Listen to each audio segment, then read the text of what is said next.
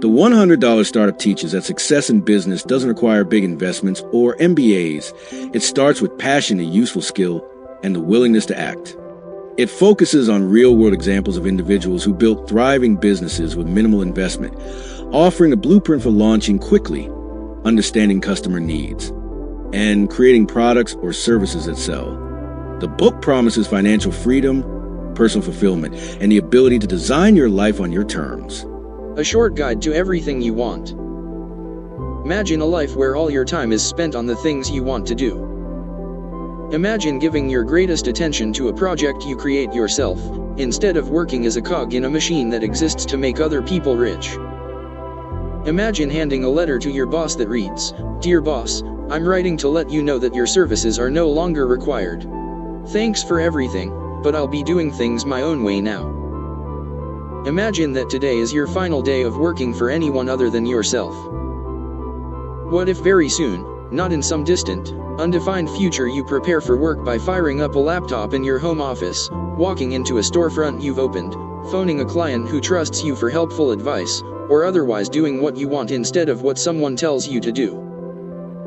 All over the world, and in many different ways, thousands of people are doing exactly that. They are rewriting the rules of work, becoming their own bosses, and creating a new future. This new model of doing business is well underway for these unexpected entrepreneurs, most of whom have never thought of themselves as businessmen and businesswomen. It's a micro-business revolution, a way of earning a good living while crafting a life of independence and purpose. Other books chronicle the rise of internet startups, complete with rants about venture capital and tales of in-house organic restaurants. Other guides tell you how to write 80-page business plans that no one will ever read and that don't resemble how an actual business operates anyway. This book is different, and it has two key themes: freedom and value. Freedom is what we're all looking for, and value is the way to achieve it. Stumbling onto freedom. More than a decade ago, I began a lifelong journey of self-employment by any means necessary.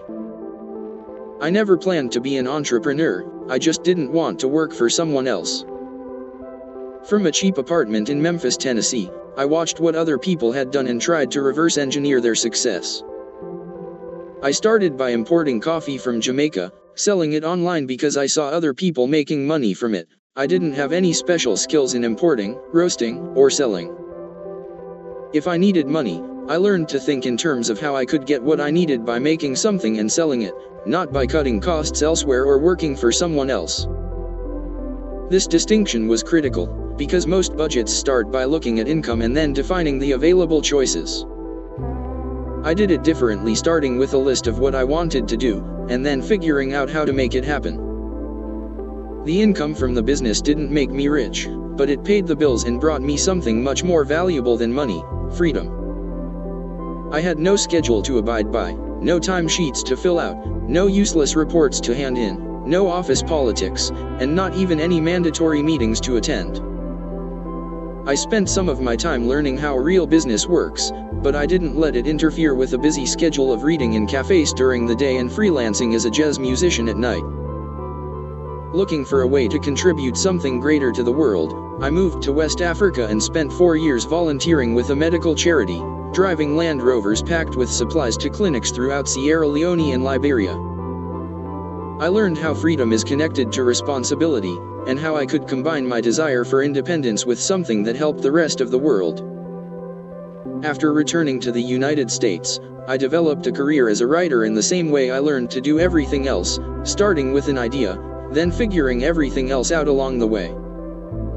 I began a journey to visit every country in the world, traveling to 20 countries a year and operating my business wherever I went.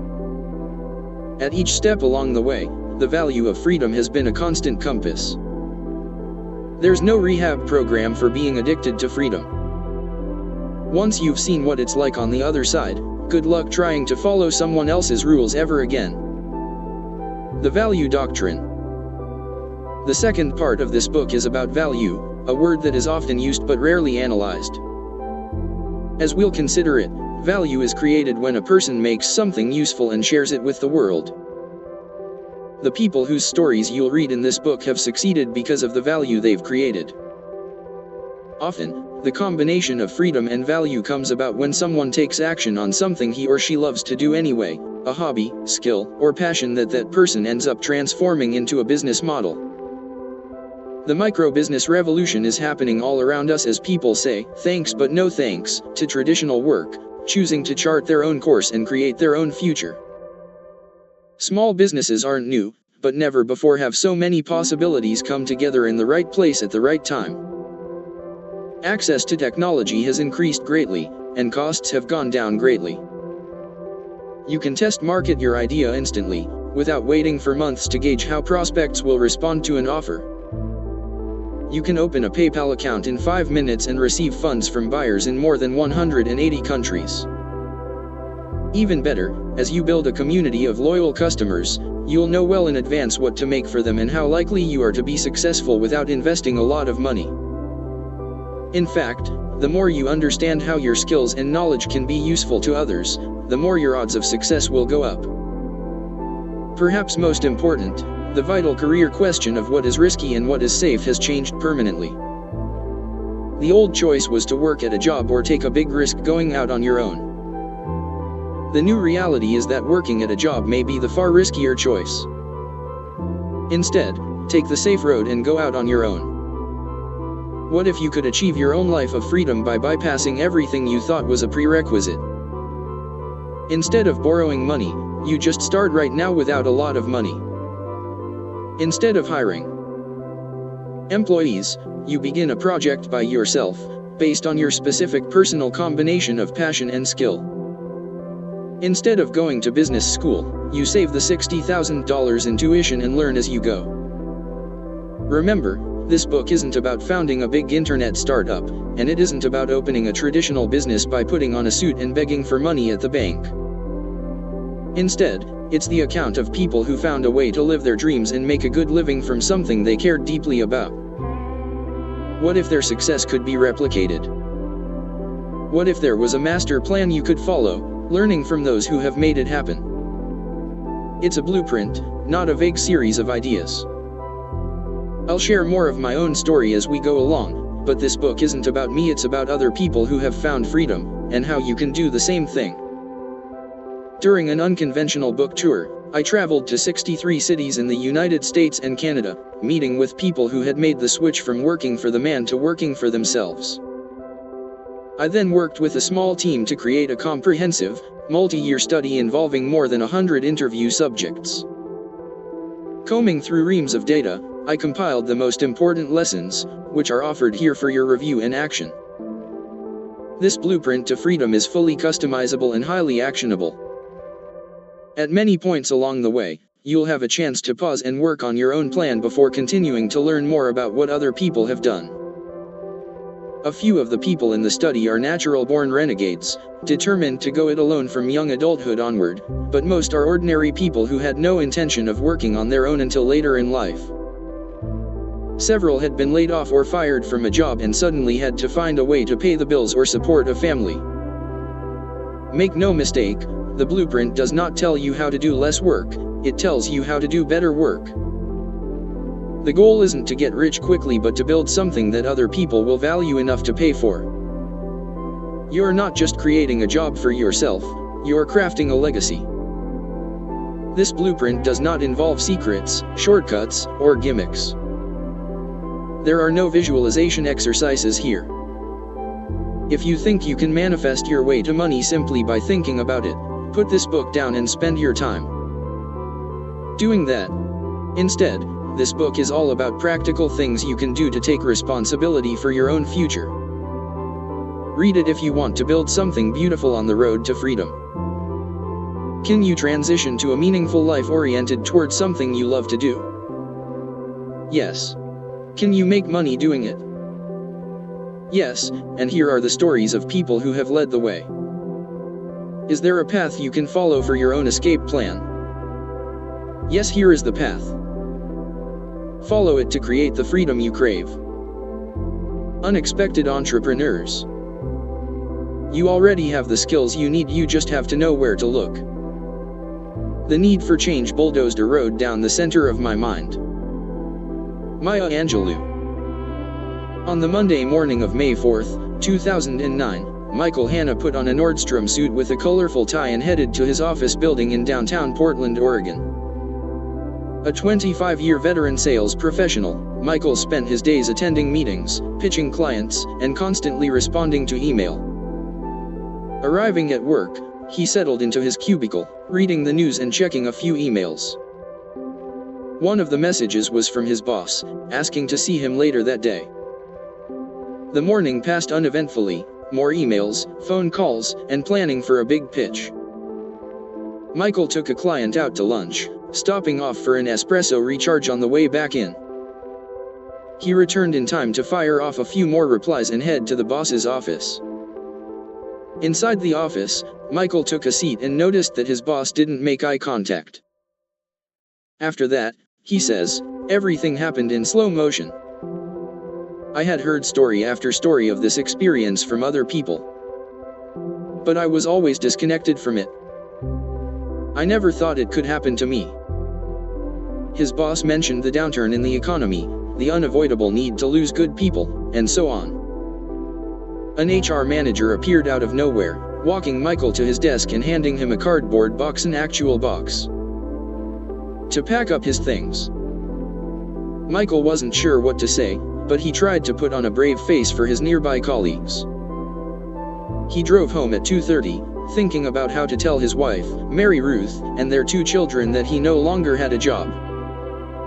After the shock wore off, Michael settled into an unfamiliar routine, collecting unemployment checks and hunting for job leads. The search was tough. He was highly qualified, but so were plenty of other people out pounding the pavement every day. The industry was changing, and it was far from certain that Michael could return to a well-paying job at the same level he had worked before. One day, a friend who owned a furniture store mentioned that he had a truckload of closeout mattresses and no use for them. You could probably sell these things one at a time on Craigslist and do pretty well, he told Michael. The idea sounded crazy, but nothing was happening on the job front. Michael figured if nothing else, he could at least sell the mattresses at cost. He called Mary Ruth, honey, it's a long story, but is it okay if I buy a bunch of mattresses? The next step was to find a location to stash the goods. Hunting around the city, Michael found a car dealership that had gone out of business recently. Times were hard in the real estate business too, so when Michael called the landlord to see if he could set up shop inside the old showroom, he had a deal. The first inventory went quickly through Craigslist and word of mouth, and the biggest problem was answering questions from potential customers about what kind of mattress they should buy. I had no business plan and no knowledge of mattresses, Michael said. My impression of mattress stores was that they were seedy, high-pressure places. I wasn't sure what kind of place I was trying to build, but I knew it had to be a welcoming environment where customers weren't hassled. After the first experience went well, Michael took the plunge and studied up on mattresses, talking to local suppliers and negotiating with the landlord to remain in the former car showroom. Mary Ruth built a website. The concept of a no-hard-sell mattress store went over well in Portland, and business grew when the store offered the industry's first-ever mattress delivery by bicycle. Customers who rode their own bikes to the store received free delivery, a pricing tactic that inspired loyalty in a number of fan videos uploaded to YouTube.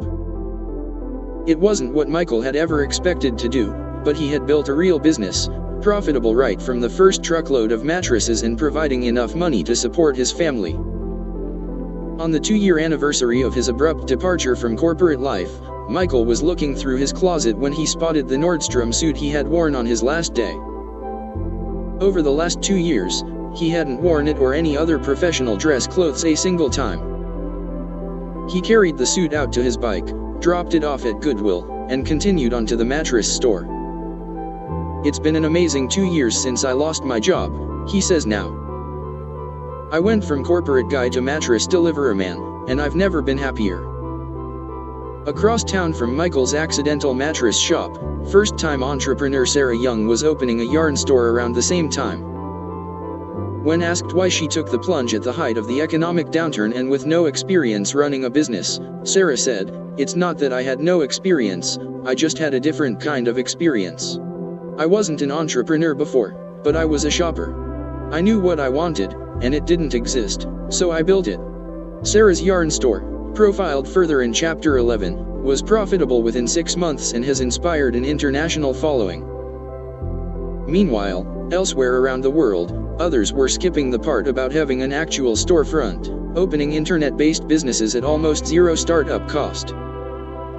In England, Susanna Conway started teaching photography classes for fun and got the surprise of her life when she made more money than she did as a journalist. Benny Lewis graduated from a university in Ireland with an engineering degree, but never put it to use. Instead, he found a way to make a living as a professional language hacker, traveling the world and helping students quickly learn to speak other languages. Welcome to the strange new world of micro-entrepreneurship. In this world, operating independently from much of the other business news you hear about, Indian bloggers make $200,000 a year. Roaming, independent publishers operate from Buenos Aires and Bangkok. Product launches from one-man or one-woman businesses bring in $100,000 in a single day, causing nervous bank managers to shut down the accounts because they don't understand what's happening. Oddly, many of these unusual businesses thrive by giving things away, recruiting a legion of fans and followers who support their paid work whenever it is finally offered.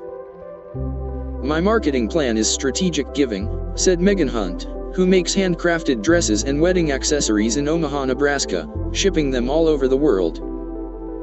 "Empowering others is our greatest marketing effort," said Scott Meyer from South Dakota.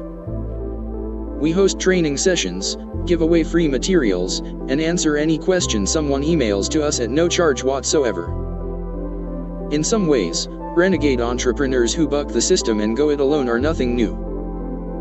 Micro-businesses typically run by only one person have been around since the beginning of commerce. Merchants roamed the streets of ancient Athens and Rome, hawking their wares. In many parts of rural Africa and Asia, much commerce still takes place through small transactions and barter. Unconventional approaches to marketing and public relations have also been around for a while. Long before it was common, a band had an idea for communicating directly with fans, bypassing the traditional structure of record labels as much as possible. The fans felt like they were part of a community instead of just a crowd of adoring listeners. Oh, and instead of relying primarily on album sales for income, the band would rely on ticket sales and merchandising at an unending series of live concerts. The example sounds like it's happening today, but the year was 1967, and the band was the Grateful Dead. What's new, however, is how quickly someone can start a business and reach a group of customers. The building process is much faster and cheaper today than it has ever been.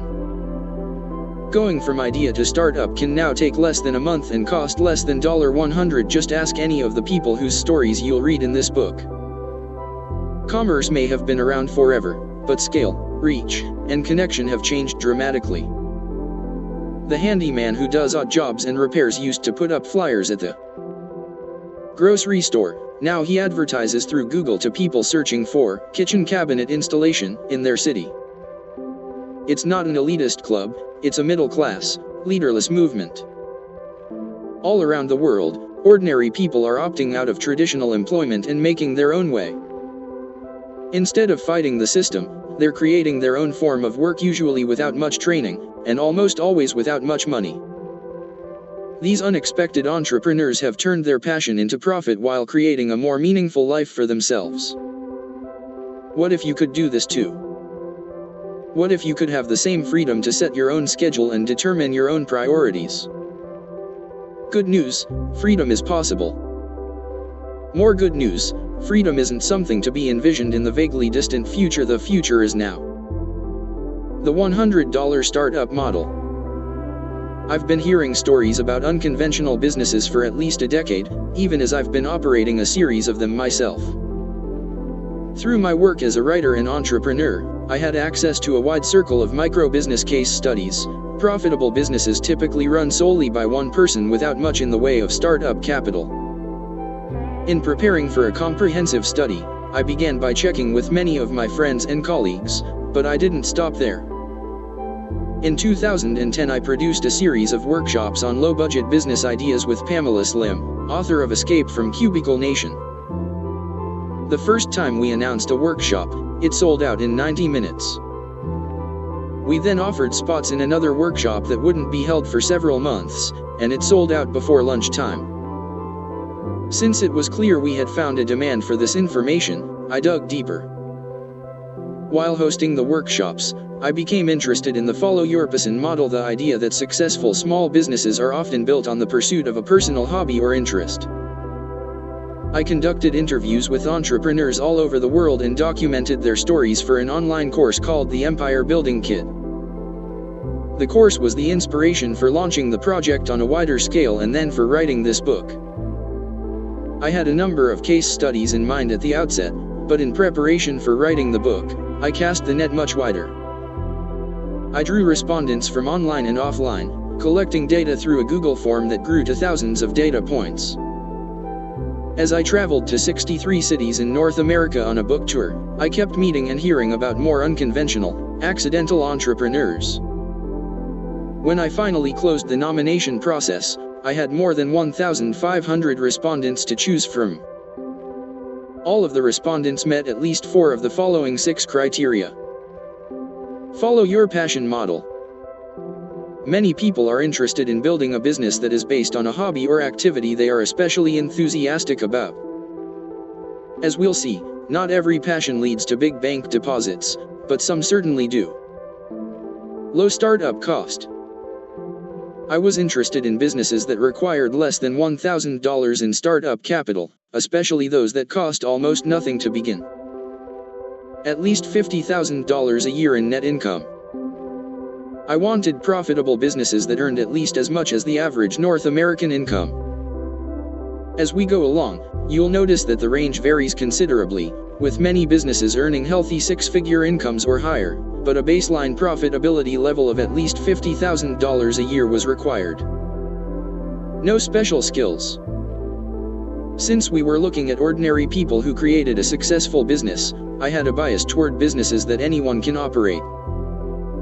This point can be hard to define, but there's a key distinction. Many businesses require specialized skills of some kind, but they are skills that can be acquired through a short period of training or independent study.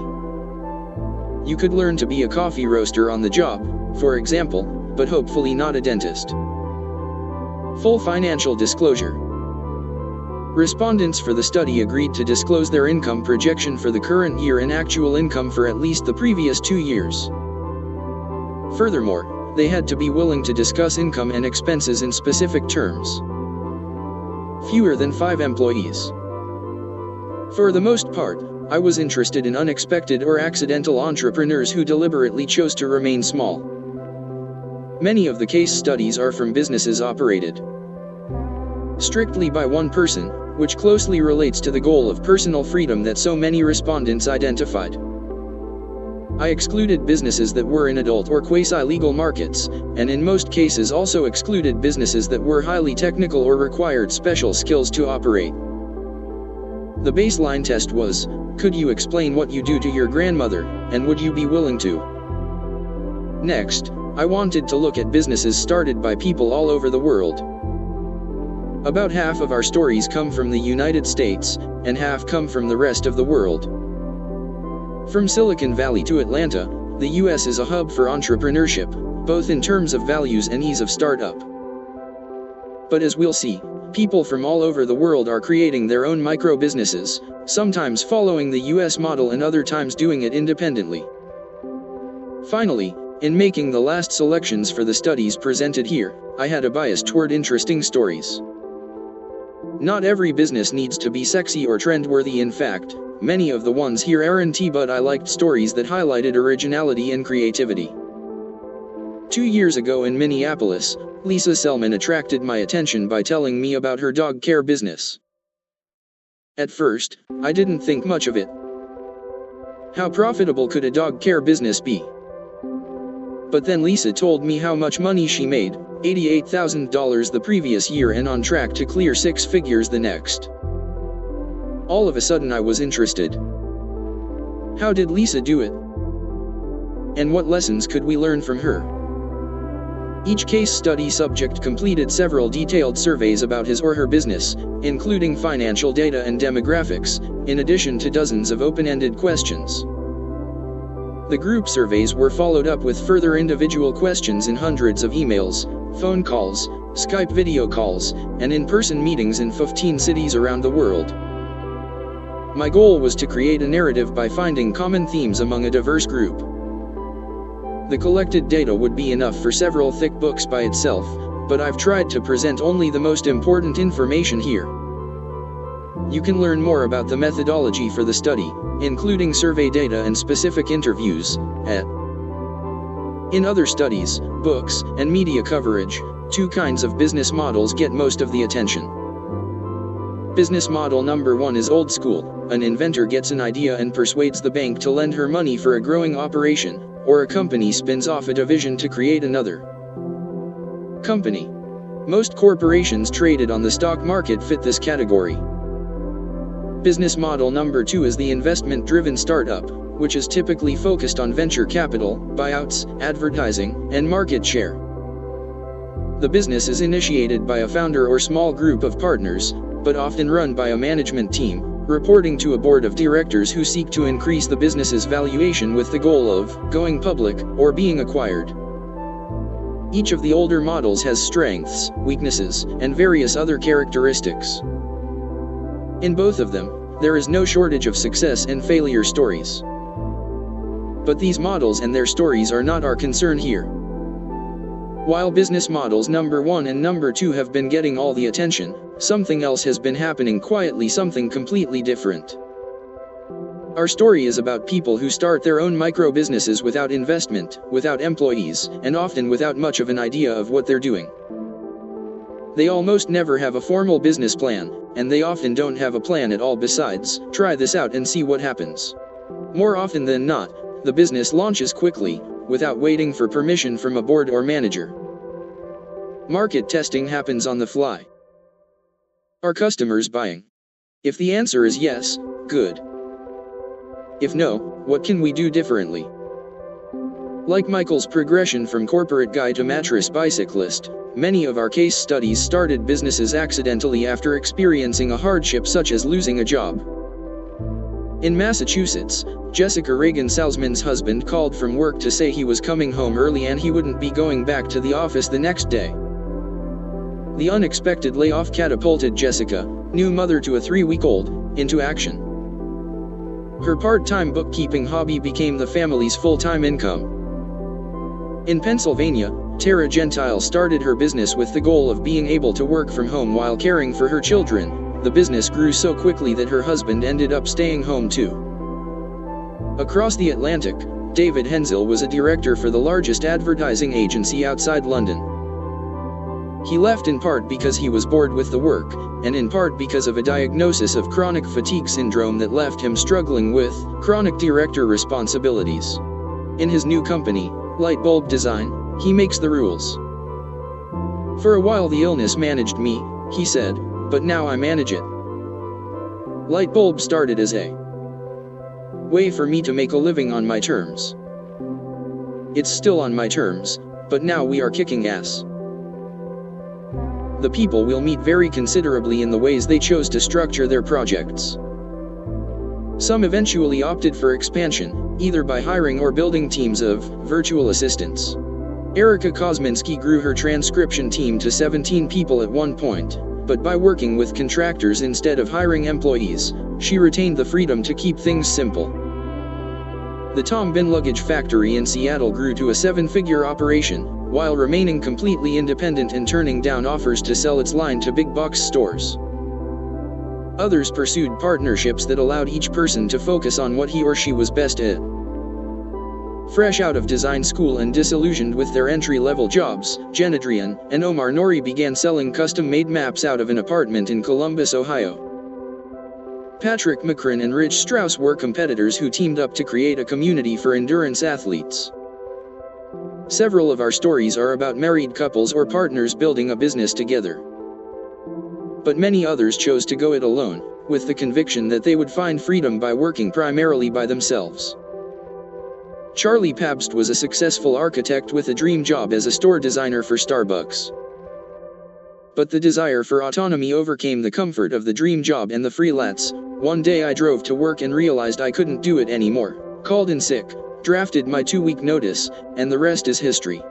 Charlie still works as a designer, but now he works from home for clients of his choosing. We'll view these stories as an ensemble, a group of individual voices that, when considered together, comprise an original composition. In sharing how different people have set themselves free from corporate misery, the challenge is to acknowledge their courage without exaggerating their skills. Most of them aren't geniuses or natural-born entrepreneurs, they are ordinary people who made a few key decisions that changed their lives. Very few of our case studies went to business school, and more than half had no previous business experience whatsoever. Several dropped out of college, and others never went in the first place. In sharing these stories, the goal is to provide a blueprint for freedom, a plan you can use to apply their lessons to your own escape plan. Throughout the case studies, 3 lessons of micro-entrepreneurship emerge. We'll focus on these lessons in various ways throughout the book. Lesson 1, Convergence. As we'll examine it, convergence represents the intersection between something you especially like to do or are good at doing and what other people are also interested in.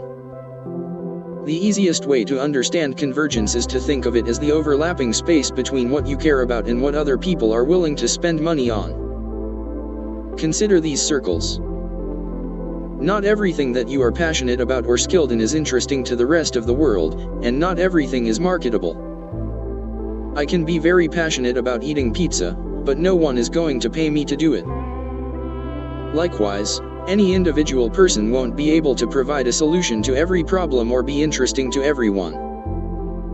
But in the overlap between the 2 circles, where passion or skill meets usefulness, a micro-business built on freedom and value can thrive. Lesson 2, Skill Transformation. Many of the projects we'll examine were started by people with related skills, not necessarily the skill most used in the project. For example, teachers are usually good at more than just teaching, they're also good at things such as communication, adaptability, crowd control, lesson planning, and coordinating among different interest groups. Teaching is a noble career on its own, but these skills can also be put to good use in building a business.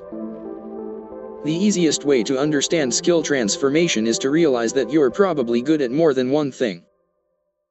Originally from Germany, Kat Alder was waitressing in London when someone said to her, "You know, you'd be really good at PR." Kat didn't know anything about PR, she wasn't even sure it stood for public relations, but she knew she was a good waitress, always getting good tips and making her customers happy by recommending items from the menu that she was sure they would like. After she was let go from another temporary job at the BBC, she thought back on the conversation. She still didn't know much about the PR industry, but she landed her first client within a month and figured it out. 4 years later, her firm employs 5 people and operates in London, Berlin, New York, and China. Kat was a great waitress and learned to apply similar people skills to publicizing her clients, creating a business that was more profitable, sustainable, and fun than working for someone else and endlessly repeating the list of daily specials. Contrary to conventional wisdom, success in entrepreneurship isn't necessarily related to being the best at any particular activity.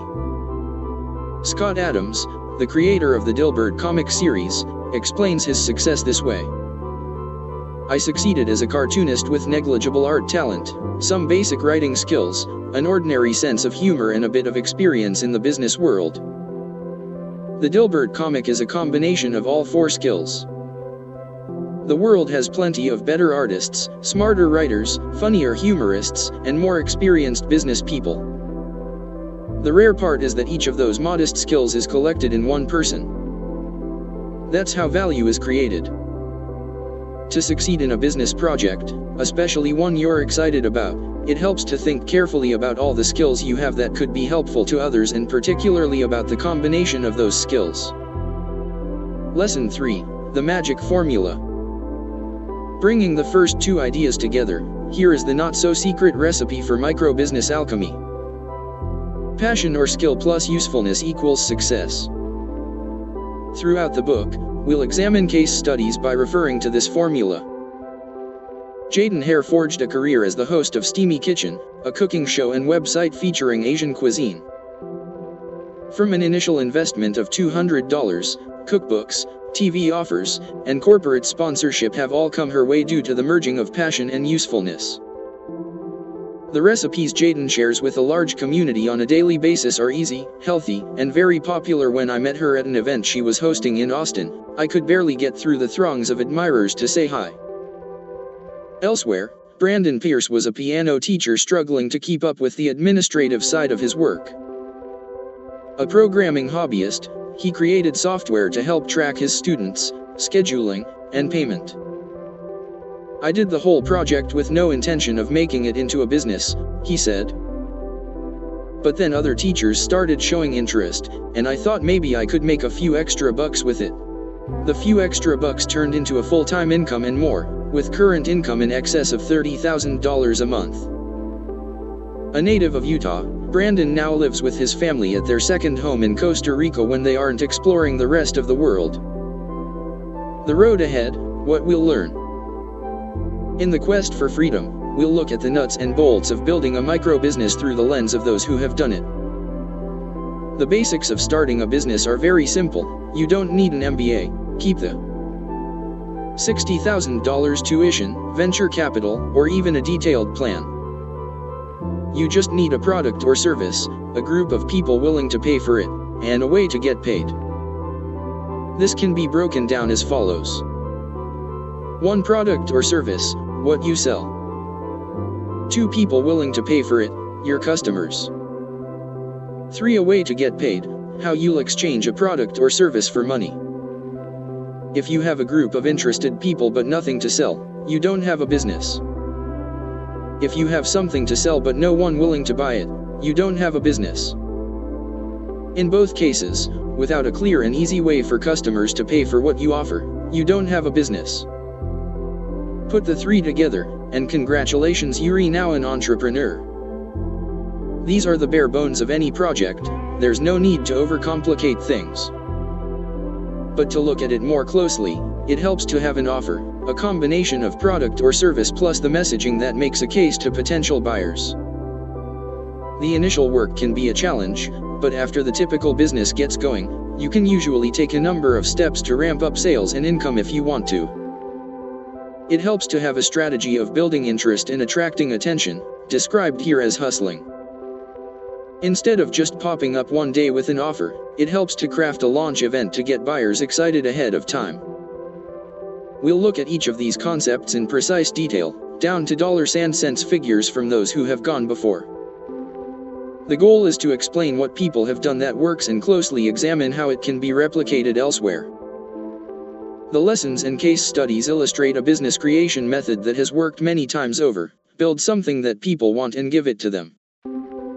There's no fail-proof method. In fact, failure is often the best teacher. Along the way, we'll meet an artist whose studio collapsed underneath him as he stood on the roof, frantically shoveling snow. We'll see how an adventure travel provider recovered after hearing that the South Pacific island they were taking guests to the next morning was no longer receiving visitors. Sometimes the challenge comes from too much business instead of too little. In Chicago, we'll see what happens when a business struggles under the weight of an unexpected 2,000 new customers in a single day. We'll study how these and other brave entrepreneurs forged ahead and kept going, turning potential disasters into long-term successes. The constant themes in our study are freedom and value, but the undercurrent to both is the theme of change. From his home base in Seattle, James Kirk used to build and manage computer data centers around the country. But in an act of conviction that took less than 6 months from idea to execution, he packed up a 2006 Mustang and left Seattle for South Carolina, on a mission to start an authentic coffee shop in the land of biscuits and iced tea. Once he made the decision, he says, all other options were closed. There was one moment very early on when I realized, this is what I want to do, and this is what I am going to do. And that was that. Decision made. I'll figure the rest out. As we'll see, James later got serious about making a real plan, but the more important step was the decision to proceed. Ready or not, he was heading for a major change, and it couldn't come soon enough. A few short months later, Jamestown Coffee opened for business in Lexington, South Carolina. James and his new staff had worked 10-hour days for several weeks to prepare for the opening. But there it was, a ribbon to be cut, the mayor on hand to welcome the business to the community, and a line of customers eager to sample the wares. The day had come at last, and there was no looking back. Key points. Micro-businesses aren't new, they've been around since the beginning of commerce. What's changed, however, is the ability to test, launch, and scale your project quickly and on the cheap. To start a business, you need 3 things: a product or service, a group of people willing to pay for it, and a way to get paid. Everything else is completely optional. If you're good at one thing, you're probably good at other things too. Many projects begin through a process of skill transformation, in which you apply your knowledge to a related topic. Most important, merge your passion and skill with something that is useful to other people. Jeremy Brown attended 2 years of technical school but left without graduating. After he founded a successful company, the school invited him back to speak to students as a success story, not realizing that his success had come from leaving the program to go out on his own. The speech was a little awkward, he says, but the students liked it. Scott Adams, How to Get a Real Education at College, The Wall Street Journal, April 9, 2011.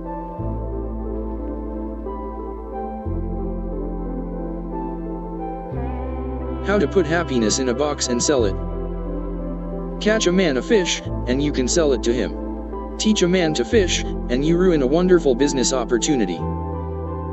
Karl Marx. Along with some of the other stories mentioned briefly in Chapter 1, we'll return to the Jamestown Coffee Company as we go along. But first, let's consider a key principle of building your way to freedom through a micro-business based on a skill, hobby, or passion.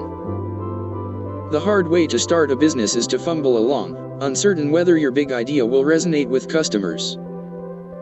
The easy way is to find out what people want and then find a way to give it to them.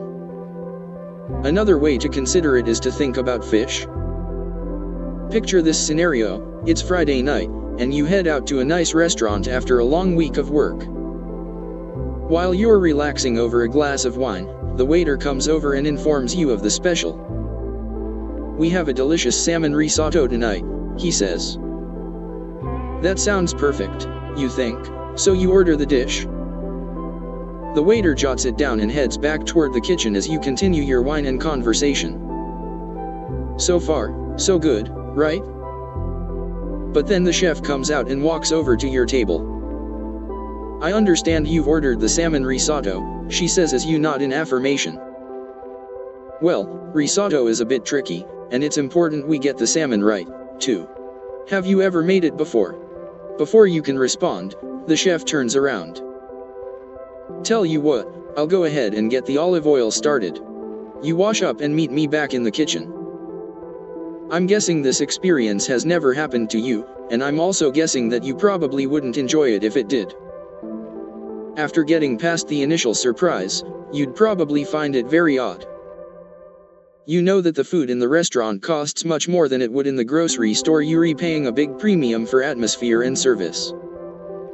If you wanted to make salmon risotto yourself, you would have done so.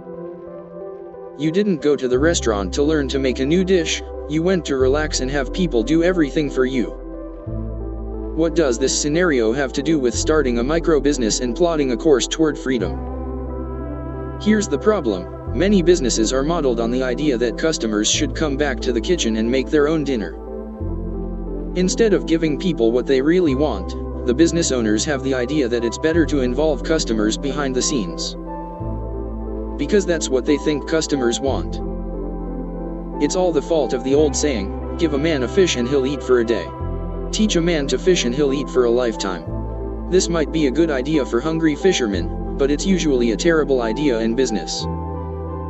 Most customers don't want to learn how to fish. We work all week and go to the restaurant so that someone can take care of everything for us. We don't need to know the details of what goes on in the kitchen. In fact, we may not even want to know the details. A better way is to give people what they actually want, and the way to do that lies in understanding something very simple about who we are. Get this point right, and a lot of other things become much easier. For 15 years, John and Barbara Varian were furniture builders, living on a ranch in Parkfield, California, a tiny town where the welcome sign reads, "Population 18. The idea for a side business came about by accident after a group of horseback riding enthusiasts asked if they could pay a fee to ride on the ranch. They would need to eat, too. Could John and Barbara do something about that? Yes, they could. In the fall of 2006, a devastating fire burned down most of their inventory, causing them to re-evaluate the whole operation. Instead of rebuilding the furniture business, they decided to change course. We had always loved horses, Barbara said, so we decided to see about having more groups pay to come to the ranch. They built a bunkhouse and upgraded other buildings, putting together specific packages for riding groups that included all meals and activities. John and Barbara reopened as the V6 Ranch, situated on 20,000 acres exactly halfway between Los Angeles and San Francisco. Barbara's story stood out to me because of something she said. I always ask business owners what they sell and why their customers buy from them, and the answers are often insightful in more ways than one. Many people answer the question directly, we sell widgets, and people buy them because they need a widget, but once in a while, I hear a more astute response. We're not selling horse rides, Barbara said emphatically. We're offering freedom. Our work helps our guests escape, even if just for a moment in time, and be someone they may have never even considered before.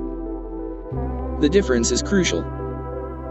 Most people who visit the V6 Ranch have day jobs and a limited number of vacation days. Why do they choose to visit a working ranch in a tiny town instead of jetting off to lie on a beach in Hawaii? The answer lies in the story and messaging behind John and Barbara's offer. Helping their clients escape and be someone else is far more valuable than offering horse rides. Above all else, the V6 Ranch is selling happiness. On the other side of the country, Kelly Newsom was a straight-A student and an ambitious Washington, D.C. career climber. By the time she started college, she already had the goal of big career achievement in mind. From the top of her class at the University of Virginia School of Law, she went on to a high-paying job as a Manhattan lawyer, her dream for more than 6 years. Alas, Kelly soon discovered that dutifully checking the company's filings for compliance with the Securities Act day in and day out wasn't exactly what she had hoped for back in law school. After the high of scoring her dream job wore off and the reality of being a well-paid paper pusher set in, Kelly wanted a change. Abandoning her $240,000 a year corporate law gig 5 years in, Kelly left for a new position at Human Rights Watch, the international charity. This job was more fulfilling than the money-making job, but it also helped her realize that she really wanted to be on her own. Before the next change, Kelly took time off and traveled the world. Yoga had always been a passion for her, and during her time away, she underwent a 200-hour training course, followed by teaching in Asia and Europe. The next step was Higher Ground Yoga, a private practice she founded back in Washington, D.C. There were plenty of yoga studios in D.C., but Kelly wanted to focus on a specific market: busy women, usually executives, ages 30 to 45 and often with young children or expecting. In less than a year, Kelly built the business to the $50,000 plus level, and she's now on track for more than $85,000 a year. The practice has its weaknesses. During a big East Coast snowpocalypse, Kelly was unable to drive to her appointments for nearly 3 weeks, losing income for much of that time. Despite the lower salary and the problem of losing business during bad weather, Kelly says she wouldn't return to her old career. Here's how she put it: "One time when I was a lawyer, having just worked with an outstanding massage therapist, I said to her, it must be so great to make people so happy. And it is." Like Barbara and John in California, Kelly discovered that the secret to a meaningful new career was directly related to making people feel good about themselves. Where do ideas come from? As you begin to think like an entrepreneur, you'll notice that business ideas can come from anywhere. When you go to the store, pay attention to the way they display the signage. Check the prices on restaurant menus not just for your own budget but also to compare them with the prices at other places. When you see an ad, ask yourself, what is the most important message the company is trying to communicate? While thinking like this, you'll notice opportunities for micro-business projects everywhere you go. Here are a few common sources of inspiration. An inefficiency in the marketplace. Ever notice when something isn't run the way it should be, or you find yourself looking for something that doesn't exist? Chances are, you're not the only one frustrated, and you're not the only one who wants that non-existent thing. Make what you want to buy yourself, and other people will probably want it too. New technology or opportunity. When everyone started using smartphones, new markets cropped up for app developers, case manufacturers, and so on. But the obvious answer isn't the only one. Makers of nice journals and paper notebooks also saw an uptick in sales, perhaps in part because of customers who didn't want everything in their lives to be electronic. A changing space. As we saw with Michael's example in Chapter 1, car dealerships were going out of business, and he was able to rent his first temporary mattress space on the cheap. Not everyone would have thought of locating a mattress shop in a former car dealership, but Michael grabbed the opportunity. A spin-off or side project. One business idea can lead to many others. Whenever something is going well, think about offshoots, spin-offs, and side projects that could also bring in income. Brandon Pierce, whom we'll see more of in Chapter 4, founded Studio Helper as a side project to his main business of Music Teacher's Helper. It now brings in more than $100,000 a year on its own. Tip: when thinking about different business ideas, also think about money. Get in the habit of equating money stuff with ideas. When brainstorming and evaluating different projects, money isn't the sole consideration, but it's an important one. Ask 3 questions for every idea. A. How would I get paid with this idea? B. How much would I get paid from this idea?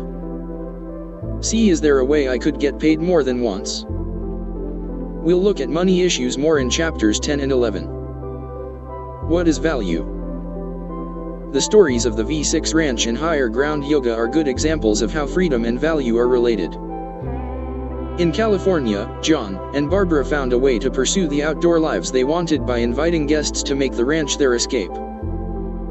Meanwhile, even though Kelly makes less money in her new career, her health is better and she does work she enjoys, a trade-off she was happy to make. Freedom was Kelly's primary motivation in making the switch, but the key to her success is the value she provides her clients. Let's stop for a moment and look at the concept of value, a word that is often used without much exploration. What is value, exactly? Here's a basic definition. Value E, something desirable and of worth, created through exchange or effort. In our context, an even easier way to think about it is, value means helping people. If you're trying to build a micro business and you begin your efforts by helping people, you're on the right track. When you get stuck, ask yourself, how can I give more value? Or more simply, how can I help my customers more? Freedom and value have a direct relationship. You can pursue freedom for yourself while providing value for others. As we saw in the discussion of convergence, a business ultimately succeeds because of the value it provides its end users, customers, or clients. More than anything else, value relates to emotional needs. Many business owners talk about their work in terms of the features it offers, but it's much more powerful to talk about the benefits customers receive. A feature is descriptive, a benefit is emotional. Consider the difference in the stories we've looked at in the chapter thus far. The V6 Ranch helps people escape and be someone new. Isn't that more powerful than just offering a horse ride? Kelly's private classes help busy female executives prepare for their day in a quiet setting, a much more meaningful and tailor-made experience than going to the gym with hundreds of other people. We can apply the same thinking to the examples we briefly reviewed in Chapter 1. At its most basic level, we could say that Jaden Hare offers recipes on her website, but plenty of websites have recipes. A much stronger benefit, and the one that Jaden puts forward, is that her work helps families spend quality time making and enjoying delicious food.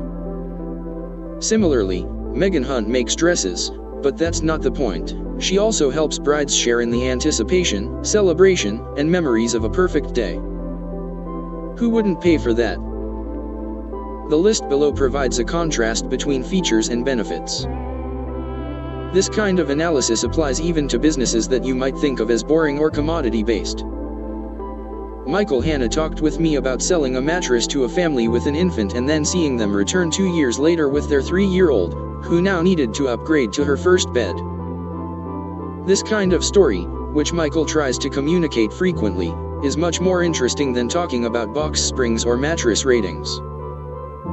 Overall, the more a business can focus on core benefits instead of boring features, the more customers will connect and purchase. As you think about how to apply the $100 startup model to your own quest for freedom, these 3 strategies will help. Strategy 1. Dig deeper to uncover hidden needs. You might think it's obvious that restaurant patrons don't want to wander back to the kitchen and make their own meals, but sometimes what people say they want and what they actually want are different things. Kyle Hepp, a wedding photographer who travels the world from her home base in Santiago, Chile, learned that sometimes you have to look deeper. Kyle's clients tend to be young and hip, and they're drawn to her work because it is non-traditional. Sometimes they even say they don't want any traditional wedding shots. "We're not into old school," was how one couple put it. Kyle agrees and spends her time at the wedding getting fun, candid shots that she knows the couple will like. But that's not all. Having done this for a while, Kyle knows that what her clients want and what they say they want may be different, and she also knows that the families of the bride and groom may have preferences of their own.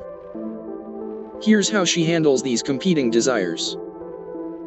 On the day of the wedding, I'll grab them and say, "Let's get your family and just do a couple of traditional shots. I'll make it quick and painless.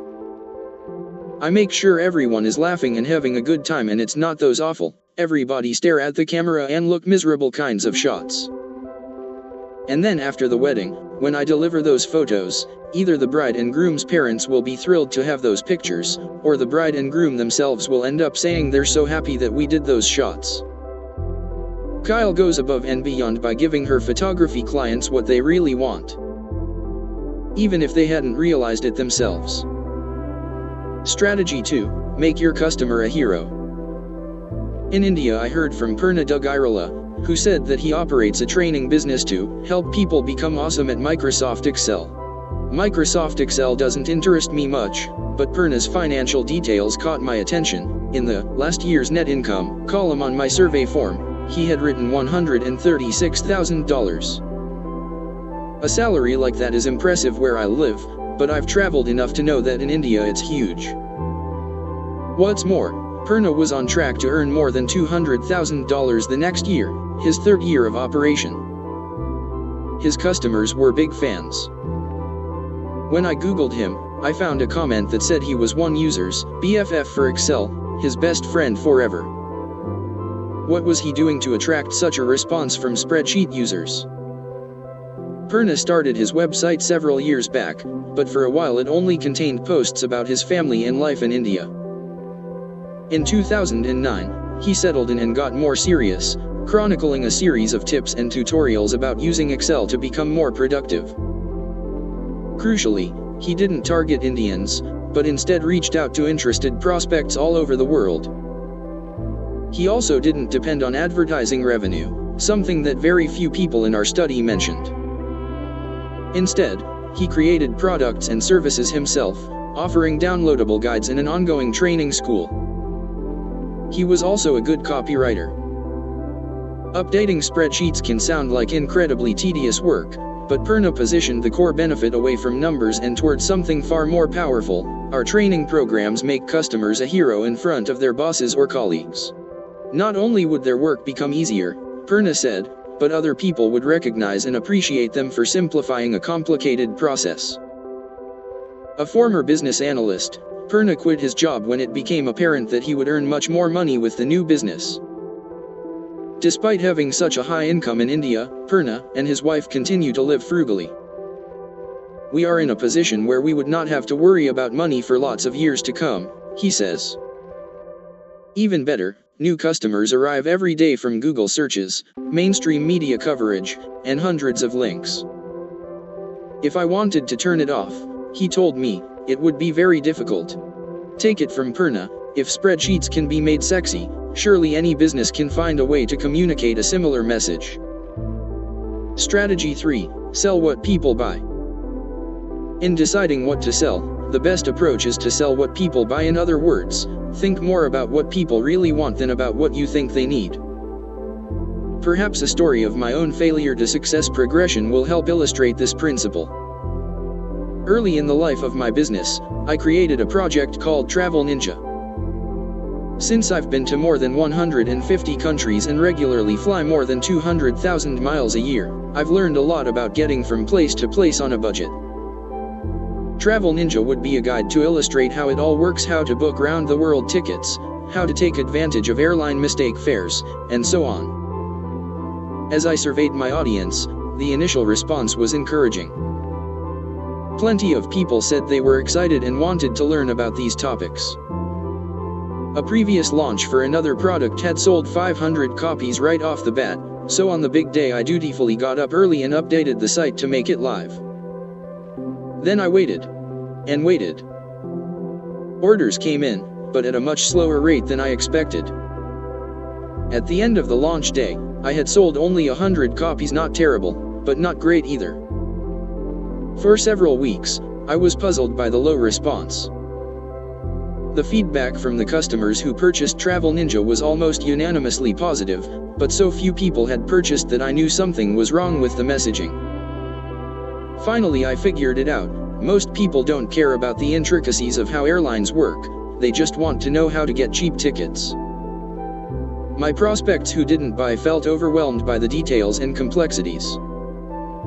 Like the overeager chef at the beginning of the chapter, I was trying to take them into the kitchen with me, not just giving them the meal they wanted.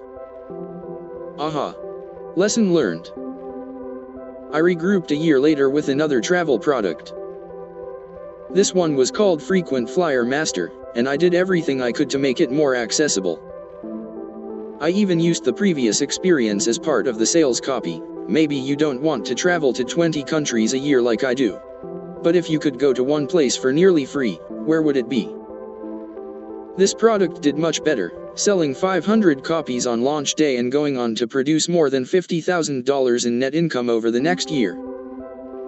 The success was also quite a relief, because for almost a year I had wondered whether people would buy information about travel. Thankfully, they will if it's packaged properly in a way that meets their needs. Another year later, I applied the lesson even further. The most frequent request from Frequent Flyer Master owners, who otherwise loved the product, was for more updates on late-breaking travel opportunities. With that in mind, I created the Travel Hacking Cartel to tell people exactly what to do to take advantage of deals all over the world. The careful message this time was, don't worry about the details, just do what we say and you'll regularly earn enough miles for free plane tickets every year. This launch did the best of all. More than 3,000 customers joined on the first day. I had finally figured out how to give my customers what they wanted. Product 1, Product 2, Product 3. Travel Ninja Frequent Flyer Master Travel Hacking Cartel 100 sales 500 sales 3000 sales. 6 steps to getting started right now. As we saw from the stories in Chapter 1, you don't need a lot of money or special training to operate a business. You just need a product or service, a group of people who want to buy it, and a way to get paid. We'll look at each of these things in more detail throughout the book, but you don't have to wait to get started. Here are the 6 steps you need to take. 1. Decide on your product or service. 2. Set up a website, even a very basic one. 3. Develop an offer. 4. Ensure you have a way to get paid. 5. Announce your offer to the world. 6. Learn from steps 1 through 5, then repeat. Almost all micro-business building follows this sequence of events. Of course, we'll be discussing specifics as we go along, but it's always better to start from where you are than to wait for everything to be perfect. If you have an existing business and are thinking about how to apply the concepts from this book, focus on either getting money in the bank or developing new products or services. These are the most important tasks of your business, not administration, maintenance, or anything else that takes time without creating wealth or value. If you are not sure what to do, think about any of these ideas. Can you contact your customer list with a special offer or incentive? Can you introduce a new product or service to complement your existing portfolio? If you're a coach or consultant, can you offer a special deal for clients who prepay? Is there a new way you can attract subscribers, clients, or customers? But one way or another. Just do something. Friedrich Engels said, "An ounce of action is worth a ton of theory." Choose the ounce of action today. What people really want. As I learned from my early mistakes, homing in on what customers really want from a business is critical. Simply put, we want more of some things and less of others. In the more column are things such as love, money, acceptance, and free time. We all want more of those things, right? In the less column are the undesirables, things such as stress, long commutes, and bad relationships. If your business focuses on giving people more of what they want or taking away something they don't want, you are on the right track. A spa takes away stress while making guests feel loved and accepted. A popular message is, "We'll do everything for you, relax and leave the details to us." This is also the message that a good restaurant sends, not, "Come back into the kitchen and make your own dinner." Brooke Snow, an artist and musician, struggled to make a living by teaching classes in her small Utah town. She got by without working a real job and paid for college without going into debt, which could be considered a success on its own, but making ends meet was a continual battle. One day she realized the obvious: instead of putting up flyers in Logan, Utah, and hoping for enough phone calls, what if she could teach anywhere in the world? The change happened by accident, ironically after one of the worst days of her initial business. "I had to cancel a class due to under-enrollment," Brooke says. "At the time my husband was starting graduate school, and we had an 8-month-old baby in a new home. Needless to say, the pressure was mounting. When she phoned Micah, one of the few students who had enrolled, to notify him of the cancellation, it turned out he was a doctoral candidate in instructional technology with an emphasis on distance education. Brooke describes herself as a good photographer and teacher but not highly technical. Happily, she is also good at bartering, and in this case, she offered private lessons to Micah in exchange for his help in setting up an online course. Since it was almost perfectly in line with what he was studying, Micah was thrilled to help Brooke make the online transition. In the last year Brooke taught all her classes locally, she made $30,000. In the first year she offered the class online, she made more than $60,000. Nice. Going from offline to online helped a lot, but Brooke also attributes the successful transition to something else: the idea of always being willing to share. Early in her career, she went to a seminar where she heard someone say, "If you make your business about helping others, you'll always have plenty of work." Here's what happened next. That statement changed my life.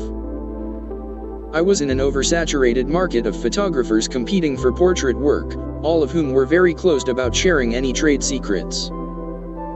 I let go of fear and embraced the concept of helping others and decided to start teaching classes on photography in my basement. One family skeptic cautioned me that I would be training my competition. Thankfully, making my business about helping others has proved itself over and over. We'll return to Brooke's theme several times throughout the book. I call it the freely receive, freely give approach. When all else fails, ask yourself how you can help people more. What do people really want? At the end of the day, They want to be happy, and businesses that help their customers be happy are well positioned to succeed. The V6 Ranch creates modern cowboys. Kelly's yoga practice helps busy executives prepare for their day in peace. The restaurant we went to at the end of a stressful week, when it's not making its customers pop back into the kitchen, helps its patrons relax and decompress over a glass of wine and great service. Conversations with the group returned to this theme many times in different ways. The common theme was to figure out what people want and then find a way to give it to them. This is the roadmap to a successful, profitable business. As you build your escape plan, keep your eyes on the prize, creating real value by giving people what they really want. Key points. Value means helping people. Our unexpected entrepreneurs discovered that when they focused on providing value above all else, their businesses were successful. Give people what they really want, not just what you think they should have. Give them the fish. The more you can market a core benefit instead of a list of features, the easier it will be to profit from your idea. Core benefits usually relate to emotional needs more than physical needs. Most people want more of some things and less of other things. Always focus on what you can add or take away to improve someone's life. And then prepare to get paid. See the Fish Stories appendix at the back of the book for 25 more examples of how to reframe a descriptive concept as a benefit-driven story.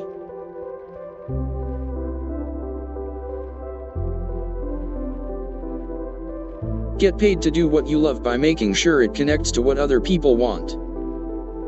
Passion, though a bad regulator, is a powerful spring. Ralph Waldo Emerson. Like many of us, Gary Leff begins his day with email.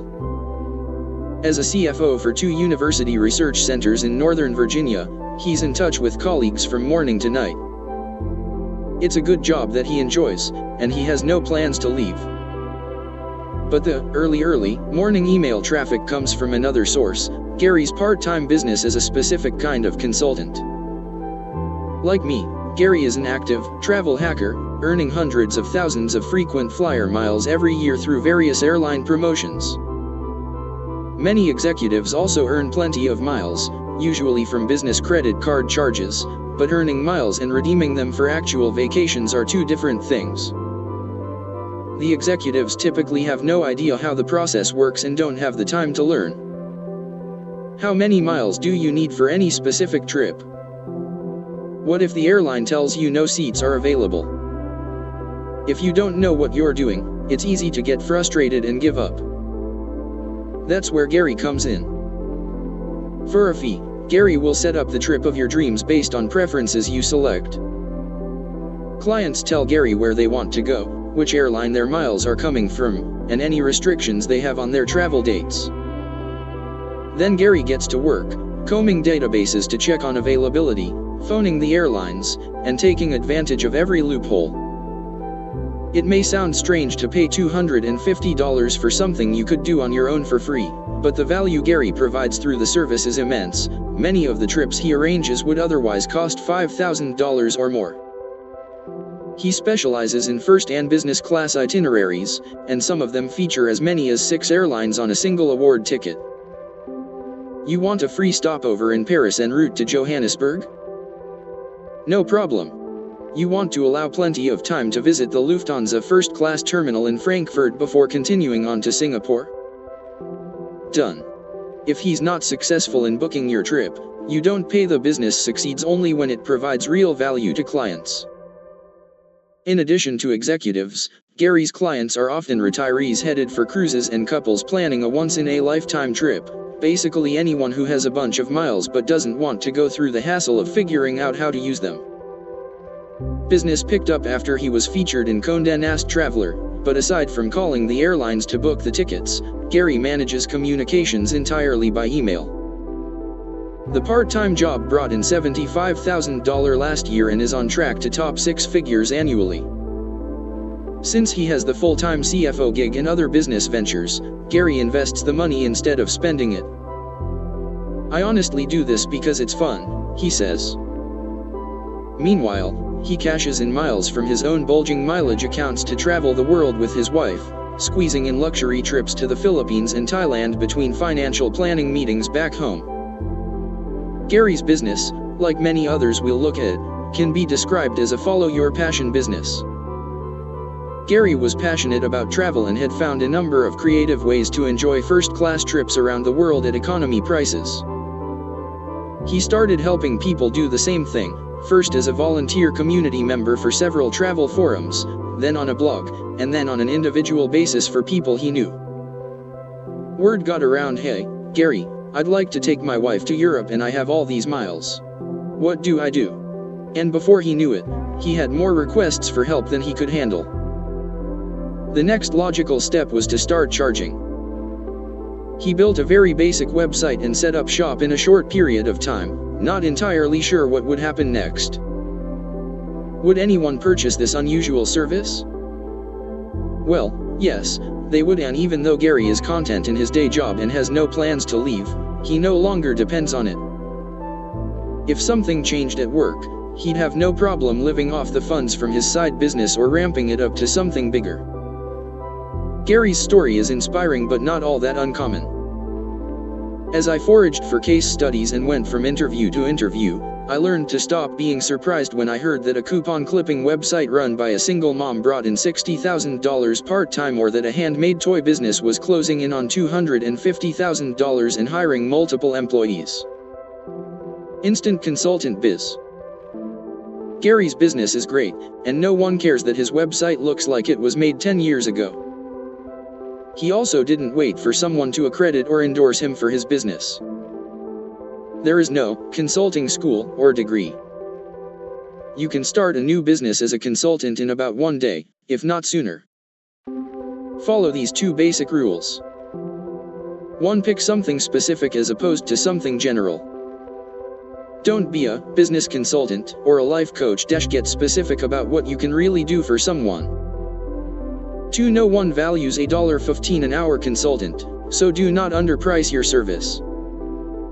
Since you probably won't have 40 hours of billable work every week, charge at least $100 an hour or a comparable fixed rate for the benefit you provide.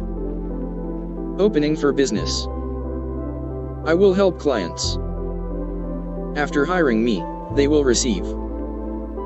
I will charge $XXX per hour or a flat rate of per service. This rate is fair to the client and to me. My basic website will contain these elements. The core benefit that I provide for clients and what qualifies me to provide it. B. At least 2 stories of how others have been helped by the service. C. Pricing details. D. How to hire me immediately. I will find clients through. I will have my first client on or before. Welcome to consulting. You are now in business.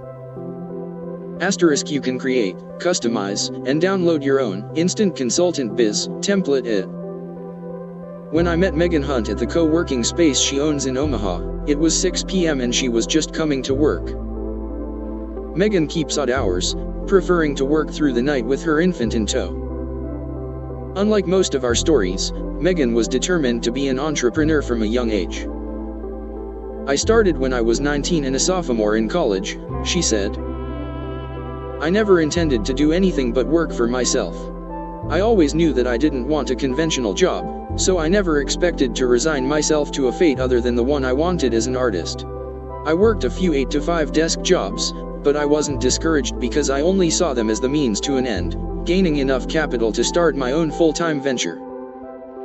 Megan now makes custom wedding dresses and bridal accessories full-time, selling them to women aged 24 to 30 all over the world.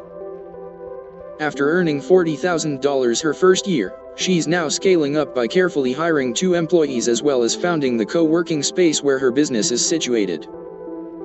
Almost every business owner we'll meet in our journey has at least one disaster story, when something went off track or even threatened the life of the business. In Megan's case, the big disaster came right before the holiday season in 2010. After spending 70 hours crafting high-end flower kits for 2 customers, she shipped them out via the U.S. Postal Service. And the packages disappeared into the Postal Service void. It was terrible, Megan told me.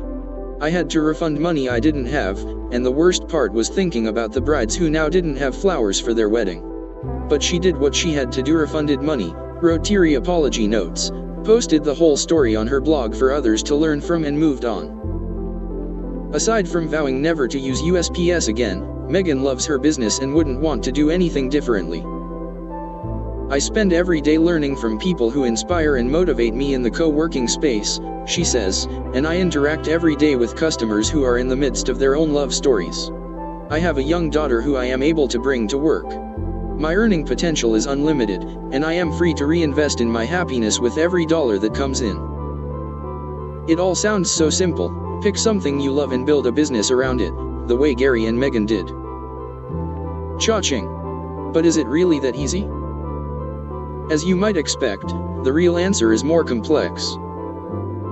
Building a business around a passion can be a great fit for many people, but not everyone. In the rush to pursue a passion, a number of things tend to get left out.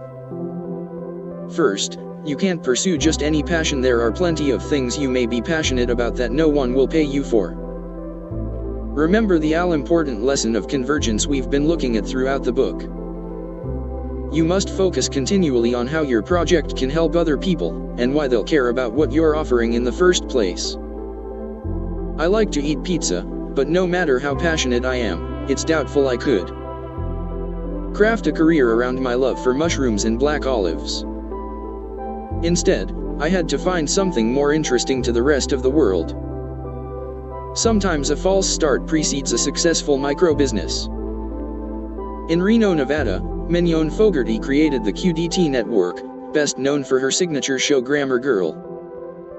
The show was a huge hit almost from the beginning, spawning a line of books, related programs, and non-stop media attention. But before she was Grammar Girl, Mignon pursued a similar idea in an unsuccessful attempt to build popularity through podcasting. Here's how she tells the story. Before I launched the successful Grammar Girl podcast, I was the host of a science podcast called Absolute Science. I loved doing that show and I was passionate about it. I actually put more effort into promoting that show than I did for the Grammar Girl podcast, and although Absolute Science was well received, after doing it for nearly a year it was clear that the show was never going to make enough money to make it worth the time required to produce it. Mignon changed course, trading science for grammar. The answer wasn't to abandon her passion altogether, but to make sure she connected the right passion with the right audience. Absolute Science, Grammar Girl passion. But not passion. And enough audience, substantial audience. Next, many successful follow your passion business owners understand an important principle that aspiring business owners don't. The missing piece is that you usually don't get paid for your hobby itself. You get paid for helping other people pursue the hobby or for something indirectly related to it. This point is critical. I began my writing career by sharing stories about a quest to visit every country in the world, but I don't get paid for that. I have to create value in my business the same way anyone else does. Without real value, I wouldn't get paid, and the travel would be just a hobby. Let's look at another example. Benny Lewis, originally from Ireland, likes to say he gets paid to learn languages. Benny's story is inspiring. He makes more than $65,000 a year, reports to no one, and goes from country to country immersing himself in different cultures. But as we look at the story more carefully, we find that there's more to it. I first met Benny on a layover in Bangkok. Benny doesn't drink, which is probably a good thing because he is quite possibly the most naturally enthusiastic person I've ever met. Over a couple of mango juices, he told me his story. 24 years old, Benny had been traveling abroad for the past 2 years. As a child, he spoke only English. He graduated with an engineering degree and no known aptitude for foreign languages. Moving to Spain after graduation and consulting with clients back home, he became determined to learn Spanish. 6 months into his stay in Seville, however, Benny felt frustrated with still not knowing the language, spending most of his time with a group of expatriates and Spaniards who spoke English. He decided to speak only Spanish for an entire month, with no exceptions. At first it was awkward and embarrassing. He didn't know how to conjugate verbs, so he just used the present tense and wildly waved his arms behind him to indicate that something had already happened. But the funny thing about using only another language is that you learn it much more quickly than when you rely on English as a backup. Within a few weeks, Benny was speaking comfortably. The month-long immersion was much better than the 6 months before it, and he was now hooked on learning other languages. He moved to Berlin and learned German, then to Paris to learn French, and then to Prague to learn Czech, a notoriously difficult language. Putting his engineering career on hold, Benny started traveling and never stopped, working at short-term consulting jobs to pay the bills wherever he could. With his non-stop energy, he got up in the middle of the night for conference calls in North America. Being single made it easy to live on a small amount of money, but it was obvious that Benny had a great skill to share with the world. His message to everyone who would listen. By this point the whole bar of expats had heard about it was that anyone can learn another language even if you think you aren't gifted or spoke only one language as a child. Benny's method was based on proven success.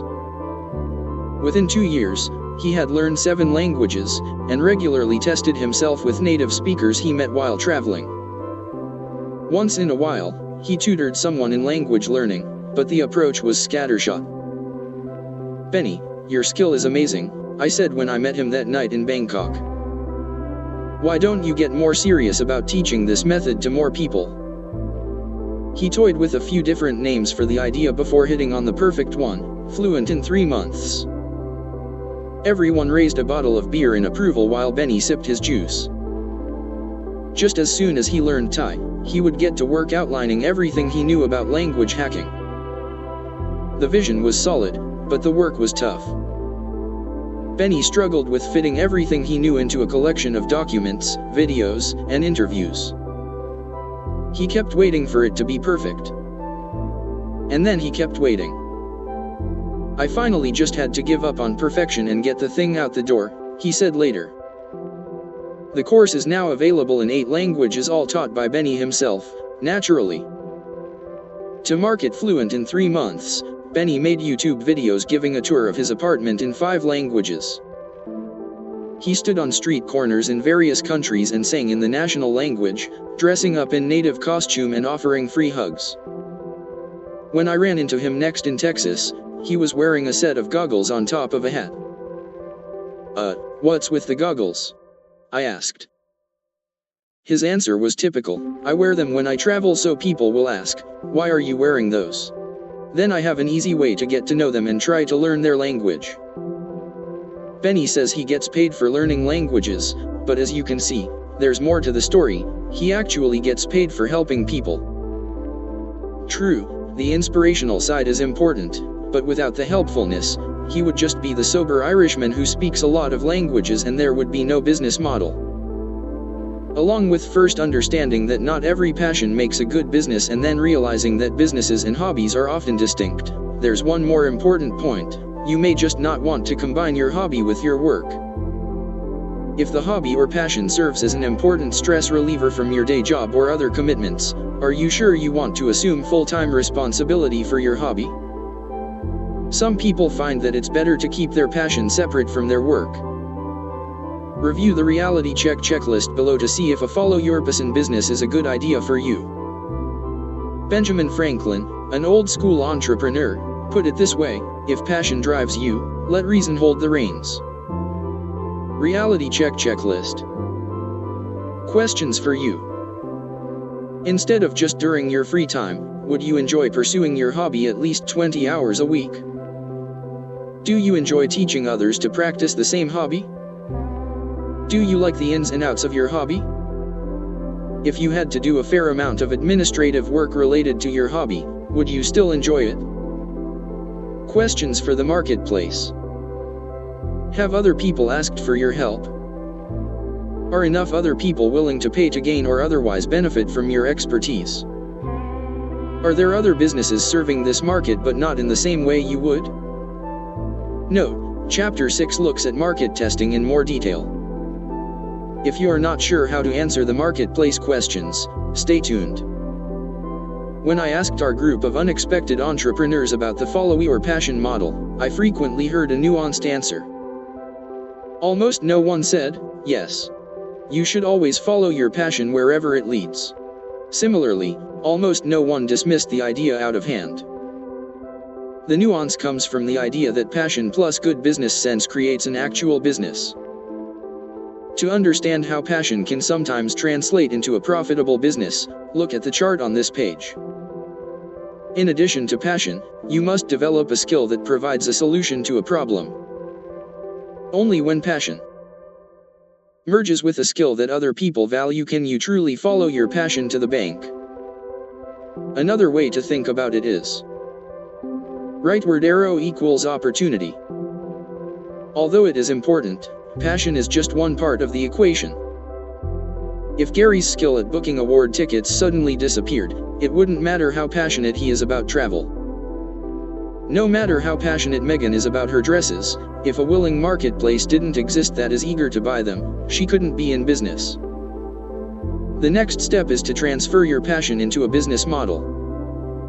Everyone we've met thus far has used a slightly different business model to monetize his or her project, so let's look at how each of these 4 examples cashed in.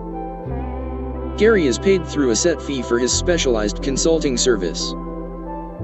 Benny sells a direct product for a fixed price from his website. Megan also sells a direct product, but her pricing is variable. Mignon provides her popular podcast service for free to listeners, underwritten by advertising and sponsorship. Each model has specific strengths and disadvantages. Gary makes $250 at a time, but then has to earn the fee by arranging someone's travel. Benny sells his guide for just $29. But the process is automated and he doesn't have to do anything after the money comes in. Megan sells a variety of products, so her income is diversified. But the main project of making wedding dresses is labor-intensive. Mignon's sponsors provide reliable, regular income. But she loses a certain amount of control by introducing advertising in her communication to the audience. Despite the differences, the core goal for each of these approaches is finding the right kind of product or service for the right group of people. Without the right fit, none of the projects would be successful. But when you find the formula, there's no denying that a business built on the right kind of passion can be highly successful. In Venice, California, Gabriella Redding built a $1 million hula hoop business after losing weight through hooping. Before that she was a tattoo artist and then a restaurant owner. "I'm an artist," she told Forbes magazine. "Artists are serial entrepreneurs because we have to figure out ways to sell our work. It's either that or you become a starving artist, and I'm not a starving artist. Compared with working just to make a living, it's much easier to do what you love and get paid for it. You just have to find the right passion, the right audience, and the right business model." Key points. As in the examples of Gary and Benny, good businesses provide solutions to problems. What do I do with all these extra frequent flyer miles? How can I easily learn a new language? Many follow your passion businesses are built on something indirectly related, not the passion or hobby itself. When considering an opportunity, ask, where is the business model? Not every passion or hobby is worth building into a business, and not everyone will want to have a business that is based on a passion or hobby. You can establish a specialized consulting business in one day. The more specific, the better.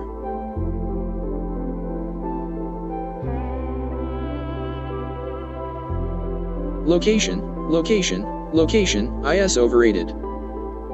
A desk is a dangerous place from which to view the world. John L. E. Kerr. Packing a carry-on bag with running shoes and 2 changes of clothes, I head out into the world via a short connection from Portland to Vancouver International Airport. Later that evening, the 12-hour Cathay Pacific flight to Hong Kong gives me 2 hours to watch a movie, 6 hours to sleep, and 4 hours to write emails. Arriving in Asia, I clear immigration, check my wallet to see if I still have local currency from the last trip here, and settle into a concourse chair before jumping on the train into the city. I flip open the laptop, connect to HKG free Wi-Fi, and log on to the world. Whoosh. Out go all the emails I wrote on the plane, and in come 150 more that arrived during the night. I check in with Reese, my designer, about a project we've been working on.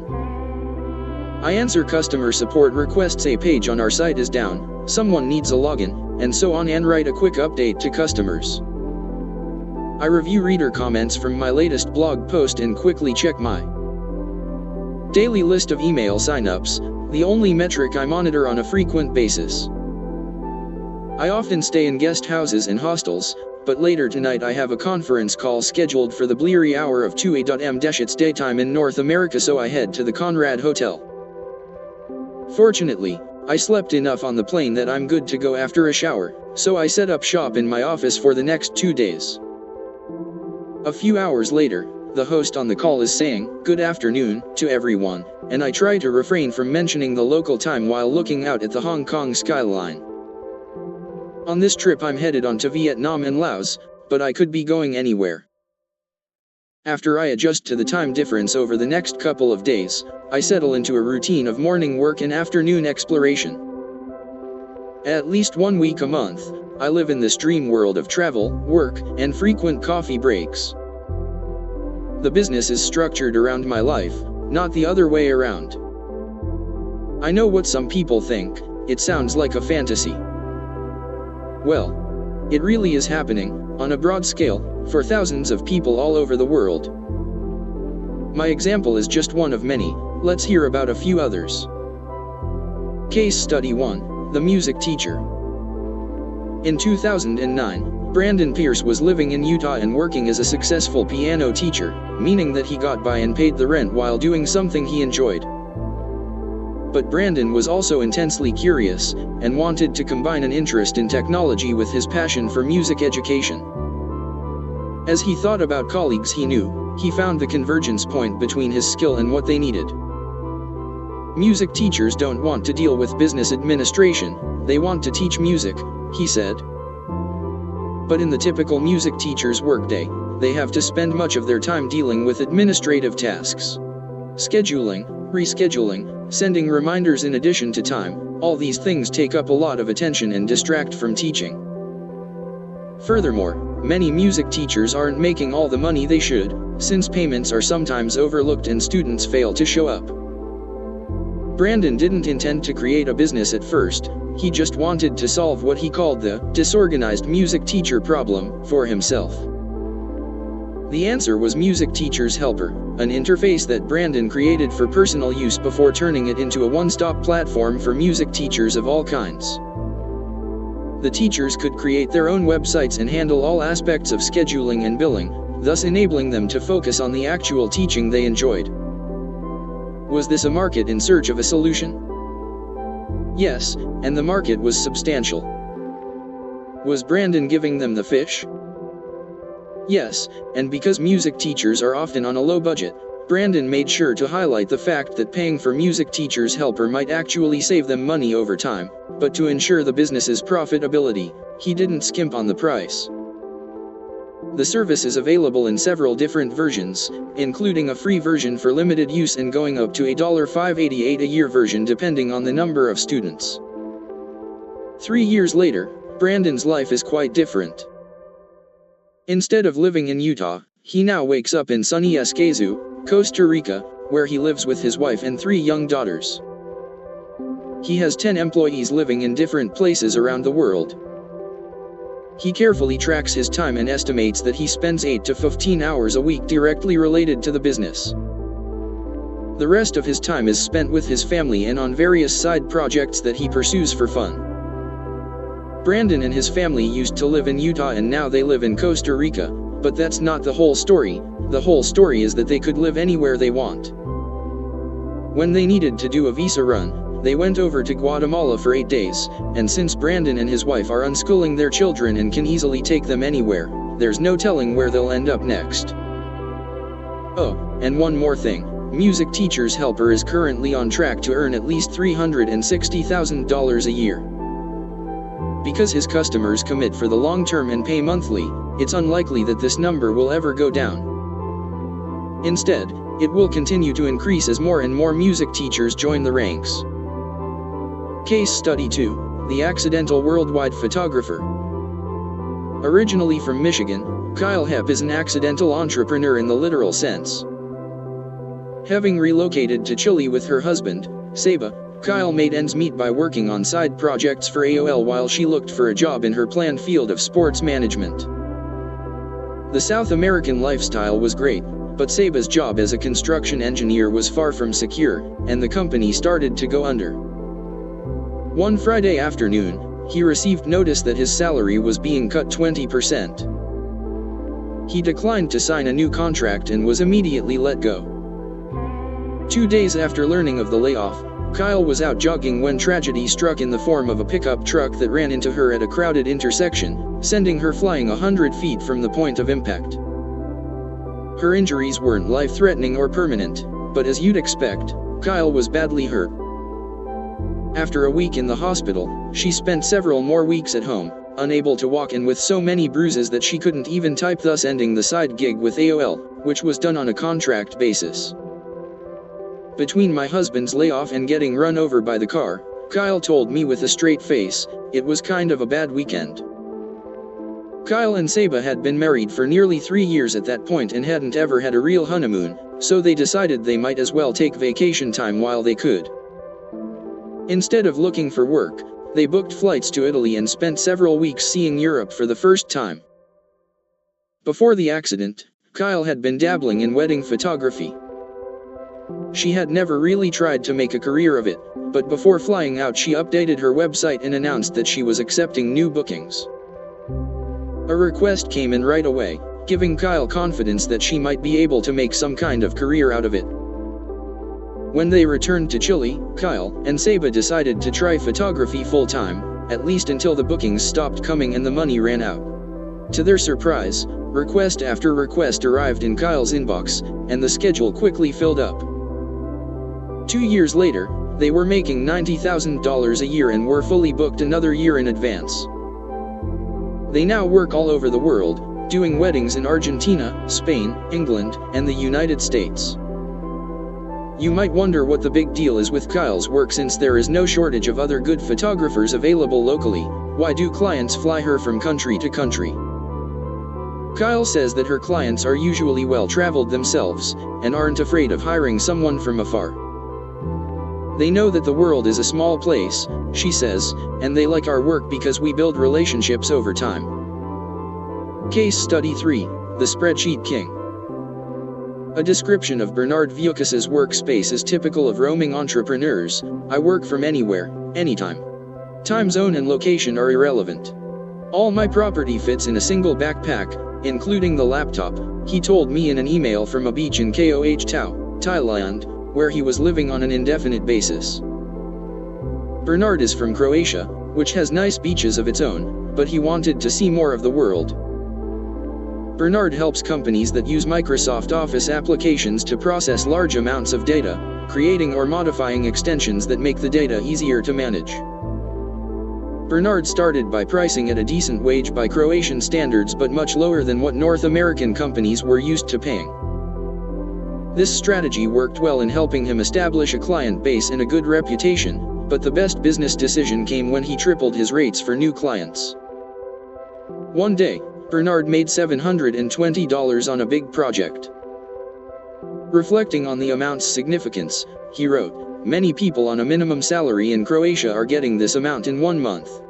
People who get double that amount are considered well paid. To have it all come in on a single day is unheard of." Bernard might return to his country of origin at some point, but it was hard to imagine him ever returning to another way of life. A brief primer for location independence. It's usually easier to operate a business while roaming the world than it is to start one. Be sure to spend plenty of time getting set up before you hit the road. With a US or Canadian passport, you can stay for up to 90 days in many different countries around the world. In some of them, you can do a visa run across the border after the time is up and then return for another extended stay. You can learn about the visas required for different countries by visiting visahq.com or visahq.ca. a commercial service I use for my own visa applications. Other companies offer the same assistance, and you don't need to use a service to apply for visas if you are not traveling that frequently. As much as possible, keep your work in the cloud by using online services such as Google Docs and Dropbox. This way, you can access it from anywhere and don't have to worry as much about keeping your data with you. Change your password frequently, and don't use the name of your cat as the password. Stay for free with helpful hosts through couchsurfing.org, or at low cost from individual landlords at airbnb.com. You can start from anywhere, but as a general recommendation, Latin America and Southeast Asia are two of the easiest and most hospitable regions to begin your nomadic adventures. Some places are more tech-friendly than others.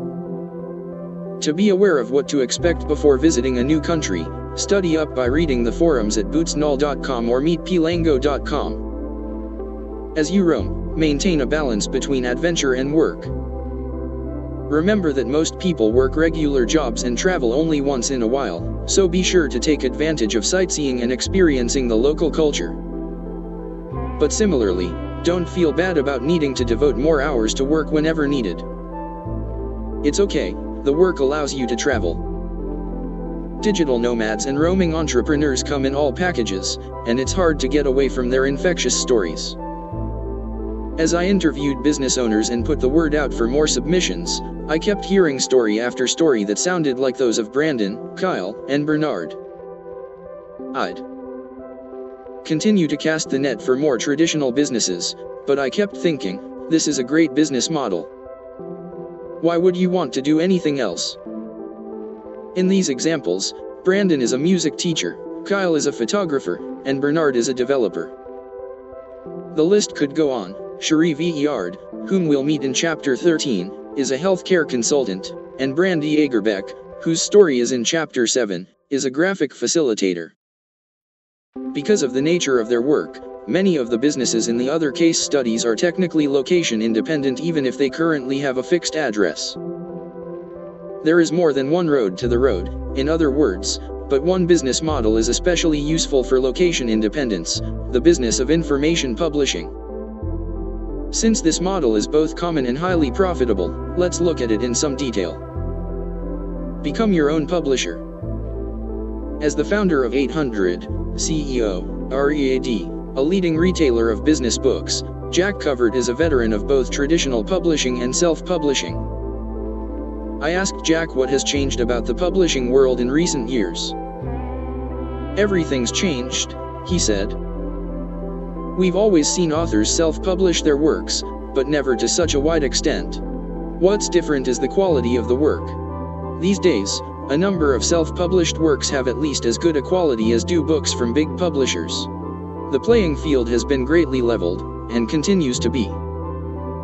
The other thing that's different, Jack told me, is that most authors chose self-publishing in the past because they couldn't get a traditional publisher to purchase their work. Today, some authors are deliberately choosing to distribute their work directly, even turning down significant offers in favor of going it alone. But hey, who needs books?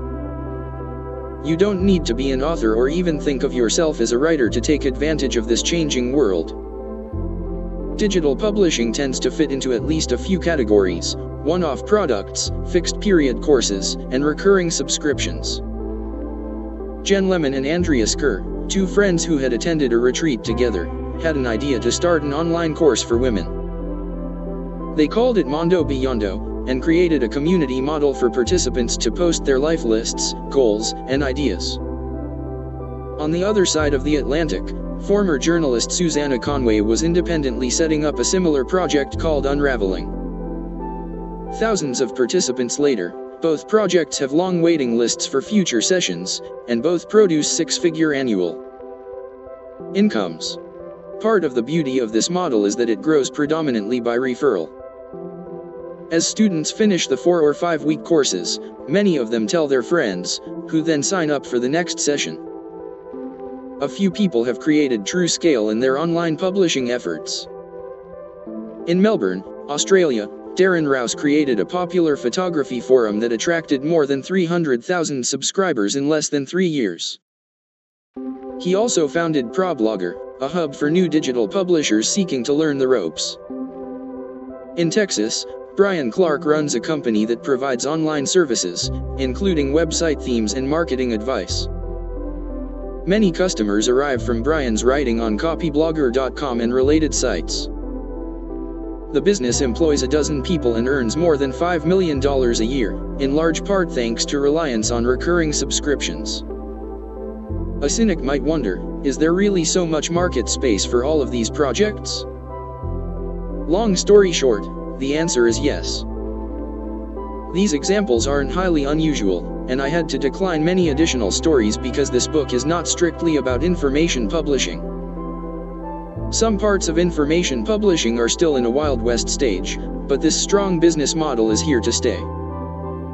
Like everything else under the sun, this new business isn't entirely new. As Jack from 800, CEO, READ mentioned, some independent publishers have always known that it's often better to sell direct. What's changed is the speed, quality, and potential to reach a much broader audience.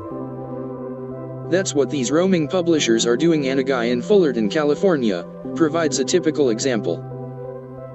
The $120,000 ebook. Brett Kelly, a self-described professional geek who worked as a software developer, had a busy job and a stressful home life. As a result of $15,000 of credit card debt and the high cost of Southern California living, Brett and his wife, Joanna, worked opposite schedules to make ends meet. I'd get home and trade off with a high five to Joanna as she went to work at a restaurant, he told me as we sat at a taco stand in Los Angeles. The last few months, we were both tired all the time, the kids were unhappy, and the overall situation wasn't good. For years, Brett had watched from the sidelines as friends and colleagues started profitable projects and either quit their jobs or established an additional income stream. Finally, he had an idea of his own. As a power user of Evernote, the free note-keeping software, Brett noticed that there was no detailed user manual for people to get the most out of the service. Brett spent months carefully documenting every tip and trick he could find about Evernote, compiling everything with detailed screenshots and tutorials into a big PDF file. I obsessed over this thing, he said, and I wanted to make sure I got everything exactly right. When he sent me a draft of what would become Evernote Essentials, I was impressed. Many ebook writers pad their products with superfluous copy, big fonts, and wide margins. Brett's was the opposite. The finished product weighed in at more than 90 pages of solid content. Nevertheless, solid content isn't everything. You also have to sell something that people are willing to spend money on. Would they? Right before the guide went on sale, Brett made a deal with Joanna. If he sold at least $10,000 worth of copies, she would quit her job waiting tables at the restaurant and stay at home with their 2 kids full-time. Brett estimated that it would take months, if not longer, to reach the $10,000 goal. But just 11 days after Evernote Essentials went on sale, the PayPal account tipped into 5 figures. Less than 24 hours later, Joanna put in her 2-week notice at the restaurant.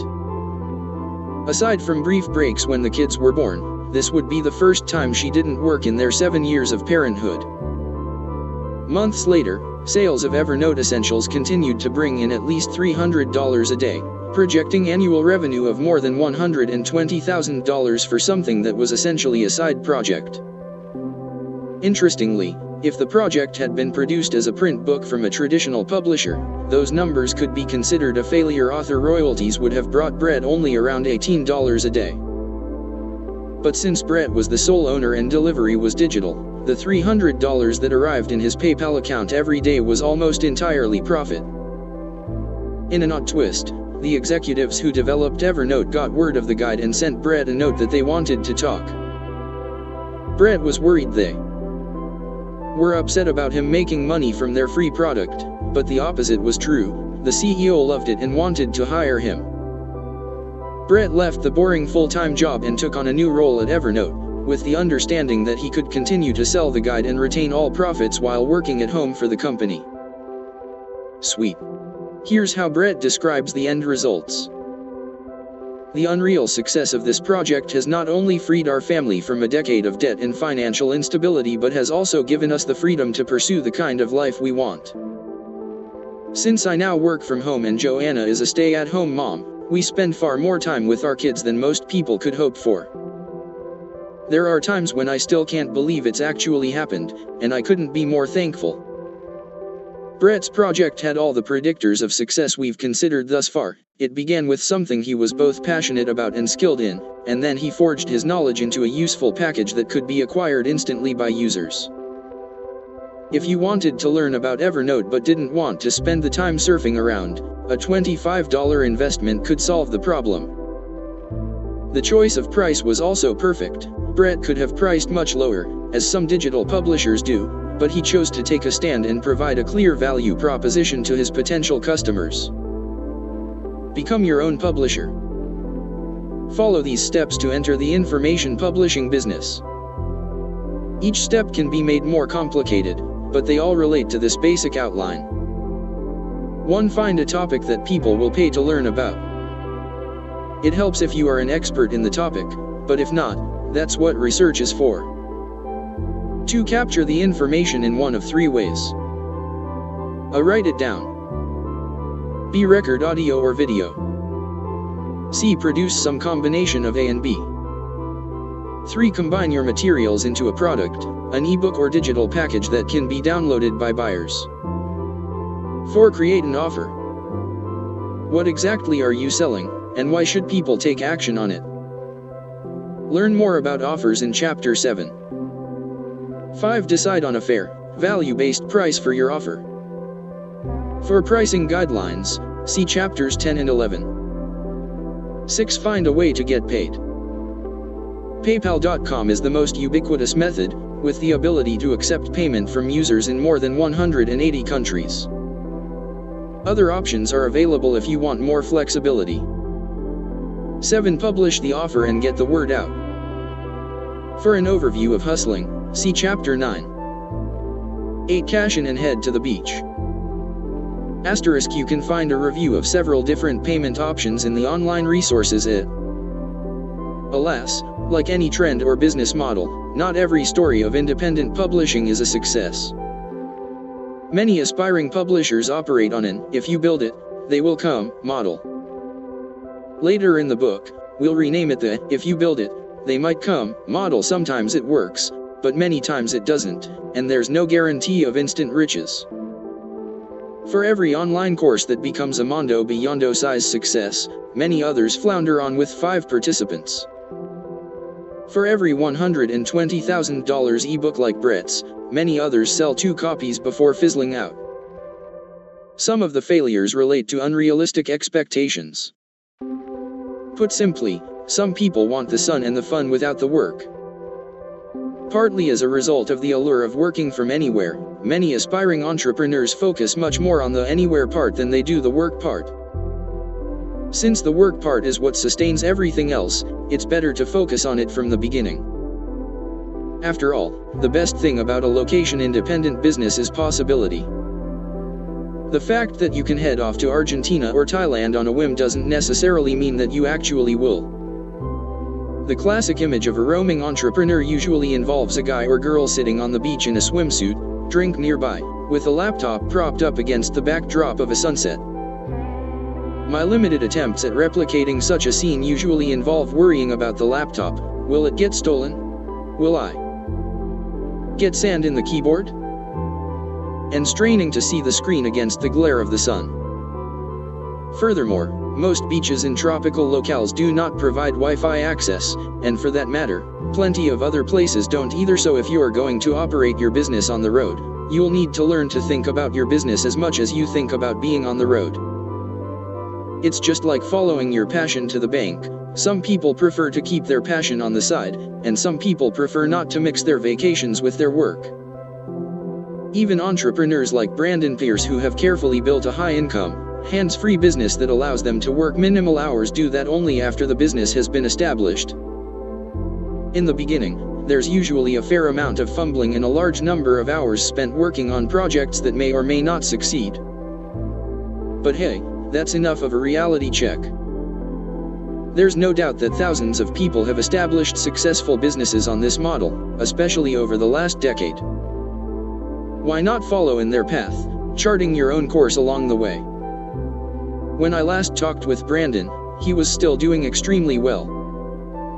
He was now branching out into new areas in Costa Rica and beyond, even thinking about buying shares in a local farm. Perhaps the farm won't be as profitable as the online project, but that's okay. Month after month, the income from the music software will continue to roll in. Brandon and his family have established complete freedom and the ability to make a new life wherever it leads them. Every day is an adventure. Key points. Roaming entrepreneurs are everywhere these days. Many of them are quietly building significant businesses while living in paradise. Just as not every passion leads to a good business model, a lot of people pursue the nomadic lifestyle for the wrong reasons. The best question to answer is, what do you want to do? There are many roads to location independence, but the business of information publishing is especially profitable. Everything relates to the lessons that began in Chapter 1. Find the convergence between what you love and what other people are willing to buy. Remember that you're probably good at more than one thing, and combine passion and usefulness to build a real business no matter where you end up living. Asterisk, the specific pricing model that Brandon chose for his business is an important factor in its profitability. We'll look at pricing and how it relates to overall income in chapters 10 and 11. Bernard, the spreadsheet king, is a different guy from Perna, Mr. Spreadsheet. Lesson, at least in the world of spreadsheets, there's always room for one more. One frequently cited example is Barry Easler, who turned down a $500,000 offer for one of his books.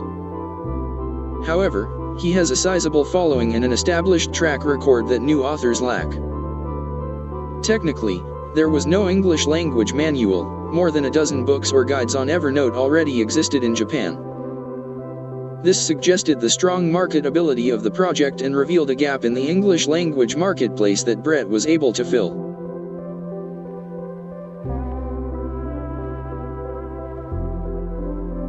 Your customers all have something in common, but it has nothing to do with old school categories. Business opportunities are like buses, there's always another one coming. Richard Branson.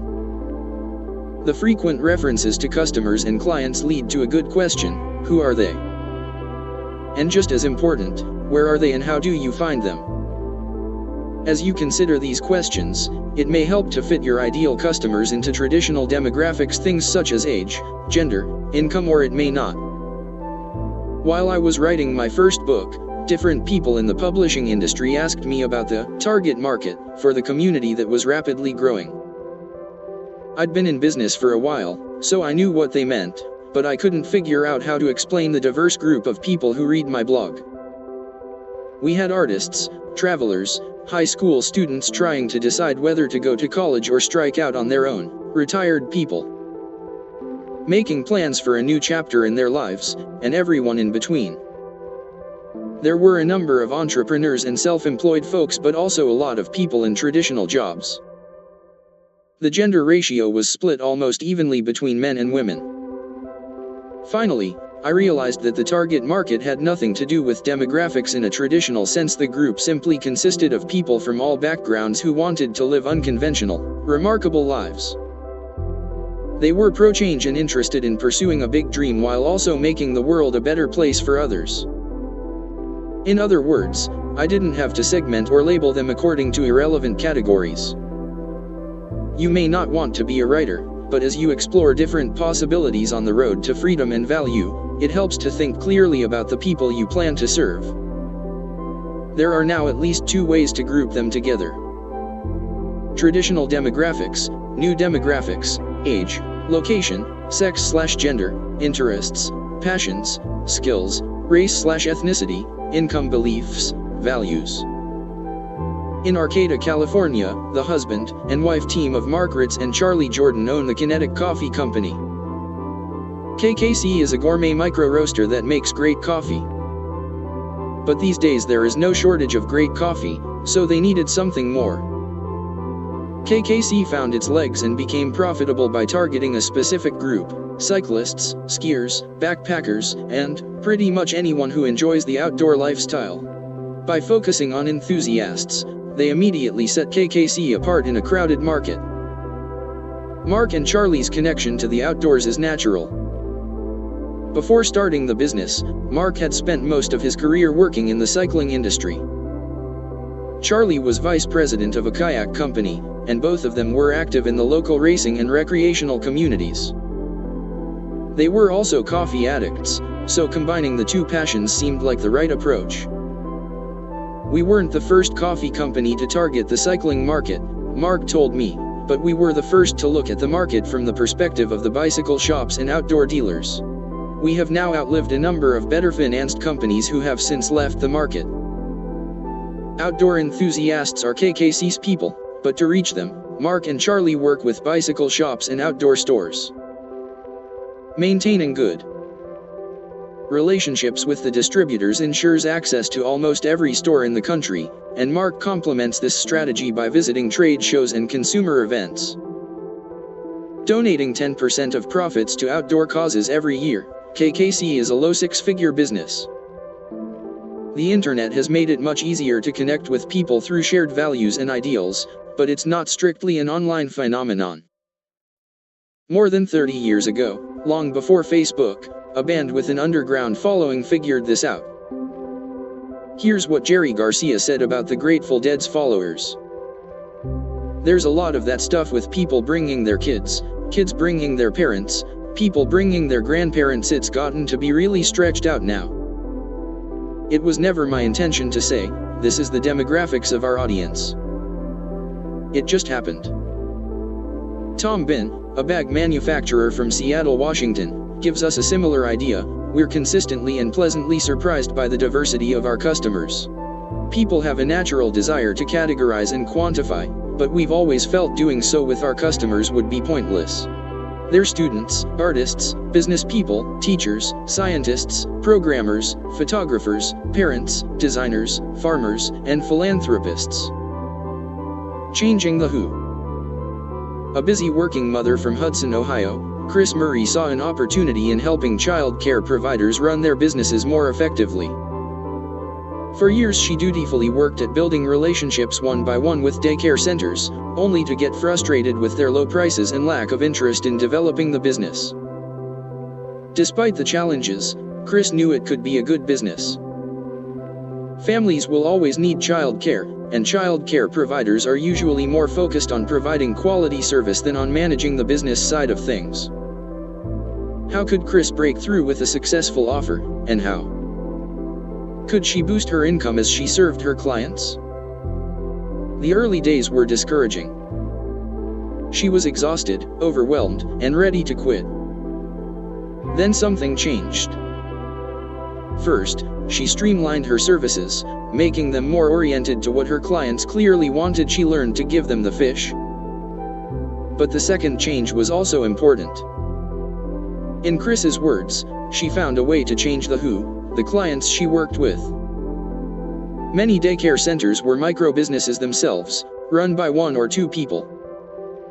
Although these centers may provide good child care, they tend to be wary of investing in services and therefore aren't the best fit for Chris's consulting practice. Pivoting to a more desirable market, Chris created a new division of products and services targeted to multi-location center owners. These owners had a much larger investment in their businesses and could afford to pay more for marketing help. The change made a huge difference on the bottom line. Chris went from doing okay to making more than $20,000 a month. In the early days, she tried to sell something that her clients weren't ready for. She fixed the problem by changing two things: what she offered and to whom she offered it. Disaster and Recovery, Culture Shock Edition. Ridlan Kiffart, aka Shark Man, has one of those jobs everyone envies. He's a self-titled CAO, or Chief Adventure Officer, of a small company called Live Adventurously. After previous career stints as a trapeze artist, dive master, charity founder, and water sports dude on a cruise ship, he now runs his own show, hosting trips to exotic locations. I asked Shark Man about his greatest challenge in the new business, and here's how he tells the story of a misadventure in the South Pacific. The best and worst days were the same day. We had finished the first half of the first trip in Fiji, and the guests were raving. We returned from a day spent diving turquoise waters to find a long white linen-draped dinner table sitting on the sand at water's edge. It was surrounded by tiki torches and set beautifully. With the sun setting and island music playing in the warm air, we gathered with our friends for one of the most spectacular dinners in history. Right up until the phone call came in. The experience was like listening to a beautiful song and then abruptly hearing the needle from the record player rip across the album. The news was that the paramount chief from the neighboring island we had planned to visit the next day had died, and the morning ritual required that everything be shut down for the next 100 nights. We had 9 exultant guests and nowhere to go. This was when doing our research earlier and really knowing the area paid off. We managed to extend our stay where we were by 1 night and spent the time feverishly cobbling together plans. We chartered an aircraft, contacted numerous hotels, resorts, and dive operators, got recommendations, did some more research, and booked the group into a newly opened property on a remote island. The transition went smoothly, the entire rest of the trip came off without a hitch, and it was as if it had been planned that way the entire time. In the end, the resort we were originally booked into kept half our money despite being in breach of contract. Their attitude was, if you want us, you'll have to come and get us. That showed us how worthless contracts can be overseas. Our guests rallied to us and offered to pay the additional money, but we declined and ate the loss. It wasn't our guests' fault, and they shouldn't have to pay. It was a hell of a way to start a new business, taking a big financial hit, but it was the right thing to do. That's the way we've chosen to operate, and I believe it always pays off. How can you follow in the footsteps of Tom Bihn, the Kinetic Coffee Company, Chris Murray, and even the Grateful Dead? Strategy 1. Latch onto a popular hobby, passion, or craze. Popular diet plans come and go, but a few of them stick around. The paleo diet, which encourages its followers to eat a lot of some things and very little or none of other things, looks like it's here to stay. Like all strict diets, paleo attracts a passionate following in addition to a passionate group on the other side that questions its scientific basis. Situations like these in industry or movement with lots of lovers and haters always present a good business opportunity. Enter Jason Glaspay, who had adopted the lifestyle after reading The Paleo Diet, a popular manual for paleo followers. Jason noticed a big difficulty with trying to follow the diet. It was complicated. Eat natural food and avoid grains sounds simple enough, but adhering to the whole diet requires a fair amount of ongoing planning. This is another sign of a good business opportunity, when lots of people are interested in something but have a hard time implementing it in their daily lives. Jason got to work creating a solution. He understood that the demographics for hardcore paleo followers were more male than female and tended to fall in the age range of 25 to 35. More important, however, Jason noticed that people of various backgrounds were attracted to the paleo lifestyle but weren't sure they could devote much of their time to planning for it. Thus the opportunity, provide a comprehensive resource that gave them the fish by telling them exactly what to buy, cook, and eat each week. Jason started Paleo Plan, a one-man business, in 3 weeks with $1,500. Within a year, the business grew to earn recurring income of more than $6,000 a month, requiring a grand total of 2 hours work to update the site each week. Strategy 2. Sell what people buy. As you focus on getting to know your people, keep this important principle in mind. Most of us like to buy, but we don't like to be sold. Old school marketing is based on persuasion, new marketing is based on invitation. With persuasion marketing, you're trying to convince people of something, whether it's the need for your service in general or why your particular offering is better than the competition's. A persuasion marketer is like a door-to-door vacuum cleaner salesman. If he knocks on enough doors, he might eventually sell a vacuum cleaner. But at great personal cost and much rejection. Persuasion marketing is still around and always will be, but now there's an alternative. If you don't want to go door to door with a vacuum cleaner in hand, consider how the people in our study have created businesses that customers desperately want to be a part of. What do you sell? Remember the lesson from Chapter 2, find out what people want and find a way to give it to them. As you build a tribe of committed fans and loyal customers, they'll eagerly await your new offers, ready to pounce as soon as they go live. This way isn't just new, it's also better.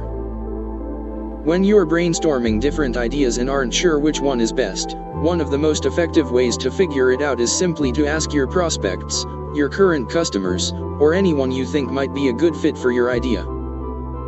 It helps to be specific. Asking people if they like something isn't very helpful. Since you're trying to build a business, not just a hobby, a better method is to ask if they'd be willing to pay for what you're selling.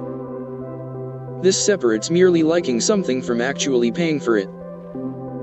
Questions like these are good starting points. What is your biggest problem with?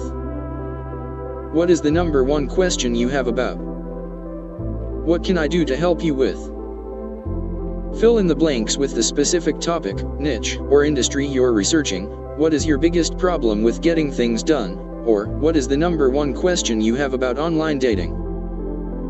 The fun thing about this kind of research, especially the open-ended questions to which people can respond however they'd like, is that you'll often learn things you had no idea about before. It's also a way to build momentum toward a big launch or relaunch, something we'll look at more in Chapter 8. You can ask for input either on a small, one-on-one basis or on a group basis. To check with a broader group of respondents, I use a paid service provided by SurveyMonkey.com, but you can also create a free, less sophisticated version with Google Forms. Write to your group of respondents, tell them what you're thinking about, and ask for help. It's good to keep the survey very simple, ask only what you need to know. All of us are busy, but if you construct a good survey, the response rate can be 50% or higher. Once you've moved beyond the basics and have a good idea of what you're hoping to offer, you can take this process further. I often write to my customer list and ask about specific product ideas, like this. Here are a few projects I'm thinking about working on during the next few months, but I could be totally wrong. Please let me know what you think of each idea. Idea 1, Idea 2, Idea 3, etc. I then apply a simple ranking scale to each idea and ask the respondents to stick with their first impression. The ranking scale usually consists of answers such as I love it, you should do it, sounds interesting, would need to hear more, and it's not for me.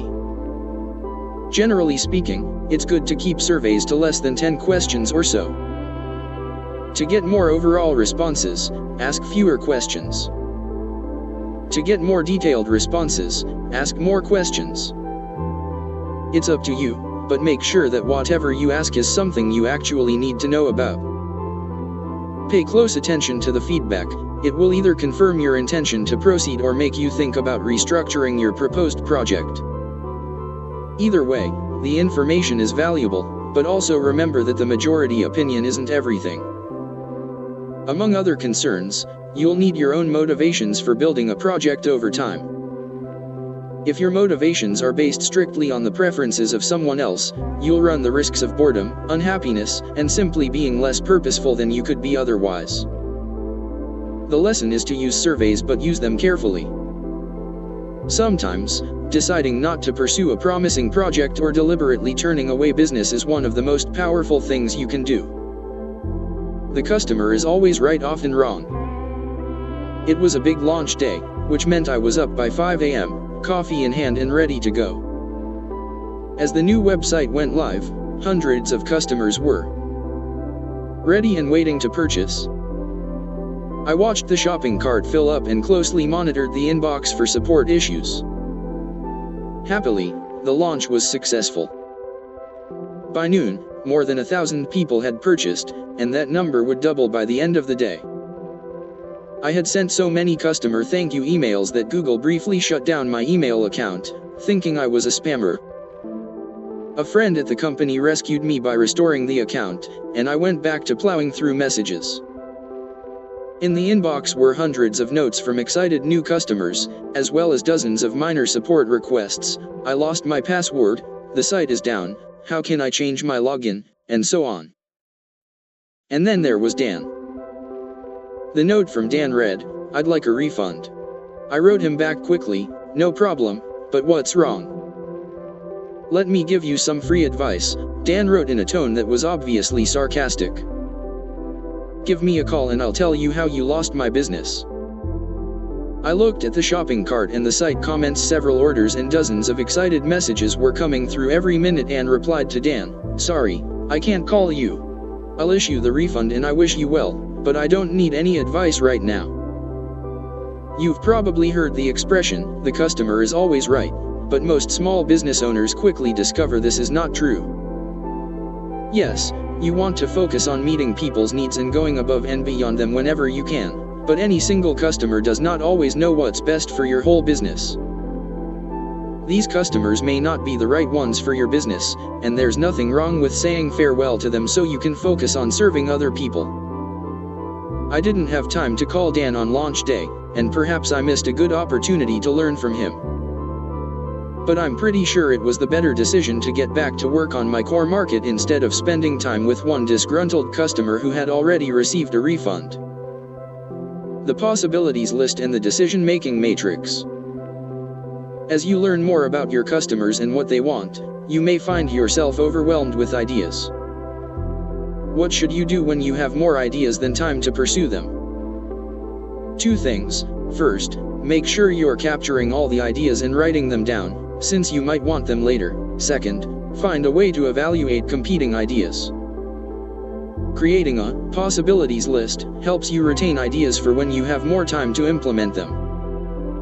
Most of the time, however, having an idea isn't a problem for entrepreneurs. Once you begin to think of opportunities, you'll probably end up with no shortage of ideas written on napkins, scrawled in notebooks, and floating around in your head. The problem is evaluating which projects are worth pursuing, and then deciding between different ideas. Sometimes you may know intuitively what the best move is. In those cases, you should proceed without hesitation. Other times, though, you'll feel conflicted. What should you do? The decision-making matrix will help you evaluate a range of projects and separate the winners from the maybe-laters. Putting something off doesn't mean you'll never do it, but prioritization will help you get started on what makes the most impact. First of all, keep in mind the most basic questions of any successful micro-business. Does the project produce an obvious product or service? Do you know people who will want to buy it? Do you have a way to get paid? Those questions form a simple baseline evaluation. If you don't have a clear yes on one of them, go back to the drawing board. Let's assume, however, that you can answer yes to all of them but no, you can't pursue 5 big projects at one time. In that case, you'll need some method of evaluation. Here's one option, the decision-making matrix. In this matrix, you'll list your ideas in the left-hand column and then score them on a scale of 1 to 5, with 5 being the highest. Granted, the scoring will be subjective, but since we're looking for trends, it's okay to estimate. Score your ideas according to these criteria. Impact, overall, how much of an impact will this project make on your business and customers? Effort, how much time and work will it take to create the project? Profitability, relative to the other ideas, how much money will the project bring in? Vision, how close of a fit is this project with your overall mission and vision? Rank each item on a scale of 1 to 5 and then add them up in the right-hand column. Remember, you're looking for trends. If you have to cut one project, cut the lowest one. If you can only take on one project, proceed with the highest one. Here's an example from my own business, when I was deciding which business projects to pursue in the second half of 2011. When you don't know where to start and have a bunch of ideas, this exercise can help. In my case, The live workshops would have a big impact on the people who attended them but not on anyone else. They would require a great deal of prep time and energy and wouldn't be very profitable. Therefore, I put them on hold. The decision-making matrix also helps you see the strengths and weaknesses of your ideas. I liked the idea of small live workshops until I realized they would require a great deal of work for little reward and impact. That was a big weakness. On the other hand, a project like the webinar represented a middle ground. I didn't expect the workload to be overwhelming, and I expected it to deliver above-average results. When we last left off with James Kirk in Chapter 1, he had moved from Seattle to South Carolina and opened the coffee shop he had been thinking about for the last 6 months. What happened next? As he settled into a slower way of life and got to know his customers, he made a few changes. I learned there was no way you could have a breakfast place down here and not sell biscuits, he said. If you had told me back in Seattle that my coffee shop would sell biscuits, I would have laughed. He also sold a great deal of iced tea almost every day of the year, something that would be ordered only once in a while on a hot summer day in the Pacific Northwest. But James adapted quickly, deciding on which parts of his operation were flexible and which couldn't be changed. He could add biscuits to the morning menu, for example, and could ramp up the iced tea production for those who wanted it, but he would continue to ensure that the coffee beans were extra fresh and the espresso preparation was just as he had learned back in Seattle. The next time you're in Lexington, stop in for a biscuit in Americano. James and his team will be waiting. Key points. Who are your people? You don't necessarily have to think of them in categories such as age, race, and gender. Instead, you can think of them in terms of shared beliefs and values. You can often follow a fad, craze, or trend by establishing yourself as an authority and simplifying something about the process for others hoping to benefit from it. Use surveys to understand customers and prospects. The more specific, the better. Ask, what is the number one thing I can do for you? Use the decision-making matrix to evaluate multiple ideas against one another.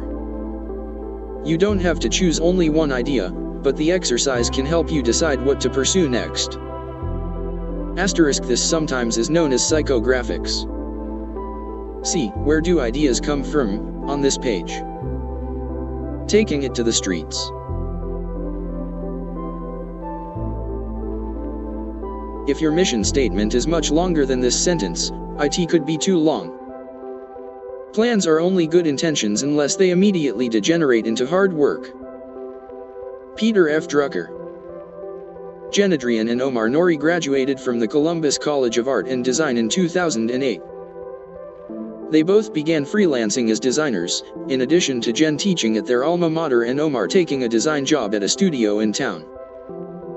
Based in a tiny apartment, they were making ends meet and working jobs related to their degrees, but just 1 year after graduation, the feeling of burnout from the world of commercial design was inescapable. Should I have gone to med school? Jen wondered. What if accounting would have been a better fit? It was strange to be feeling this way only a year into our careers. On a drive back from Chicago, they talked about other things, an upcoming trip to New York and a plan that they hoped would lead to other travels. When they got home, Omar looked around for a nice map to help chart their upcoming adventures. Long story short, they couldn't find one that they loved, so they decided to make their own. They stayed up late at night, working on their ideal map while talking about all the places they hoped to visit. When they finished the design, there was just one problem. The printer they wanted to use had a minimum order of 50 units for a cost of $500. It was a lot to spend when they only needed one map, but the project had come to mean more than just a print, so Jen and Omar each put down $250. They loved the final result and hung one of the maps on the wall, leaving 49 maps with no obvious purpose. They gave a few out to friends, and still had 44. Finally, Omar asked a crazy question: would anyone want to buy the remaining prints? They made a one-page website, added a PayPal button, and went to bed. The morning after making their work available for purchase, they woke up to their first sale. Then they made another sale, and then another. Thanks to a surprise mention on a popular design forum, they sold out of their first print run in 10 minutes and had tons of messages begging for a reprint. Could this be the answer to designer burnout? Over the next few months, Jen and Omar introduced more styles and acted on new ideas, a New York City subway map, for example, and a neighborhood-themed map of San Francisco. The plan was to grow steadily but not introduce new products without a valid reason. As good designers, they understood that everything in the store had to be essential. They also understood that although some customers would make more than one purchase, the best way the customers could help was by referring other buyers and fans. 9 months in, both of them had quit their day jobs to work full-time on the business. This project has totally restored our passion for design, says Omar. It feels so liberating to have creative control. It's been an incredible opportunity for us to grow as designers. I feel like our work has progressed more in the past year than it ever has. Jen and Omar began with an idea, kept costs low, and didn't wait long before stepping forward with a product. Then they adapted to the marketplace response and built each new product carefully. It's funny, because we're both obsessive planners, Jen told me. But this project had almost no planning whatsoever in the beginning, and now it's our full-time work. The action bias. Plan. What plan? Many of our case studies showed a pattern similar to Jen and Omar's: get started quickly and see what happens. There's nothing wrong with planning, but you can spend a lifetime making a plan that never turns into action. In the battle between planning and action, action wins. Here's how you do it. Select a marketable idea. In Jen and Omar's case, the idea was as follows: maybe we're not the only ones who like nice maps. Would other people like them enough to buy one from us? A marketable idea doesn't have to be a big, groundbreaking idea, it just has to provide a solution to a problem or be useful enough that other people are willing to pay for it. Don't think innovation, think usefulness. When you're just getting started, how do you know if an idea is marketable? Well, you don't always know for sure. That's why you start as soon as you can and avoid spending much money. But for more ideas, check out 7 Steps to Instant Market Testing on the next page. 7 Steps to Instant Market Testing. 1. You need to care about the problem you are going to solve, and there has to be a sizable number of other people who also care. Always remember the lesson of convergence, the way your idea intersects with what other people value. 2. Make sure the market is big enough. Test the size by checking the number and relevancy of Google keywords, the same keywords you would use if you were trying to find your product. Think about keywords that people would use to find a solution to a problem. If you were looking for your own product online but didn't know it existed, what keywords would you search for? Pay attention to the top and right sides of the results pages, where the ads are displayed. 3. Focus on eliminating blatant admitted pain. The product needs to solve a problem that causes pain that the market knows it has. It's easier to sell to someone who knows they have a problem and are convinced they need a solution than it is to persuade someone that they have a problem that needs solving. 4. Almost everything that is being sold is for either a deep pain or a deep desire. For example, people buy luxury items for respect and status, but on a deeper level they want to be loved. Having something that removes pain may be more effective than realizing a desire. You need to show people how you can help remove or reduce pain. 5. Always think in terms of solutions. Make sure your solution is different and better. Is the market frustrated with the current solution? Being different isn't enough. Differentiation that makes you better is what's required. There's no point in introducing something if the market is already satisfied with the solution. Your solution must be different or better. It's significance, not size, that matters. 6. Ask others about the idea, but make sure the people you ask are your potential target market. Others may provide insignificant data and are therefore biased and uninformed. Therefore, create a persona, the one person who would benefit the most from your idea.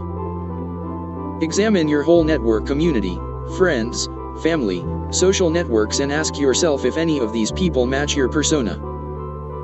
Take your idea to this person and discuss it with him or her in detail. This will get you much more relevant data than talking to just anyone. 7. Create an outline for what you are doing and show it to a subgroup of your community. Ask them to test it for free in return for feedback and confidentiality. As a bonus, the subgroup feels involved and will act as evangelists.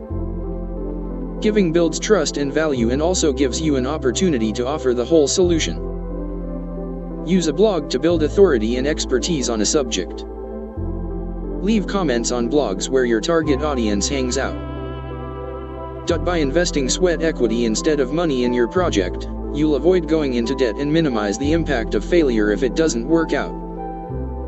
Jen and Omar started with a total budget of exactly $500. In another part of Columbus, Ohio, Amy Turnsharp runs a handcrafted toy company. Startup cost, $300. Nicholas Luff in Vancouver, Canada, started with only $56.33, the cost of a business license in 2000. In New York City, Michael Traynor started a documentary business for $2,500, the cost of a camera which he later sold for a profit. Most of these people are solopreneurs, running a light operation by design. But larger businesses with multiple employees also opted to keep the initial costs as low as possible.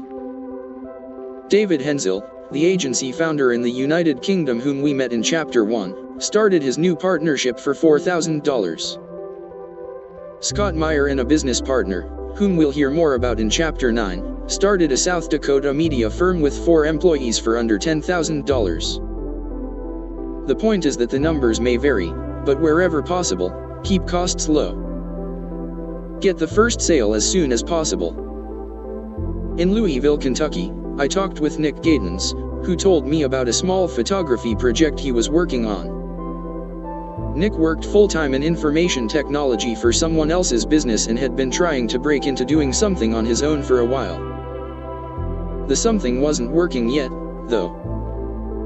"I'm not sure I've got the right site design or the right message for visitors," he told me in the coffee shop where we met. "I'm always curious about other people's projects, so I flipped open my laptop and asked for the URL to take a look." "Well," said Nick, "I don't actually have the site up yet." I'd love to tell you that I gave him some brilliant advice, but I didn't have to say anything at all. Nick stared down at his coffee cup in realization of the obvious: for the project to be successful, he needed to get started. The other people we were hanging out with encouraged him too, and he left the coffee shop determined to make progress quickly. I was in Kentucky that day on a 50-state book tour, and when I made it to West Virginia a few weeks later, I saw Nick again. This time, he had an excited look on his face and an important update: "I got the site up, and I made a sale." A stranger had followed a link from somewhere on the internet and paid Nick $50 for a print. If you've never sold anything of your own before, you may wonder, what's the big deal? He sold one $50 print. But I understood immediately: the first time you make a sale in a new business, no matter the amount, it's a very big deal. In the weeks between Kentucky and West Virginia, Nick had figured out the real culprit behind his delay. "That conversation made me think about why the site wasn't up yet," he said. "In my head, it was all technical. I had to tweak the design and fix some errors in the code. But being honest with myself, I realized it was really that my fear was still holding me back. The technical stuff was just an excuse. What if I don't sell any prints, or what if nobody likes my work?" After realizing why I was stuck, I went home and made the site public that same evening. Within 2 weeks, I had sold that first print. Other interviewees told countless versions of this story about how hard it was to get started but how rewarding it was to receive that first sale. "Once the first sale came in, I knew I'd succeed," someone said. It may not have been completely rational, but that single sale motivated me to take the business much more seriously. I was doing a live presentation and opened the shopping cart for our first product launch, Someone else said, "I saw orders coming in and literally said out loud, 'Yes, this is it.' It was huge for my momentum at the time." Therefore, the question you need to ask is, how can I get my first sale? Competition from other businesses is a problem for another day. The greater problem you face is inertia. Nick won the battle against inertia by getting his site up and running, and was rewarded with the sale. Market before manufacturing. It's good to know if people want what you have to offer before you put a lot of work into making it. One way you can do this is through surveys, as we saw in the last chapter, but if you're adventurous, you can also just put something out there, see what the response is, and then figure out how to make it. A friend of mine did this with an information product aimed at the high-end car industry. He offered a specialty guide that sold for $900. Except he didn't actually create it before he advertised it in a magazine. He knew it would be a lot of work to put together the guide, so why do the work if no one wanted it? Partly to his surprise, he received 2 orders. The cost of the ad was just $300, so that represented a $1,500 profit if he could actually create the guide. He wrote to the 2 buyers and said he was developing a new and improved 2.0 version of the guide and would love to send it to them at no additional charge as long as they could wait 30 days for it to be finished. Of course, he offered to refund their money if they didn't want to wait, but both buyers chose to wait for the 2.0 version. He then spent the next month frantically writing the guide before sending it to the eagerly waiting customers. Since he knew he had a success on his hands, he placed another ad and sold 10 more over the next few months. Maybe you won't do it that way, but make sure there is sufficient demand for your product or service before spending your whole life working on it. That's why it's so important to get started as quickly as possible and why the first sale can be so empowering. Respond to initial results. After an initial success, regroup and decide what needs to be done next. Jen and Omar responded to demand by adding more maps and carefully creating new products. 1 year in, they made the decision to stop doing their own fulfillment. Going to the post office was fun when we were first getting started, Jen said. But then we had to do it 3 to 5 times a week, and it got old. They decided to subcontract their shipping to a local warehouse and ended up saving several hours a week. Decisions like these may sound like a no-brainer, but implementing them can take a lot of work. In Jen and Omar's case, it wasn't just a matter of hiring the local warehouse to do their shipping, they also had to complete the daunting task of syncing their online shopping cart with the fulfillment house. Finally, it's good to pay attention to what created the initial success even if it seems accidental or coincidental. In Jen and Omar's case, it may have been a fluke the first time they were featured on a major design site, but what if they could make that happen again? It did happen again, over and over, because they built relationships and pitched their new projects in a low-key, common-sense manner. This is a process we'll look at more in the next section of the book. In a micro-business built on low costs and quick action, you don't need to do much formal planning. Mostly, you need the elements we've discussed throughout the book: a product or service, a group of customers, and a way to get paid. Check out the one-page business plan template on this page for a helpful tool. Freely receive, freely give. As you think through the questions of freedom and value, the most important one is, how will this business help people? This isn't simply about being generous, because as a business helps people, the business owner gets paid. Some people design an entire for-profit business around the social component, others shift to focus on it as they go along, and still others integrate a social project within a for-profit business. Apartheid came to an end in South Africa in 1994, ending nearly half a century of white-only rule in Africa's most economically developed country. Nelson Mandela was elected the first black president the same year, and the country began a slow process of creating true equality for its rainbow nation of people. In addition to the negative association of apartheid, South Africa was known for many good things, one of which was its popular prize-winning wine. The wine region of the Western Cape is older than California's. South Africa provided the royal courts of Europe with wine for over 350 years, and South African vines were used to start the Australian wine industry in 1781.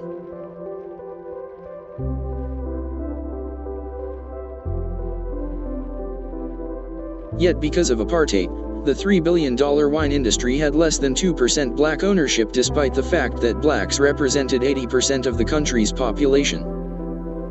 Enter Kari and Selena Cuff, a husband and wife team from the United States who found a way to create a highly profitable business that supports black vineyard owners in South Africa.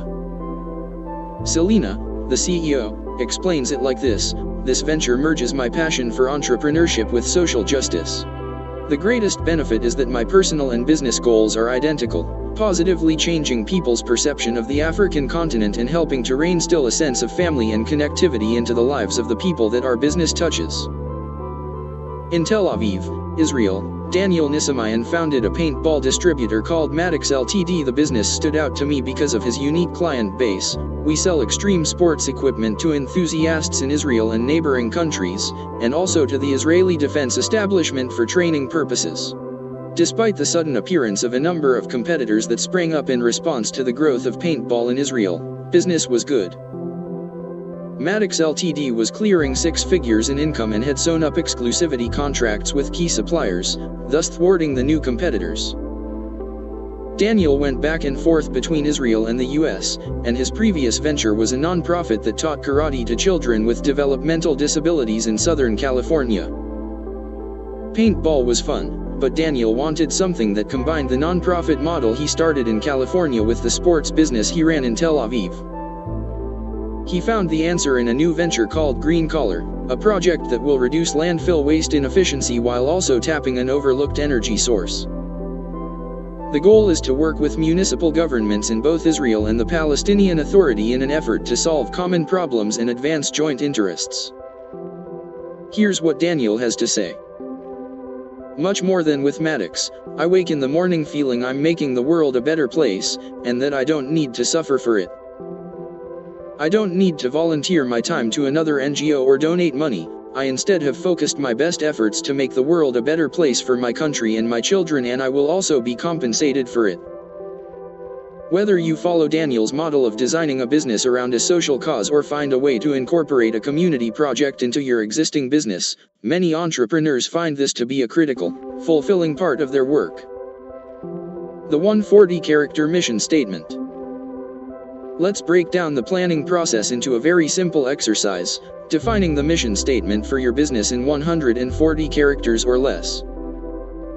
That is the maximum amount of text for an update on Twitter and a good natural limit for narrowing down a concept. It may help to think of the first 2 characteristics of any business, a product or service and the group of people who pay for it. Put the 2 together and you've got a mission statement. We provide for. As described in Chapter 2, it's usually better to highlight a core benefit of your business instead of a descriptive feature. Accordingly, you can revise the statement a bit to read like this. We help do/achieve/other verb. Focusing like this helps you avoid corporate speak and drill down to the real purpose of the business as it relates to your customers. Here are a few examples. If you have a dog walking service, the feature is I walk dogs. The benefit is, I help busy owners feel at ease about their dogs when they're not able to be with them. If you sell knitted hat patterns, the benefit is something like, I help people be creative by making a hat for themselves or someone close to them. If you make custom wedding stationery, you might say, I help couples feel special about their big day by providing them with amazing invitations. How about you? What is the 140-character mission statement of your business idea? Jen and Omar followed the $100 startup model, focusing on the specific combination of their unique skills. They made an interesting product that other people also valued. They gave their customers what they wanted without hiding their real lives. Their website contains blog entries on their home life, complete with cat photos, but doesn't go into all the details of making prints that most customers would find irrelevant. They chose a marketable idea and were encouraged by their first day of sales. They kept costs low, bootstrapping out of their tiny apartment and not borrowing a single dollar. As the business grew rapidly, they regrouped, taking stock of what was working and what wasn't. Most important, instead of thinking about it forever or filling up a binder with projections, Jen and Omar took action. Key points. Plan as you go, to respond to the changing needs of your customers, but launch your business as soon as possible, with a bias toward action. Nick's first print sale provided far more motivation than the $50 he received. As soon as possible, find a way to get your first sale. Follow the 7 steps to instant market testing to gauge the initial response. Use the one-page business plan to outline your business ideas quickly. To avoid overcomplicating things, explain your business with a 140-character mission statement. *, I'm grateful to Jason Fried from 37 Signals for this idea. Parts of this section are based on the advice of Jonathan Fields, the smartest guy I know in market testing. Learn more at jonathanfields.com. I have nothing to offer but blood, toil, tears, and sweat.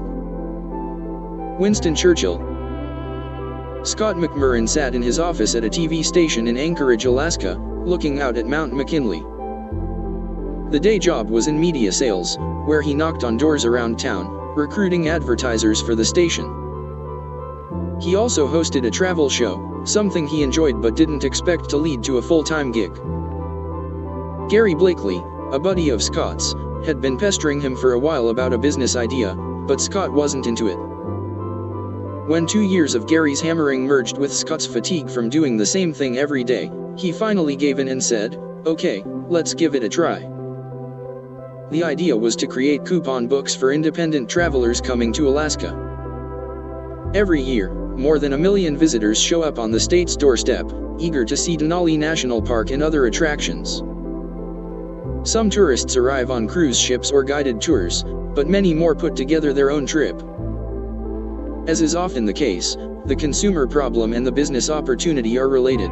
Alaska is a nice place during the summer, but costs are always high. Almost everything in the state is more expensive than the rest of the US to start with, and some travel companies charge even higher prices to visitors. A common joke is "Welcome to Alaska. Please hand over your wallet." The coupon book would be an antidote to high prices, but it would have to provide real value instead of offering the typical, minor discounts available elsewhere. That's where Scott came in. Since he already had the state contacts through his day job in media sales, all he had to do was get them to commit to a discounted offer, typically a 2-for-1 deal in which the second night or second person was free. A natural salesman, Scott positioned every deal to grow into another one. When he encountered resistance from a vendor who was reluctant to discount, Scott pointed out that other companies were going along without objection. The implied message was, "Everyone else is doing this. You don't want to be left out." Once they had proved the benefit to the vendors, the next step was to prove it to the people who would buy the coupon books. You might think Scott and Gary would price the books low to sell as many as possible, but they had a better idea: price the books at $99.95 and make the value proposition extremely clear. The books contained deals for helicopter flights and tours that cost as much as several $100s, as well as hotels that retailed at more than $100 a night. Why wouldn't people pay $99.95 for a product like that? It was the ultimate follow-your-passion business, combined with a perfect transfer of skills from a job to a micro-business. Scott had the insider knowledge about the local travel industry, along with a way to leverage the deals to ensure they were all high value. Gary was the production guy, handling everything associated with getting the product together in addition to all the internet work and the banking. For 15 years and counting, the Tour Saver coupon books have been their primary business and source of income. Why is the Tour Saver offer so compelling? Because it delivers immediate benefits superior to its cost, with an attractive pitch: buy this coupon book, use it once, get your money back. Then you have more than 100 other uses as a bonus. Scott frames it like this: just do the math. Using a single one of the 130+ coupons in the book will save you more than the cost of the book itself. Another way to think of it is like this: Scott and Gary created an offer you can't refuse. If you were traveling to Alaska and planned to enjoy some kind of sightseeing opportunity, there's almost no reason why you wouldn't want one of their books. The Orange and the Donut. A few years ago, I ran my first marathon in Seattle. I'd love to tell you I ran strong to the finish, but by mile 18 I was wiped out, focusing entirely on putting one foot in front of the other. As I trudged along in the final hour, I spotted a volunteer handing out fresh orange slices on the side of the road ahead of me. Tired as I was, I made sure to change my position, slow down, and gratefully accept the gift. The piece of fresh orange was an offer I couldn't refuse even though it was free. I would have gladly paid for it if I had the money and was in the right frame of mind to make a transaction. 2 miles ahead, I saw another volunteer handing out a different gift, halves of Krispy Kreme donuts. Unfortunately, this offer did not excite me at all. I'm no Puritan and have eaten more than my share of donuts over the years, but 3 hours into the longest race of my life was bad timing for a sugar rush. The offer was unattractive and a poor fit for the context. A compelling offer is like a slice of orange at mile 18. It's a marriage proposal from the guy or girl you've been waiting for your whole life. An offer you can't refuse is like the $20,000 Bonderman Fellowship offered every year to graduating seniors at the University of Washington. The fellowship has very strict rules: take our money in cash and travel the world on your own, don't come back for 8 months. Oh, and once in a while send us a quick note so we can tell your parents you're alive. If you guessed that hundreds of students compete for the fellowship every year, you'd be right. How can you construct an offer that your prospects won't refuse? Remember, first you need to sell what people want to buy, give them the fish. Then make sure you're marketing to the right people at the right time. Sometimes you can have the right crowd at the wrong time. Marathon runners are happy to eat donuts after the race, but not at mile 18. Then you take your product or service and craft it into a compelling pitch. An offer they can't refuse. Here's how you do it. 1. Understand that what we want and what we say we want are not always the same thing. The next time you get on a crowded plane and head to your cramped middle seat in the back, with a screaming infant seated behind you at no extra charge, remember this principle. For years travelers have been complaining about crowded planes and cramped seats, and for years airlines have been ignoring them. Every once in a while, an airline creates a campaign to respond to the concern: we're giving more legroom in coach. It sounds great, but a few months later they inevitably reverse course and remove the extra inches of space. Why? Because despite what they say, most travelers don't value the extra legroom enough to pay for it. Instead, they value the lowest priced flights above any other concerns. Airlines have figured this out, so they give people what they want, not what they say they want. A good offer has to be what people actually want and are willing to pay for. 2. Most of us like to buy, but we don't usually like to be sold. An offer you can't refuse may apply subtle pressure, but nobody likes a hard sell. Instead, compelling offers often create an illusion that a purchase is an invitation, not a pitch. Social shopping services such as Groupon and Living Social have been successful in recruiting their customers to do most of their marketing for them. Indeed, the biggest complaint about these businesses is often that they sell out of deals too quickly, also known as, "they won't let me give them my money." As you might imagine, the path of least resistance is a good place to stand. Visitors to Alaska quickly understand why a $100 coupon book is worth much more than $100. Marathon runners do not need to be sold on the benefits of fresh oranges after 3 hours of running. Adventurous college students will grasp the value of a $20,000 go travel somewhere and do what you want fellowship without much explaining. Offer construction project magic formula: the right audience, the right promise, the right time equals offer you can't refuse. Basics: what are you selling? How much does it cost? Who will take immediate action on this offer? Benefits: the primary benefit is an important secondary benefit is. Objections: what are the main objections to the offer? How will you counter these objections? 1. 2. 3. Timeliness. Why should someone buy this now? What can I add to make this offer even more compelling? 3. Provide a nudge.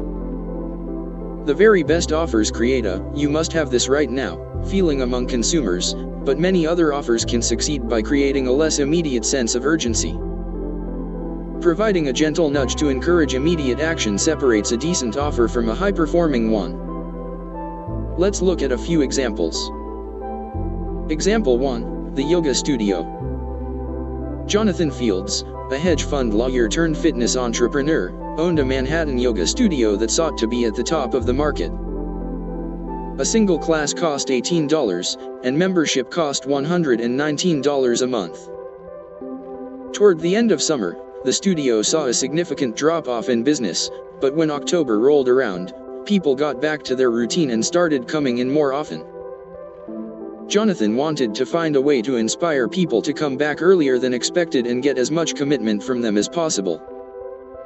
He had an idea for an offer they couldn't refuse. Starting September 1st, first-time members could get unlimited classes through the end of the year for $180. This was essentially 4 months of yoga for the price of 45 days, or 62% off the normal price. 2 additional factors were added to make it even more interesting. First, the sooner a new member signed up, the more classes he or she could attend, thus creating instant urgency. Second, the offer could be withdrawn at any time. If someone came in on September 3rd and wasn't sure about committing to the rest of the year, the staff made sure to let that person know that the offer might not be available later in the week.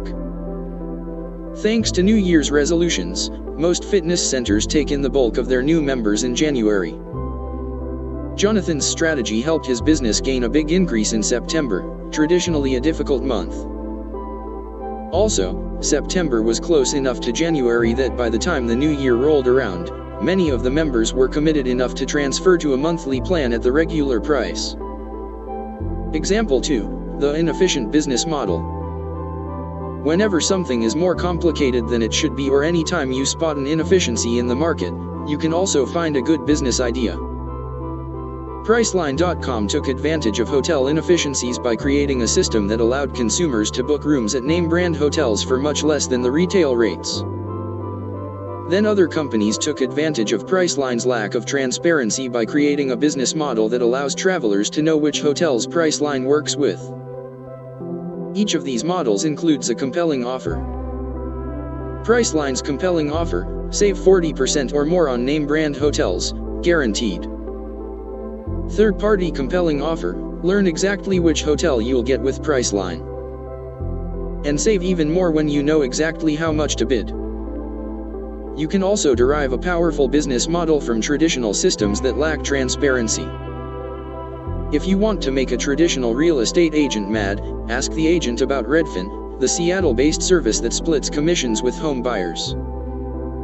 I learned this lesson when one agent told me that Redfin should be illegal, and that I was doing a disservice to hard-working people by endorsing it. Why are agents so testy, and why should it be illegal to save consumers money? Oh, because the money is coming from the pockets of real estate agents, who are used to receiving full, hefty commissions regardless of the amount of work they perform. Redfin has succeeded by challenging gatekeepers and addressing a huge inefficiency in the marketplace. Speaking of homeowners, the Direct Buy franchise was started in order to offer ordinary people access to retailer pricing on appliances and home electronics. To get around the concerns of retailers and manufacturers, Direct Buy structured its business model on charging a flat fee for consumers to join. The compelling offer is: invest in our membership, and you'll save thousands on home remodeling. Example 3, the graphic facilitator. I'll invite you to meet Brandy Agerbeck in these pages, but you can meet her first by examining the mind map she made for us below. Brandy runs a business of one, with the philosophy: never have a boss, never be a boss. Creating graphical representations of ideas, usually those expressed in meetings, retreats, or conferences, is Brandy's full-time work. Over the last 15 years, she's worked with hundreds of clients at all kinds of events.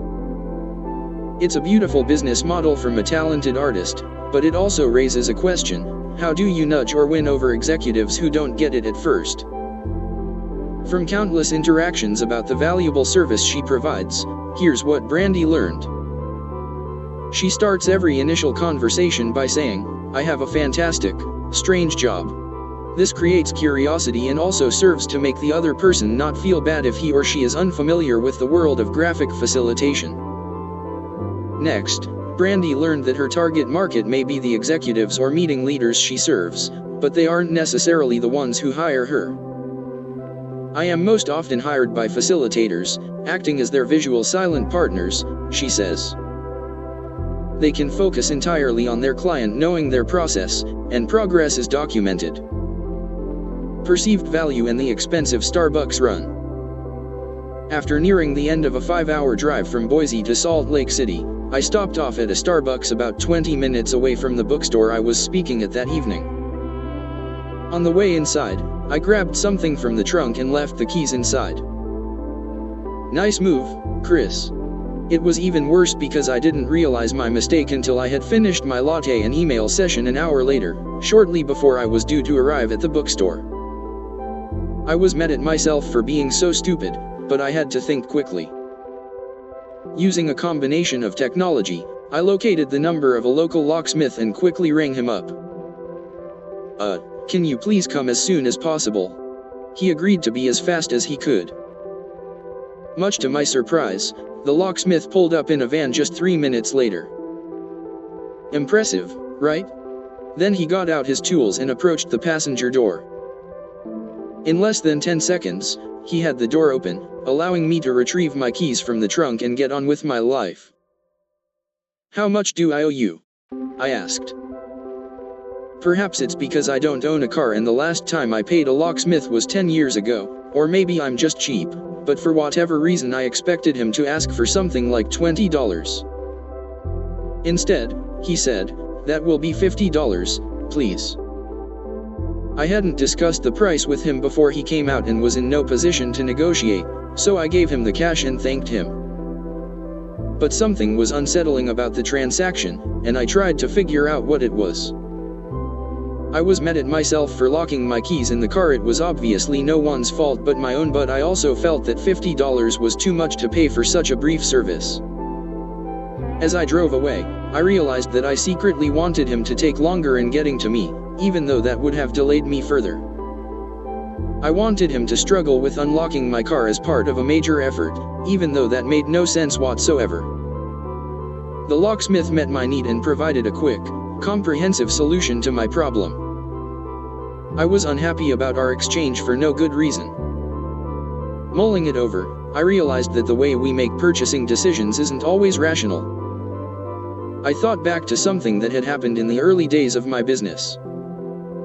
I had produced a 25-page report on booking discount airfare and sold it for $25. Many people bought it, but others complained, 25 pages for $25? That's too expensive. I knew I couldn't please everyone, but I didn't understand this specific objection. The point of the report was to help people save money on plane tickets, and many readers reported saving $300 or more after one quick read. What does the length of the report have to do with the price? I remember thinking about that one complaint. If I gave you a treasure map, would you complain that it was only 1 page long? It turned out the joke was on me. All of us place a subjective value on goods or services that may not relate to what they should be. Just as what we want and what we say we want aren't always the same thing, the way we place a value on something isn't always rational. You must learn to think about value the way your customers do, not necessarily the way you would like them to. Compelling offer toolkit, FAQ, guarantee, and over-delivery. As you continue to work on your offer, 3 tools will assist you in making it more compelling: the FAQ page, an incredible guarantee, and giving your customers more than they expect. Let's look at each of them in detail. 1. Frequently asked questions, aka, what I want you to know. You might think that a frequently asked questions page is designed merely to answer questions. Surprise! It's not. Or at least, that's not its only function. A well-designed FAQ page also has another, extremely important purpose. You could call it Operation Objection Busting. The additional purpose of a FAQ is to provide reassurance to potential buyers and overcome objections. Your mission, should you choose to accept it, is to identify the main objections your buyers will have when considering your offer and carefully respond to them in advance. Wondering what the objections to your offer will be? They fall into two categories, general and specific. The specific objections relate to an individual product or service, so it's hard to predict what they might be without looking at a particular offer. General objections, however, come up with almost any purchase, so that's what we'll look at here. These objections usually relate to very basic human desires, needs, concerns, and fears. Here are a few common ones. How do I know this really works?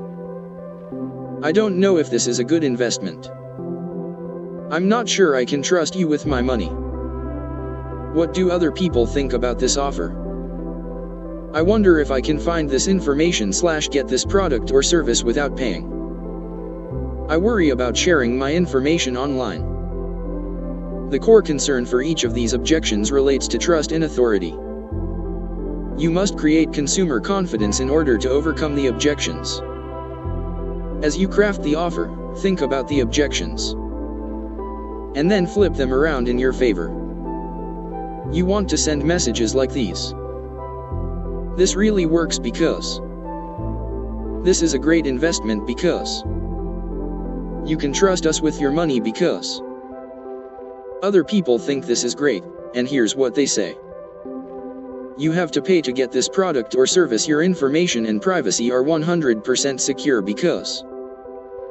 See how it works? The point is not to be defensive but rather to be proactive in responding to concerns. One model you can use when describing your offer is outlined below in what we'll call a rough awesome format. It works like this. Point 1, this thing is so awesome. Point 2, seriously, it's really awesome. Point 3, by the way, you don't need to worry about anything.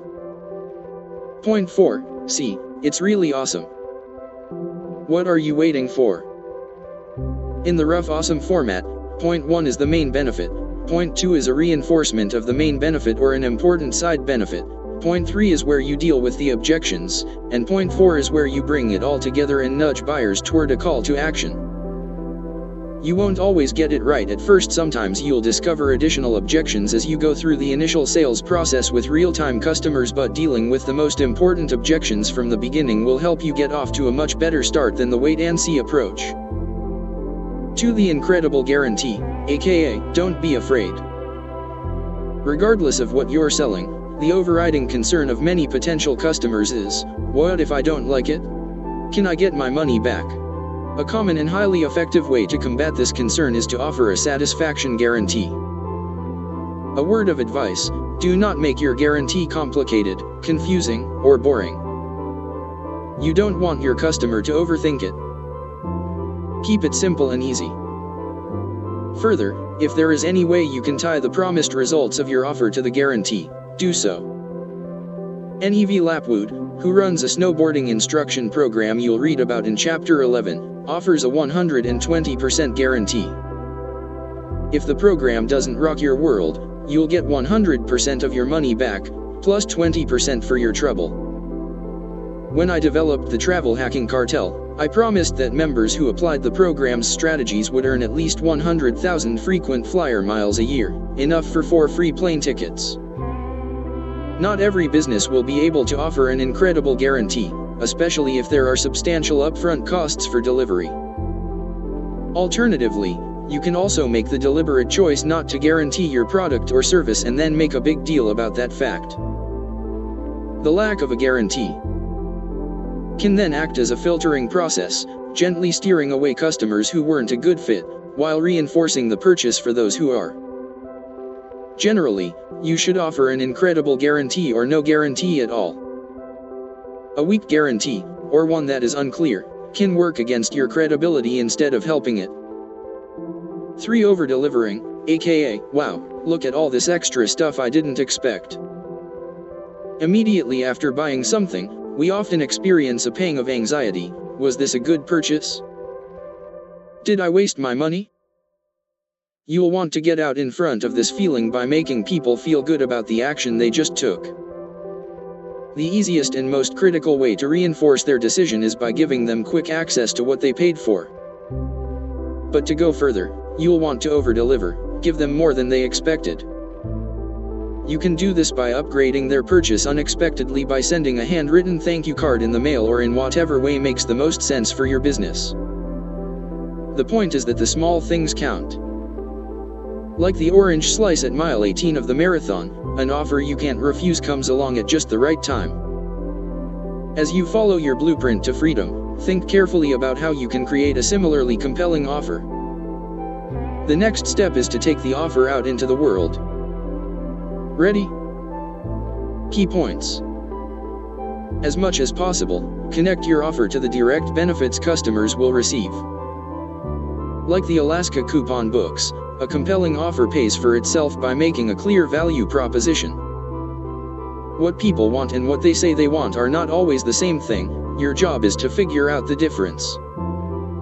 When developing an offer, think carefully about the objections and then respond to them in advance. Provide a nudge to customers by getting them to make a decision. The difference between a good offer and a great offer is urgency. Why should people act now? Offer reassurance and acknowledgement immediately after someone buys something or hires you. Then find a small but meaningful way to go above and beyond their expectations. Ironically, there were no donuts available after the 26.2-mile race, something many runners would have been thrilled to see. Keep this in mind if you are ever in charge of providing donuts for marathoners. Unfortunately, the fee to join Direct Buy is thousands of dollars, and it's not always clear how much money the average homeowner will save with the service. But as with Priceline, perhaps this creates an opportunity for another third-party business to provide the information. To watch a short video on how Brandy creates her great work, check out youtube.com/loosetooth.com. I asked Nev if he's had issues with customers abusing this policy. His response: nope, no problems at all. Nev credits Tim Ferriss, author of The 4-Hour Workweek, with giving him this idea.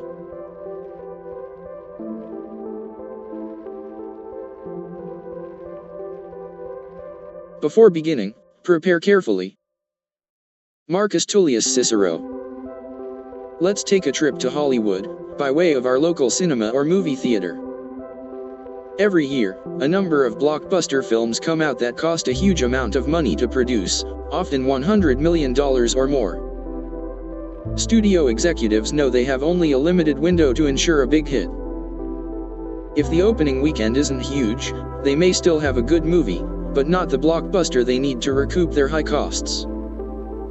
The executives also know that although some people don't decide which movie they want to see until they get to the theater, lots of other people go to see a particular movie. If they've been hearing about it in advance, building up their anticipation and getting excited, they're all the more eager to see the movie and tell their friends about it too.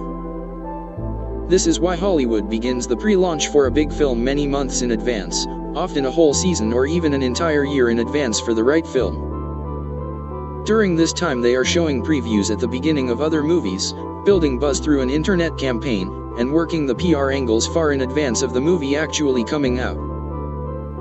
The pre-launch campaign is a success when people eagerly await the film, complaining about how long it takes to arrive, until the day finally it's ready to be screened for the public.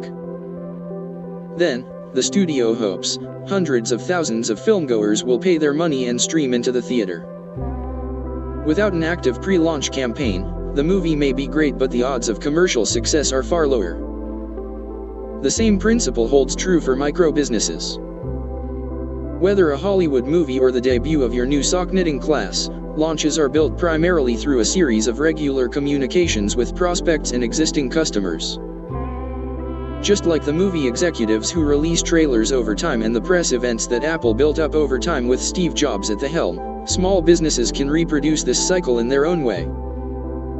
Carol Gajda and Adam Baker, two friends with separate businesses in different parts of the country, decided to team up for a big project. Carol had completed an engineering degree from the University of Michigan, but never actually worked as an engineer. He first had the idea from reading a classic 90-year-old marketing book called Scientific Advertising by Claude Hopkins. In the book, Hopkins discussed fire sales, the old school, everything must go tactic used by furniture stores for decades. Carol didn't have a furniture store, but he wondered, what if we put together a modern-day fire sale, with an emphasis on giving away a ton of value for a low price, but only for a limited time? Carol and Adam were both in the information publishing business, and they quickly went to work, approaching other colleagues to participate. The pitch was intriguing: contribute your products to the overall mix to be sold as a group for a low price and during a limited time. Oh, and if you help promote the offer to your own audience of customers and followers, you'll earn an 80% commission on everything you sell. It was a good pitch, and Carol and Adam had spent plenty of time building relationships and developing a strong reputation for their work. Out of 25 requests, 23 people said yes. Packaging everything together, they ended up with a monster package valued at a retail price of $1,054. They would sell the package for $97, less than 10% of the overall value, and a price to which they expected customers would respond well. The hook came from the fire sale idea. The offer would be available for only 72 hours. No packages would ever be sold again after the limited time period. The big day came, and they put the offer online. For 10 minutes nothing happened. Carol sat looking in anticipation at the stats in Austin while Adam was biting his nails in Indianapolis. Was something wrong? Fortunately not. It turned out they were just 10 minutes early. All of a sudden, a trickle of visitors became a stream, then a flood, as more and more people heard about the offer and came by to purchase. Wham! The server was hit hard, and Carol's Gmail account reported notification of payment received over and over. The flood continued for the rest of the day, slowed down a bit on the second day, and then picked back up at the end of the third and final day. When the smoke cleared, Carol and Adam added up the results. Total sales, $185,755 in 3 sleep-deprived days. Such was the power of a well-crafted product launch. It was a dark and stormy night. Because a planned launch campaign can provide far better results than simply putting something out there and saying, "Hey, here you go," you'll want to think carefully about how to structure it. The campaign usually unfolds in a series of messages you send to your audience, and you should keep the Hollywood analogy in mind. The worst thing you could do for a launch is to open your movie without letting anyone know. A much better thing is to tell a story. The story unfolds like this. An early look at the future. In the first mention of your upcoming launch, you don't want to give all the details away. It's usually better to start with a simple heads up.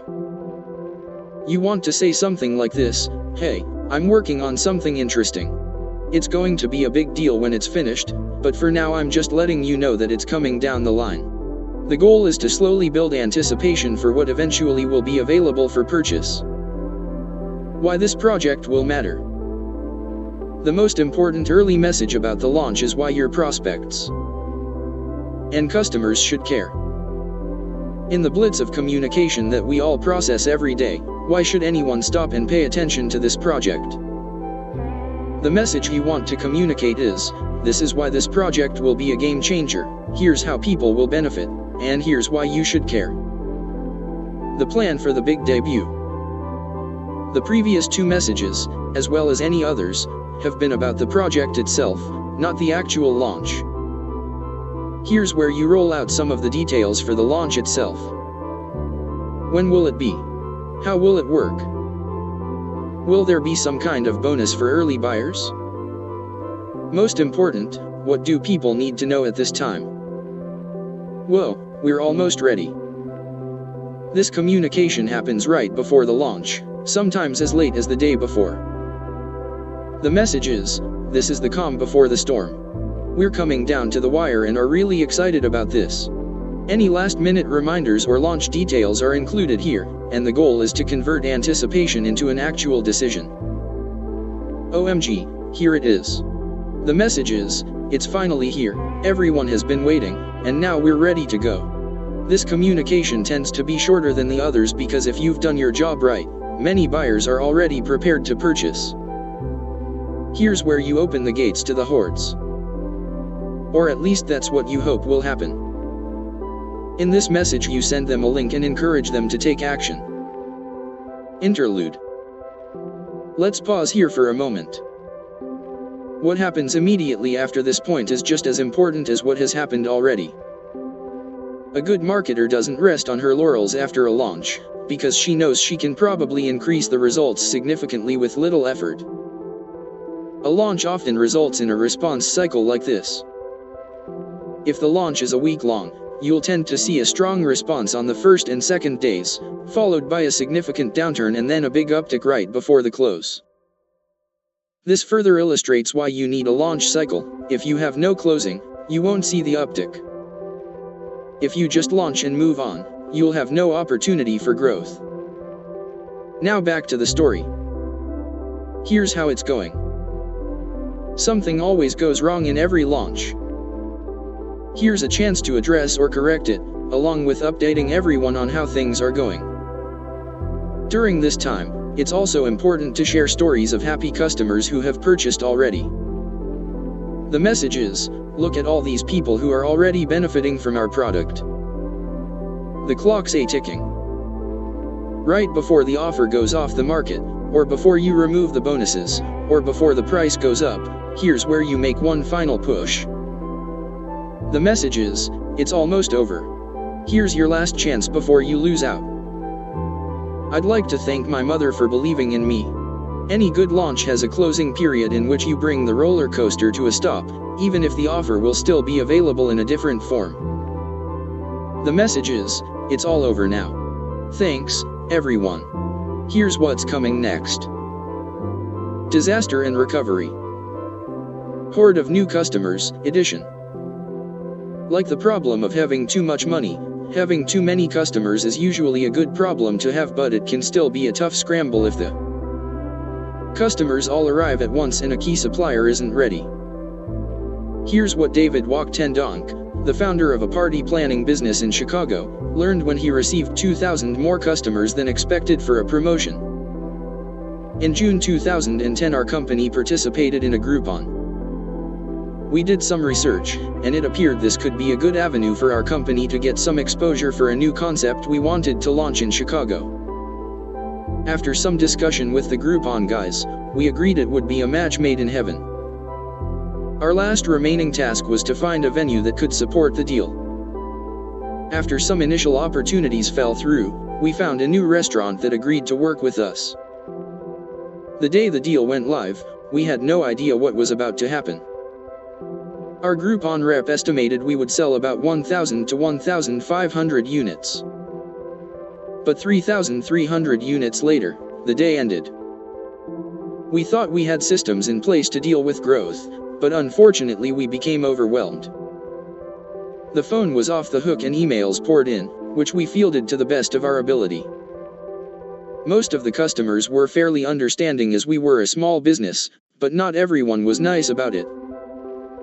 We found out after the deal had launched that the restaurant was in the middle of rebranding to a sports bar, which is not the ideal situation for a dinner theater. Their clientele changed, the atmosphere was evolving, and the owner of the business did his best to accommodate us.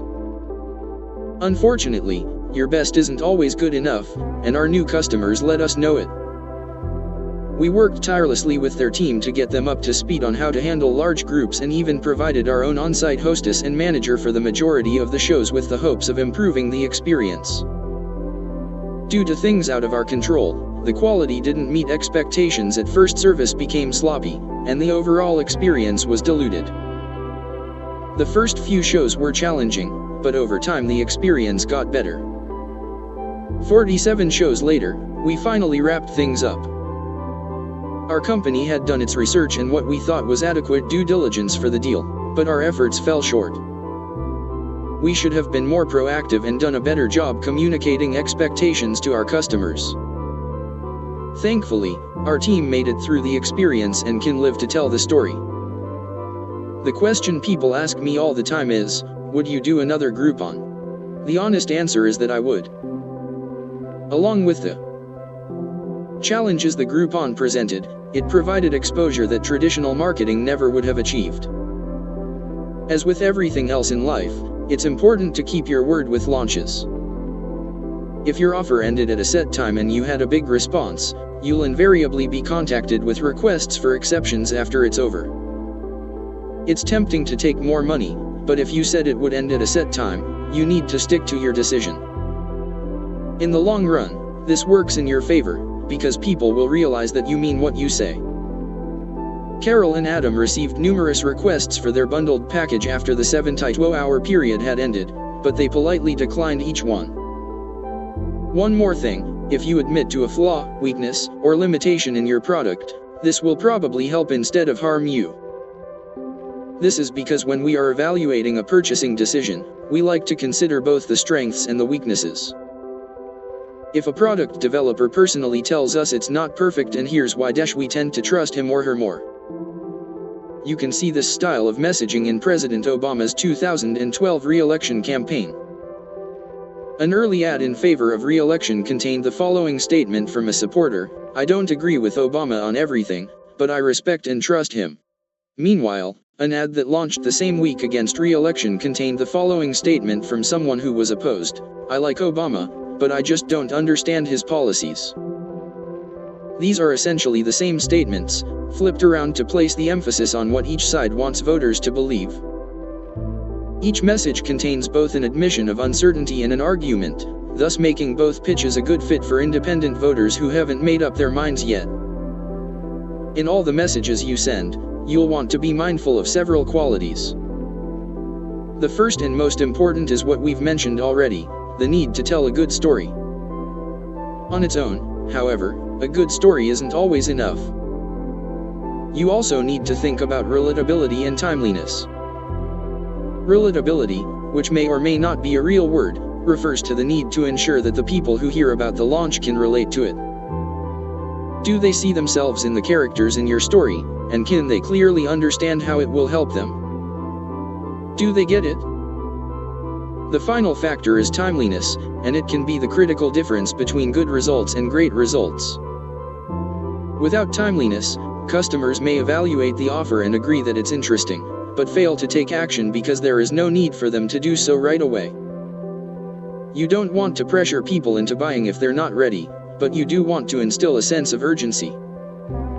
That's why a good launch always factors in a concern for timeliness. It's not about the sales. The goal of a good launch is not just to convert as many prospects as possible, it's also to preserve your relationship with other prospects and increase your influence. The reason this is important is because you don't want to hammer people too hard. It's better to build relationships over time. Some people will always complain whenever you sell anything at any price. There's nothing you can do about that attitude, so just accept it and don't cater to those people. But you do want to pay attention to your broader base. What are they saying about you? How do they perceive the value of your offer and the style of your messaging? A good launch should increase sales and influence at the same time. If you're getting positive feedback from people who don't buy your product but want to support you in other ways, you're on the right track. Storytelling and the Empire Building Kit launch. It was my most important launch to date, an online business course called the Empire Building Kit that eventually formed the basis for this book. For months I conducted interviews and research, capturing lessons from unconventional entrepreneurs and extracting the secrets of their success. As I prepared to make it available, though, I felt stuck. Something wasn't coming together, and I kept procrastinating on the launch date. While planning a trip to Europe and West Africa, I had a flight booked that eventually would take me to Chicago but no onward ticket to my home in Portland. On a whim I checked the Amtrak schedule, thinking there was no way I'd want to take a train halfway across the country, but I might as well take a look. To my surprise, the name of the Amtrak train from Chicago to Portland was the Empire Builder. I began to get an idea, but initially thought it was too crazy to implement. That same evening, the doorbell rang and the UPS guy dropped off a package. When I opened the box, I discovered a free messenger bag sent by some new friends at Tom Bin's company. The name of the bag was Empire Builder. I'm not sure if God, the universe, or Tom Bin's company was sending me the message, but I decided to follow the idea where it led. I made plans to go to West Africa, then fly home via Chicago and launch the Empire Building Kit on a single day, live from the Empire Builder train. Oh, and it also happened to be my birthday, so I made that part of the story as well. I asked my friend J.D. Roth to come along with me, so he and I met up in Chicago and prepared for the journey. Upon embarking on the train, we set up a blogger's lounge in the Amtrak viewing car complete with various Apple products, amusing the other passengers, many of whom were elderly sightseers. In the weeks before the big day, I had been telling my community about the plan with a mixture of excitement and dread. I was excited to launch the new course but scared that I wouldn't be able to finish it in time.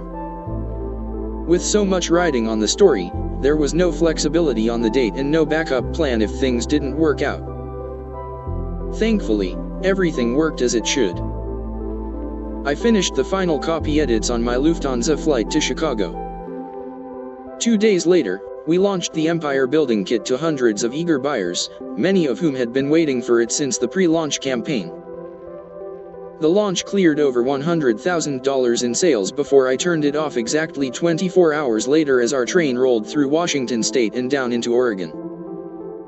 The message had a good story and built-in timeliness. Once we hit Portland, the deal was over. My favorite part was receiving emails from people who said they weren't interested in the course but had been enjoying the story of the train ride. I don't always get it right, but this time everything fell into place. London Airport launch, 11 hours to Brazil. After finishing a university course, Andreas Cambanese struggled for 6 months, not wanting to get a real job and trying to build something for himself. The goal was to develop an iPhone app and online guide to London cycling routes, but the initial setbacks were significant. Among other things, Andreas used the name London Cyclist before realizing that there already was a publication with that name, triggering an angry letter and the threat of a lawsuit.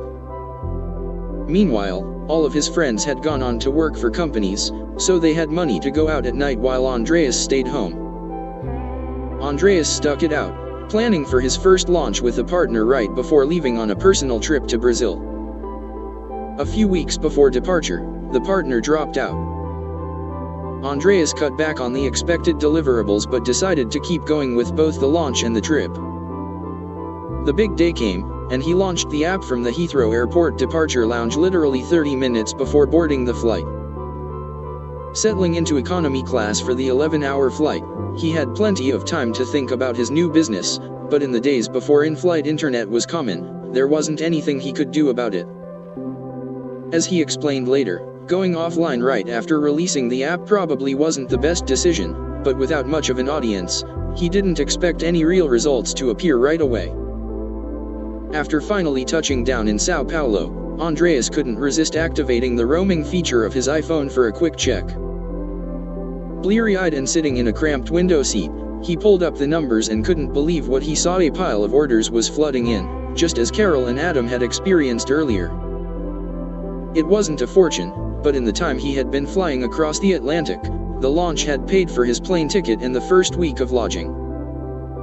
Andreas continued on to a connecting flight to Rio, abandoning all hope of not using the roaming option on his phone, and kept watching the sales come through. I prefer to spend my launches at home with 16 ounces of coffee in hand, dealing with the inevitable technical glitch while communicating with partners and buyers. But in this case, having the forced deadline of the upcoming flight and then getting on the plane in Heathrow, ready or not, served as a powerful motivation for Andreas. It's hard to put into words why the physical deadline was such an important part of getting the project done, he told me. I think it was so motivational because it seemed impossible to achieve, and it made me kill everything that didn't add to the project being finished. A good launch strategy can help almost any business, online or offline. Let's take a look at how an independent publishing company used the same tactics that worked for Carol and Adam, but for a launch that was completely offline and local. Anastasia Valentine publishes children's books and used to work with big companies who had gigantic marketing budgets. Naturally, she didn't have access to the same kind of resources for her own launch, but she knew enough to create anticipation over time for a specific event. The first part was to start with the ask everyone she knew for help.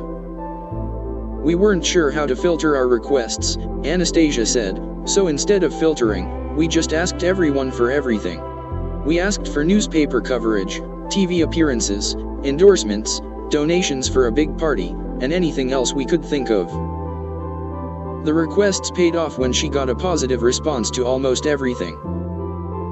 When the big day arrived, the line went out the door, and Anastasia had made sure to create a good experience for the attendees. Since adults who buy children's books usually arrive with kids in tow, she added coloring spaces and a homemade pin the tooth on the crocodile contest.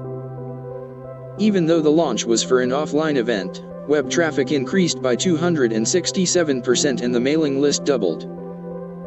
Learning to ask was also instructive. People we didn't think would have the slightest interest showed up. With friends, she said. Meanwhile, people who we thought were totally interested never even responded. The lesson was that you shouldn't assume someone isn't interested or won't attend or won't buy. If you're just getting started with your own launch planning, check out the 39-step product launch checklist below. This checklist has two uses, as a template for a new business planning its first launch and as an idea generator for an existing business. 39-step product launch checklist. Note: every product launch is different. Use these steps as a guideline to your own. Often by adding one or two steps you would otherwise leave out, you'll get a significant increase in sales. The big picture. 1. Ensure that your product or service has a clear value proposition. What do customers receive when exchanging money for your offer? 2. Decide on bonuses, incentives, or rewards for early buyers. How will they be rewarded for taking action? 3. Have you made the launch fun somehow? 4. If your launch is online, have you recorded a video or audio message to complement the written copy? 5. Have you built anticipation into the launch? Are prospects excited? 6. Have you built urgency, not the false kind but a real reason for timeliness, into the launch? 7. Publish the time and date of the launch in advance. 8. Proofread all sales materials multiple times. And get someone else to review them as well. 9. Check all web links in your shopping cart or payment processor, and then double-check them from a different computer with a different browser. Asterisk: this is super important. USP means unique selling proposition, and refers to the one thing that distinguishes your offering from all others. Why should people pay attention to what you are selling? You must answer this question well. Next steps. 10. If this is an online product, is it properly set up in your shopping cart or with PayPal? 11. Test every step of the order process repeatedly. Whenever you change any variable, test it again. 12. Have you registered all the domains associated with your product? Domains are cheap. You might as well get the .com, .net, .org, and any very similar name if available. 13. Are all files uploaded and in the right place? 14. Review the order page carefully for errors or easy to make improvements. Print it out and share it with several friends for review, including a couple of people who don't know anything about your business. 15. Read important communications out loud. You'll probably notice a mistake or a poorly phrased sentence you missed while reading it in your head. 16. Have you or your designer created any custom graphics for the offer, including any needed ads for affiliates or partners? Money matters. 17. Set a clear monetary goal for the launch. How many sales do you want to see, and how much net income? 18. Advise the merchant account or bank of incoming funds. 19. Create a backup plan for incoming funds if necessary. 20. Can you add another payment option for anyone who has trouble placing an order? 21. For a high-priced product, can you offer a payment plan? Asterisk merchant accounts are paranoid about large sums of money arriving in a short period of time. If you don't give them a heads up, you might run into problems the night before. 22. Clear as much email as possible in addition to any other online tasks so you can focus on the big day tomorrow. 23. Write a strong launch message to your lists of readers, customers, and/or affiliates. 24. Prepare a blog post and any needed social media posts. 25. Set 2 alarm clocks to ensure that you are wide awake and available at least 1 hour before the scheduled launch. The big morning. 26. Schedule your launch time to suit your audience, not you. All things being equal, it's usually best to launch early in the morning, East Coast time. 27. Soft launch at least 10 minutes early to make sure everything is working. It's better for you to find the problems than to have your customers find them. 28. Write the first 3 to 5 buyers to say thanks and ask, did everything go okay in the order process? 29. As long as it's possible, send a quick personal note to every buyer in addition to the automated thank you that goes out. Promotion. 30. Most important, ask for help spreading the word. Many readers, prospects, and acquaintances will help by telling their friends and followers, but you have to ask them. 31. Write to affiliates with a reminder about the new offering. 32. Write to journalists or media contacts, if appropriate. 33. Post on Twitter, Facebook, LinkedIn, and any other social networks you already participate in. 34. Write the general thank you message that all buyers will receive when purchasing. 35. If applicable, write the first message for your email follow-up series that buyers will receive.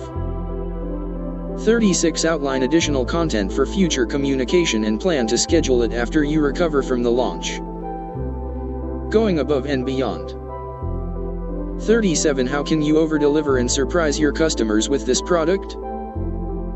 Can you include additional deliverables or some kind of unadvertised benefit? 38. Is there anything special you can do to thank your customers? The second to last step. 39. Don't forget to celebrate. It's a big day that you've worked up to for a long time. Go out to your favorite restaurant, have a glass of wine, buy something you've had your eye on for a while, or otherwise do something as a personal reward. You've earned it. The very last step. 40. Start thinking about the next launch. What can you build on from this one? What did you learn that can help you create something even better next time? Remember, many customers will support you for life as long as you keep providing them with great value. It's much easier to sell to an existing customer than to a new one, so work hard to over-deliver and plan ahead for the next project. Post-launch, it's not over. After the launch, you may be tempted to take a break, and you probably should do something to celebrate or rest. But make it a short break, because what happens next is important. During the launch process, a lot of people were paying attention to you. You've captured additional attention and trust in the form of new customers. Other prospects who considered the offer didn't find it compelling at this time, but perhaps you can serve them with something else later. Always return to the all-important value question: how can you help people more? After their big launch, Adam and Carol went back to their own businesses and active lives. Adam used part of his proceeds to buy an RV and tour the country with his family, and Carol began an unconventional pilgrimage to visit every roller coaster in America. At the same time, they kept thinking ahead, planning another big project that would result in more sales, more customers, and more impact. Key points.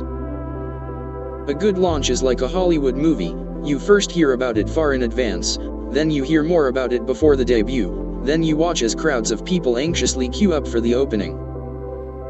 A good launch blends strategy with tactics. Strategy refers to why questions such as story, offer, and long-term plan. Tactics refers to how questions such as timing, price, and specific pitch. A series of regular communications with prospects before the launch will help you recreate the Hollywood experience with an audience of any size. Tell a good story and be sure to consider the question of timeliness. Why should people care about your offer now? Use the 39-step product launch checklist as a model. Not every step may apply to you, and you may want to add steps of your own. Any analysis of launch marketing should give credit to the classic book Influence by Robert Cialdini, who was one of the first to study how consumers decide to make purchasing decisions. Jeff Walker, an entrepreneur and educator, is also well known for his work on product launches.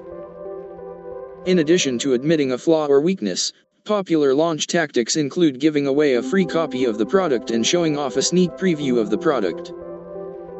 Because launches are so important, I've included more tips and tactics in the free resources. An unexpected benefit of Andreas's launch trip was meeting someone in South America who would become his longtime girlfriend.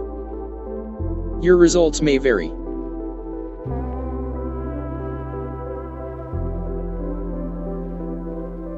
Good things happen to those who hustle. Anais Nin. 120 miles from Boston in rural New Hampshire, hundreds of artists and art lovers gather twice a year for a communal experience. Before coming to the area, many of them connect online, arranging car share services and planning meetups. After settling into lakeside cottages, they learn from professionals and spend time with one another, old friends and new friends alike. It all started 5 years ago when Elizabeth McCrellish was feeling isolated from other artists and wanted to create more of a sense of community in her rural area. I invited my friends to join me for a weekend gathering centered on the arts, she explained. She planned for a few dozen people, but 135 showed up, mostly from the West Coast, far from the small New England group she had expected. Thus was born Squam Art Workshops, named after a lake in central New Hampshire. After that initial gathering, Elizabeth repeated the experience, first on an annual basis and then twice a year. The audience is 1/3 professional artists and 2/3 regular people with day jobs who enjoy arts and crafts as a hobby. Hundreds of people now come to each sold-out gathering. As the workshops grew, Elizabeth pulled back to regroup. She did no traditional advertising of any kind, but more people kept signing up, strictly through word of mouth.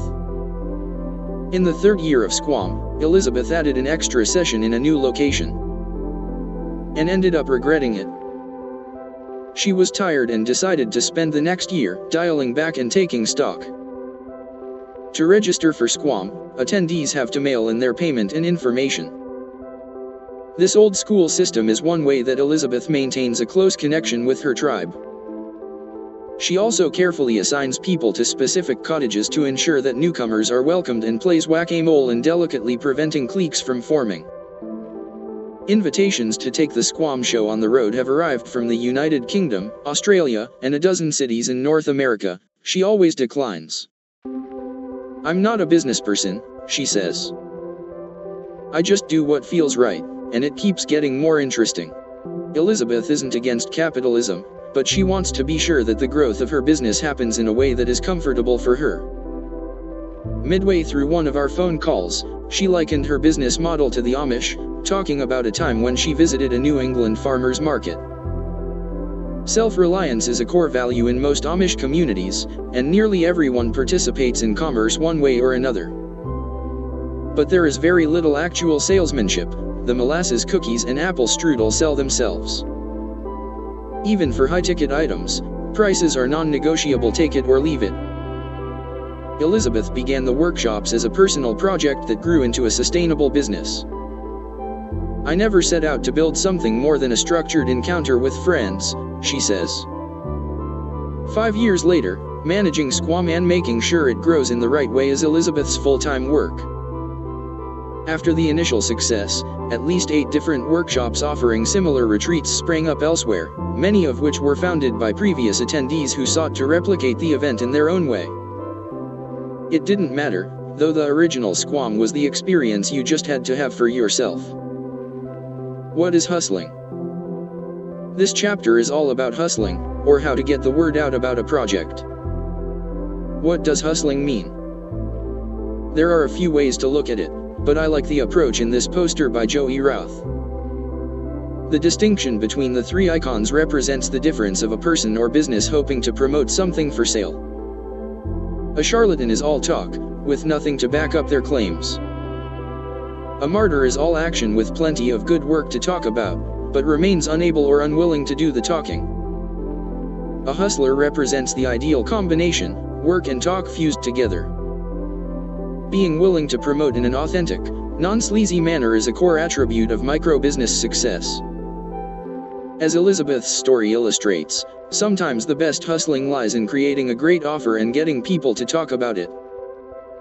In other cases, you want to have as many of the right kind of customers as possible, so there's nothing wrong with putting yourself forward. In my work, the hustler image on the right is pretty much what I try to do every day as a writer and entrepreneur, lots of creating and lots of connecting. The connecting isn't always directly related to the work at hand. Sometimes I'm supporting other people with their hustling, but on a good day, there's plenty of creating and plenty of connecting. Another way to look at it is: style without substance equals flash. Substance without style equals unknown. Style with substance equals impact. When you're first getting started with a project, how do you go from martyr to hustler? It's simple. First things first, take the time to make something worth talking about. Don't be a charlatan. But then start with everyone you know and ask for their help. Make a list of at least 50 people and divide them into categories. As soon as the project is good to go, at least in beta form, touch base by sending them a quick note. Here's a sample message. Hi. I wanted to quickly let you know about a new project I'm working on. It's called, and the goal is to. We hope to. Don't worry, I haven't added you to any lists and I won't be spamming you, but if you like the idea and would like to help out, here's what you can do. Thanks again for your time. Note that you're not sending mass messages or sharing anyone's private info with the world. Each message is personal, although the content is largely the same. You're also not selling anyone on the project, you're just letting people know what you're up to and inviting them to participate further if they'd like to. The action points can vary, but they should probably relate to joining a contact list and letting other people know about the project.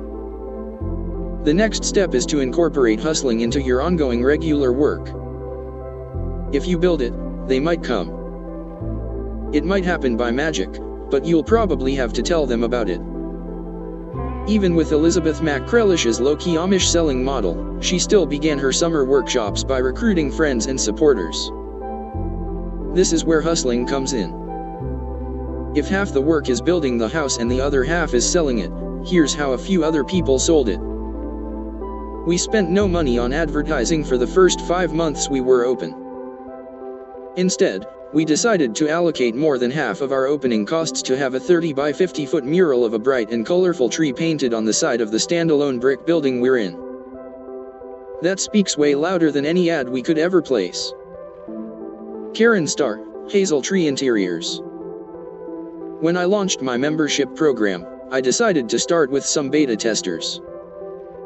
I invited 100 of my top prospects to try it out for the first 2 months before I opened membership. But I didn't send them an email invite. Instead, I sent a hostage letter in a brown paper bag folded and taped.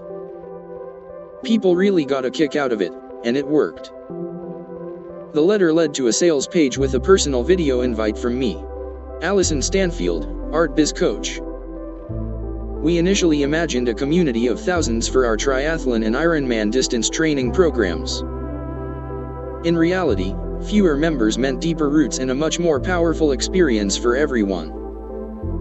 Unlike most programs, which try to keep pushing the price higher, we reward our members by decreasing the price the longer they remain in the program. This is because we recognize that the more experience they have, the more they can help other members.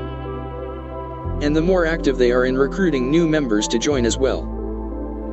Patrick McCrin, Endurance Nation. First things first, what do you have to say? I was sitting in a large conference room with my friend Jonathan Fields. Jonathan is an ex-lawyer turned serial entrepreneur and author.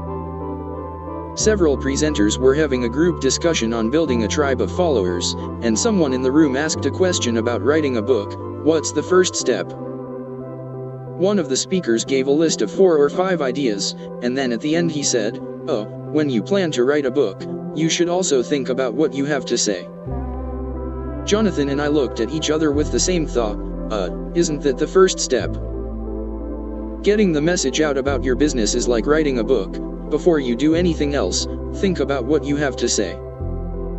What's the message?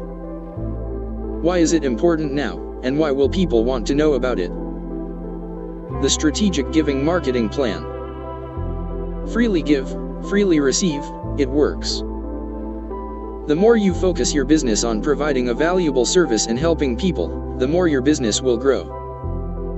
A number of the subjects of our case studies discussed how giving has been a core value of their business.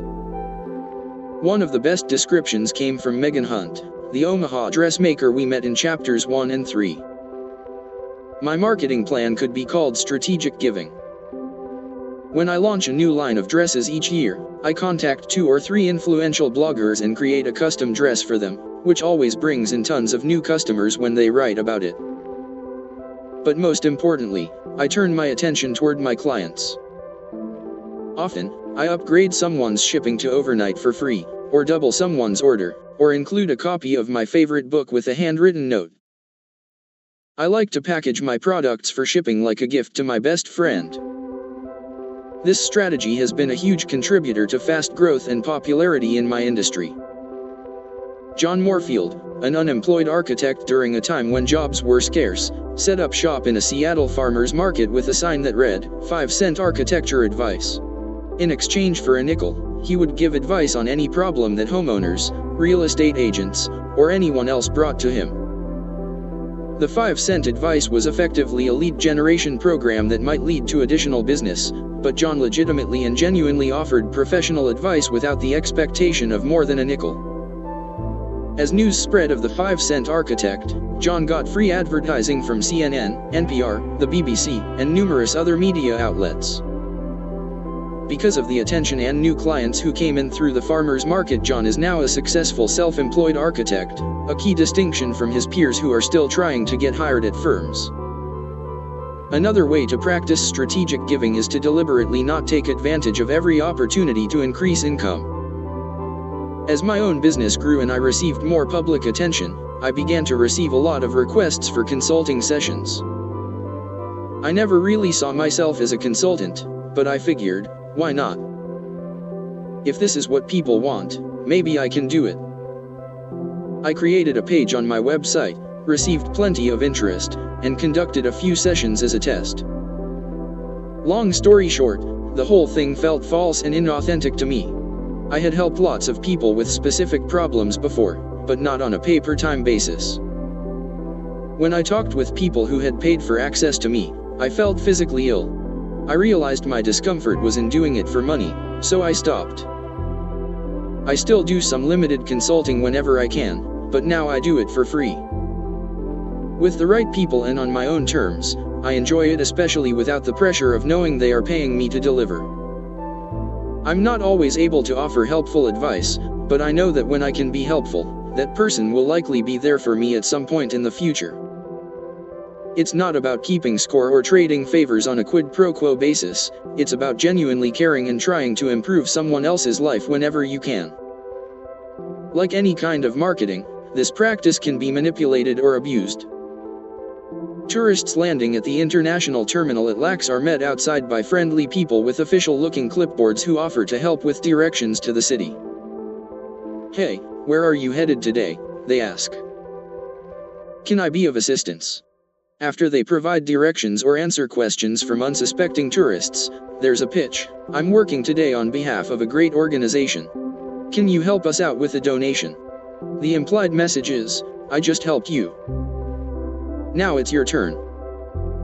This isn't the kind of strategic giving that serves your interests well in the long term. The intention of the airport solicitors isn't to be helpful, they are merely using helpfulness as a tool to gain the trust of unsuspecting tourists. Strategic giving is about being genuinely, truly helpful without the thought of a potential payback. Building relationships is a strategy, not a tactic.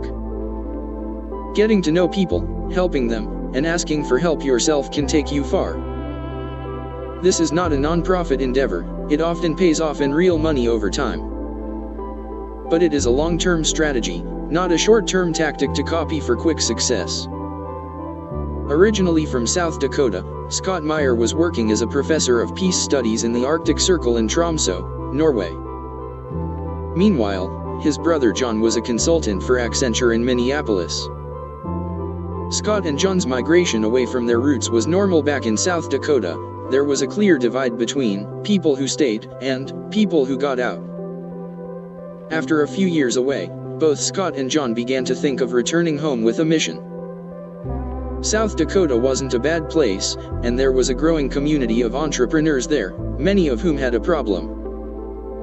Small businesses in the region tended to be run by people with fewer technical skills than those in Minneapolis or Chicago, the region's main hubs. Around here, Scott told me, people tend to use an old-school phone book to contact someone, and many business owners struggle with using email effectively. We knew we could help them grow their business. Scott and John founded 9 Clouds, a consultancy designed to help local businesses reach more customers through improved communication while gently educating them along the way. They give clients the fish by helping them reach new customers. Their clients are smart but worry about wasting time with new technology. 9 Clouds shows them the benefits of learning new tools that have been proved to be useful. The firm works hard to drum up business, but it focuses first on drumming up value. Every chance we get, we talk and share information with others and support them in their work, Scott says.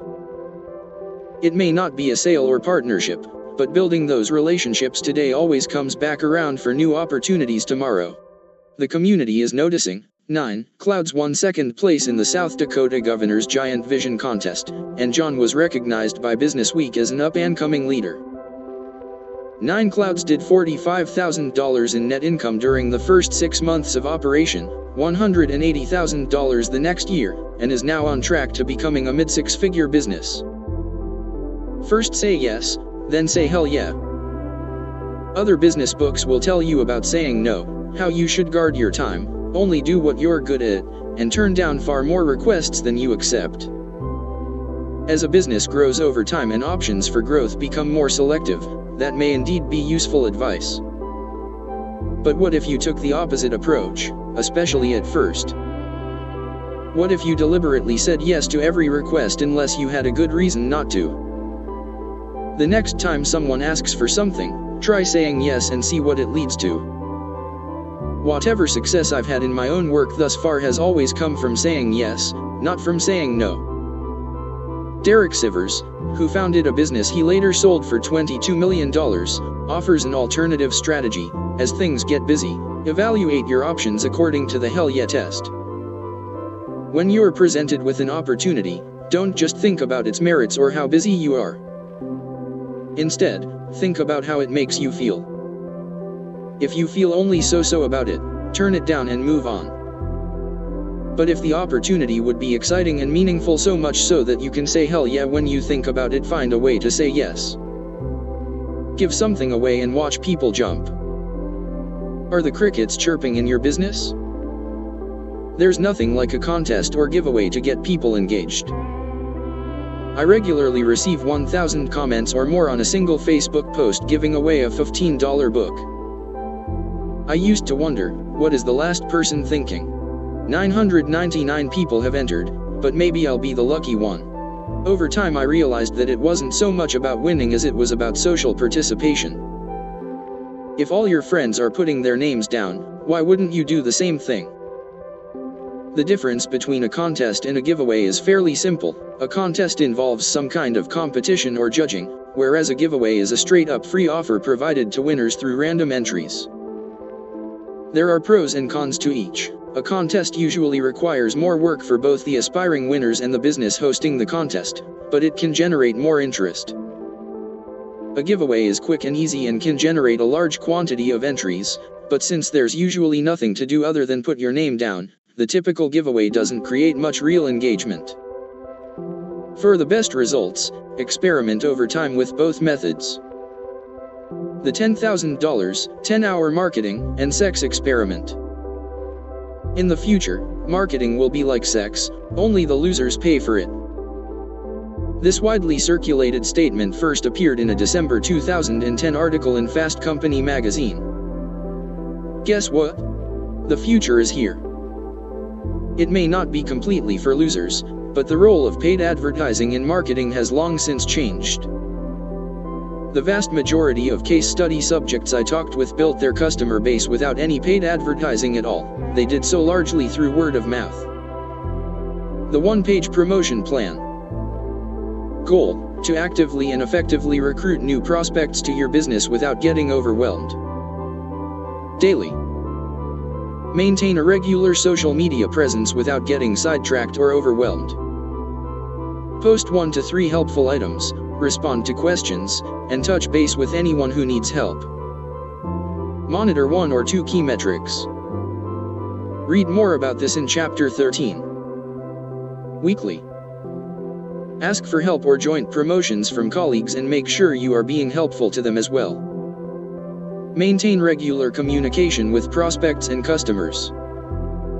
At least monthly connect with existing customers to make sure they are happy. Prepare for an upcoming event, contest, or product launch. Once in a while. Perform your own business audit to find missing opportunities that can be turned into active projects. Ensure that you are regularly working toward building something significant, not just reacting to things as they appear. While thinking about the quote and drafting this chapter, I decided to conduct an unscientific experiment to measure paid ads versus free hustling. Over the course of a month, I spent $10,000 on carefully selected ads and sponsorship for my travel hacking cartel service. I also spent 10 hours hustling, writing guest posts, recruiting a joint venture with another service, touching base with journalist contacts, and so on. Here are the results. Ad cost, $10,000 vs hustling cost, 10 hours $0 number of new customers, 78 number of new customers, 84 estimated value of new customers, $7,020 estimated value of new customers, $7,560. Approximate hour per hustle value, $756. Do we have a clear winner? I think so, but with a couple of disclaimers. First, one could say that I had access to relationships that others don't have, and those relationships were what determined the high hour per hustle value. This may be partly true. However, the whole point of hustling is to put your relationships to good use, whatever they are. Not everyone may be able to earn $756 per hustling hour. However, some situations could have produced an even higher hustling value. It is also true that hustling time is not unlimited. If I had $100,000 to spend instead of $10,000, the situation might indeed be different. Combining hustling with paid advertising could be a viable option for some. The point is that hustling can take you far. When you're thinking about how to get the word out and build your business, think about hustling first and paid advertising later. One objection to the hustling and relationship building strategies described in this chapter is that they take time. Well, of course they do, they're a big part of your work. But if you are worried about spending all day on a social networking site, you can avoid doing that by sticking to a series of quick check-ins. I maintain a text file of information and links to share, and a couple of times a day I go online and post something. At the same time, I scan all the messages that have come through for me and respond to as many as possible. Although I sometimes spend more time out of habit or interest, the whole process doesn't have to take any longer than 10 to 15 minutes a day. The point is to do what makes sense to you. Get up in the morning and get to work. Make something worth talking about and then talk about it. Who do you know? How can they help? And of course, the answer lies in being incredibly helpful yourself. Key points. If you are not sure where to spend your business development time, spend 50% on creating and 50% on connecting. The most powerful channel for getting the word out usually starts with people you already know. If you build it, they might come. But you'll probably need to let them know what you've built and how to get there. When you're first getting started, say yes to every reasonable request. Become more selective as you become more established. Use the one-page promotion plan to maintain a regular schedule of connecting with people as you also spend time building other parts of your business. I use this example to illustrate that having a good opportunity doesn't mean you should pursue it. I'm not opposed to consulting in general. It just wasn't a good fit for me. I thought 1,000 entries for a basic giveaway was pretty good until Jaden Hare from Steamy Kitchen told me she receives as many as 50,000 entries for her giveaways, all for a prize as simple as a set of cookbooks.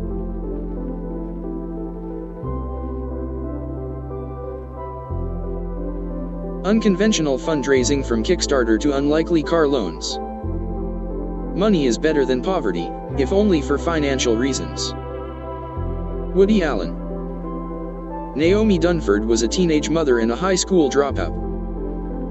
By the time she was pregnant with her second child, she was living in a homeless shelter.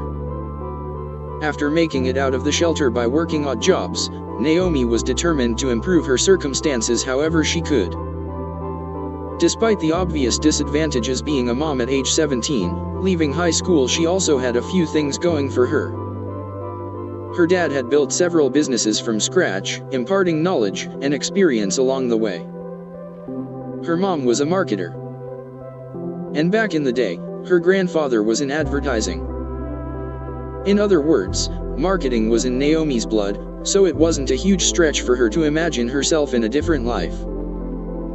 Without sharing her background with potential customers at first, Naomi opened a consulting company called Biz.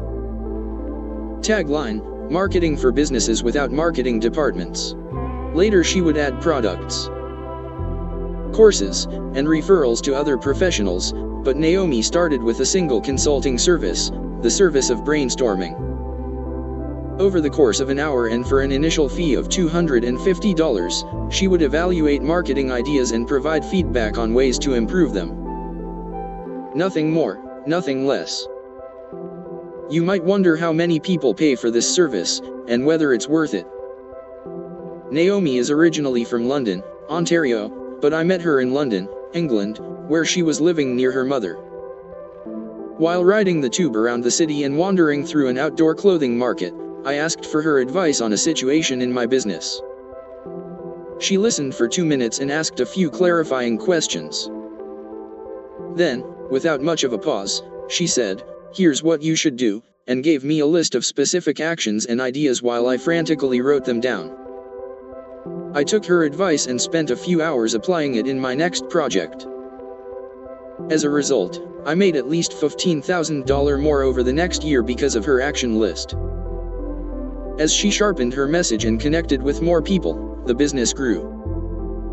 At the end of her first full year, Naomi published a short video explaining how she had earned almost $200,000 so far. This came as a big surprise to the online world, because Naomi wasn't known very well. She wasn't an internet celebrity, she didn't have 1 million followers, and in fact, a lot of people who stumbled upon her website were immediately turned off by the coarse language in her distinct, call it like I see it, style. Article titles included, "What to do when you're scared shitless," and, "Moral of the story, topless edition." But Naomi's audience wasn't put off at all. One of the things Naomi does well is continuously remind her clients about the need for actually making money. This may sound simple, but busy entrepreneurs can easily become overwhelmed with all kinds of projects and tasks that have nothing to do with making money. Putting the focus on income and cash flow, measuring everything else against those standards, ensures that a business remains healthy. Here's how Naomi explains it. Remember that the goal of business is profit. It's not being liked, or having a huge social media presence, or having amazing products that nobody buys. It is not having a beautiful website, or perfectly crafted email newsletters, or an incredibly popular blog. In larger businesses, this is called accountability to shareholders. Business is not a popularity contest. The CEO doesn't get away with saying, "But look at all these people who like us on Facebook." Shareholders will not accept that. You are the majority shareholder in your business, and you have to protect your investment. You have to make sure that your recurring activities are as directly tied to making money as possible. There's nothing wrong with having a hobby, but if you want to call it a business, you have to make money. Naomi is right. On any given day, there are all kinds of things you can do that have nothing to do with making money, but you should be careful about those distractions, because without the money, there is no business. Many aspiring business owners make two common, related mistakes: thinking too much about where to get money to start their project and thinking too little about where the business income will come from. Fixing these problems requires a simple solution: spend as little money as possible and make as much money as you can. Part I. Hang on to your wallet. Inspired by her second child, Heather Allard invented two wearable baby blankets that became a worldwide sensation. The blankets were featured on Access Hollywood and sold in more than 200 stores, and it was all she could do to keep up. After the birth of her third child in 2006, Heather sold the products to a larger company in order to spend more time with the family.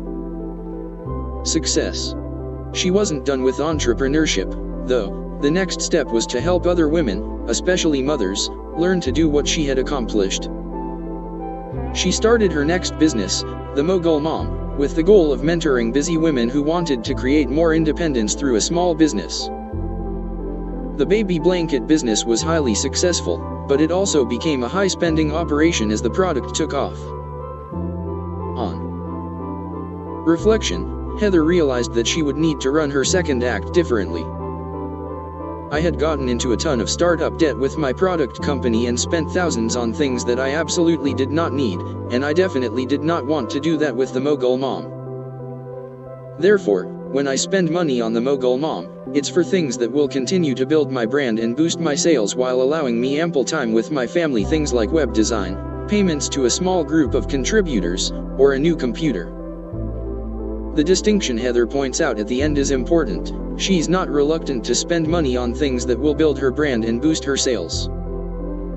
This kind of spending can grow a business. If you can spend $100 and create $200 in value from it, why wouldn't you? It's the other kind of spending, the unproven ad campaigns and unneeded custom websites, that Heather learned to stay away from. Lesson: spend only on things that have a direct relationship to sales. The stories from Naomi and Heather illustrate two important principles, both related to money. The first principle is that a business should always focus on profit. The second principle is that borrowing money or investing a lot of money to start a business is completely optional. This doesn't mean that there are no examples of businesses that have done well through traditional methods, it just means that borrowing is no longer essential. Don't think of it as a necessary evil, think of it as an undesirable option to be pursued only if you have a way to limit risk or are sure you know what you're doing. If you don't know what you're doing when you're starting out, that's okay, you're in good company. Almost every entrepreneur pursues projects with a much trial and much error system. But since it's easy to try things without losing your shirt, why seek investment and go into debt for something that may or may not work?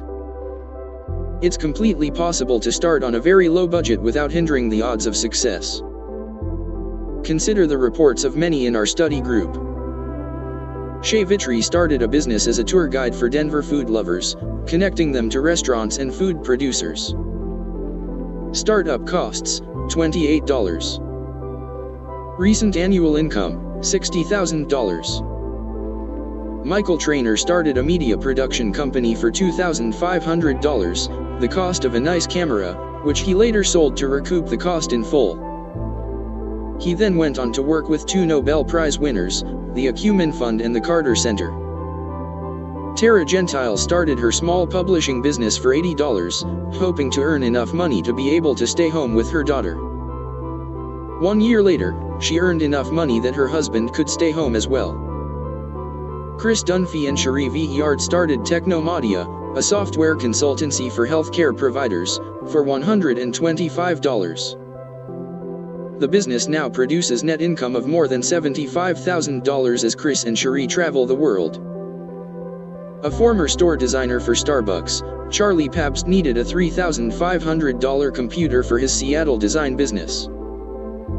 But after he had the powerful machine and a $100 business license, he was good to go. Annual income, just under $100,000. These stories are not outliers.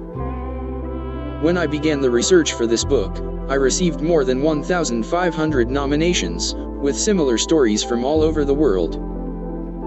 You can see the range of startup costs from our study group in the graph below. The average cost of the initial investment was $610.60.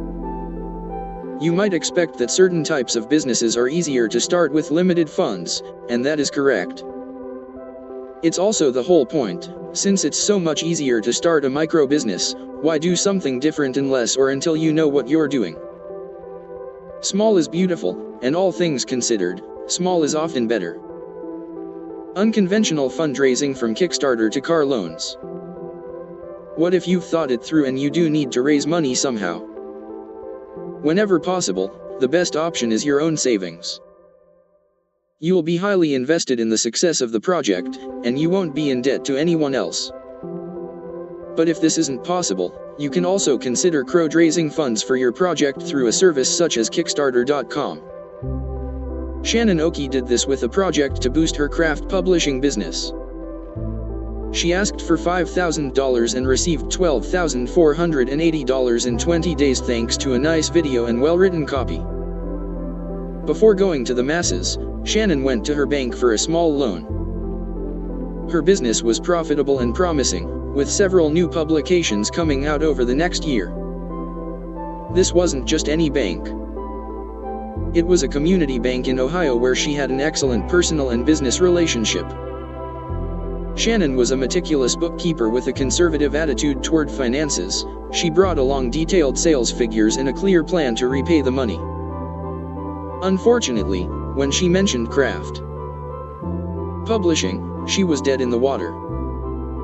They looked at me like I was a silly woman who couldn't possibly know anything about running a business, she said.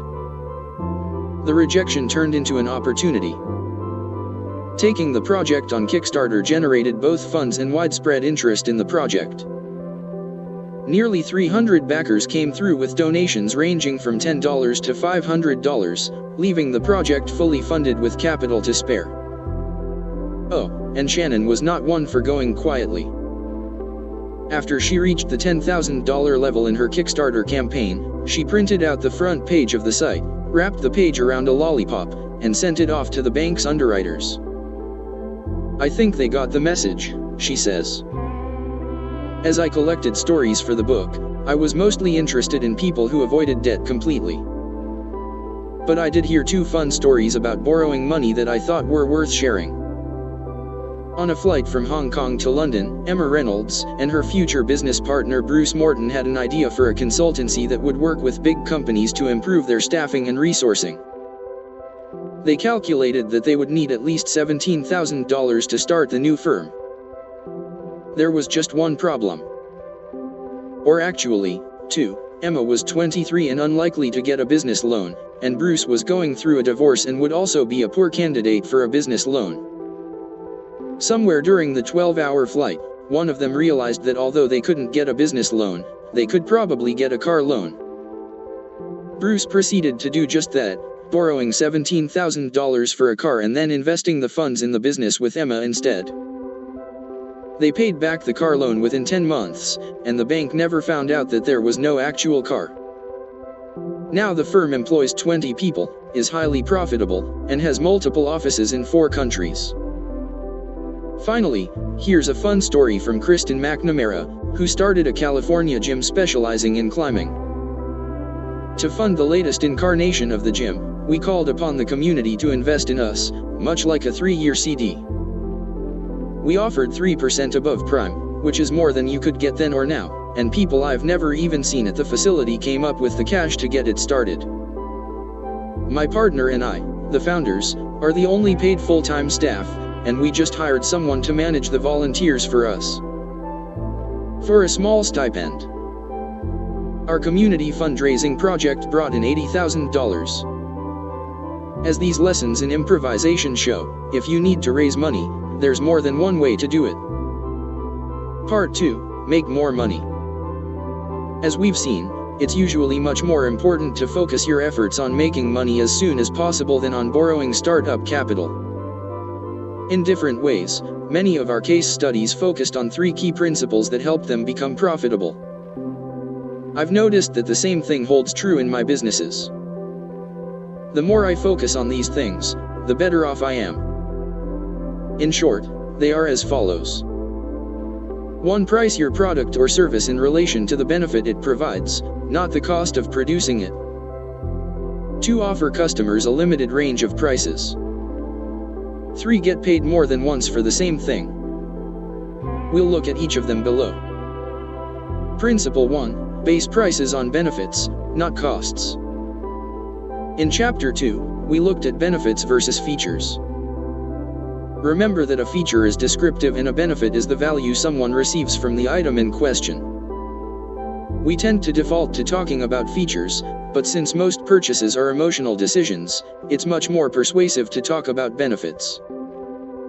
Just as you should usually place more emphasis on the benefits of your offering than on the features, you should think about basing the price of your offer on the benefit, not the actual cost or the amount of time it takes to create, manufacture, or fulfill what you are selling.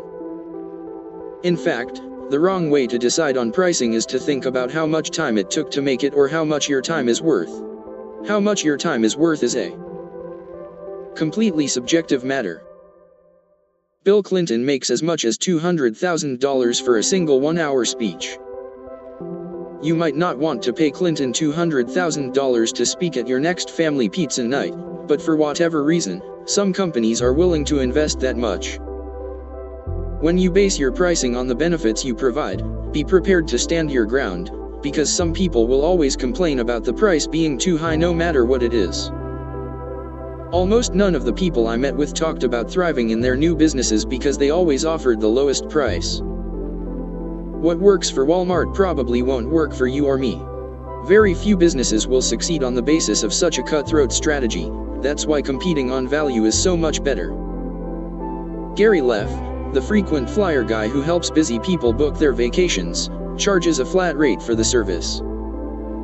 Sometimes it takes him a fair amount of work to research and book the trip, but other times he gets lucky and it can take as little as 2 minutes of research and a 10-minute phone call.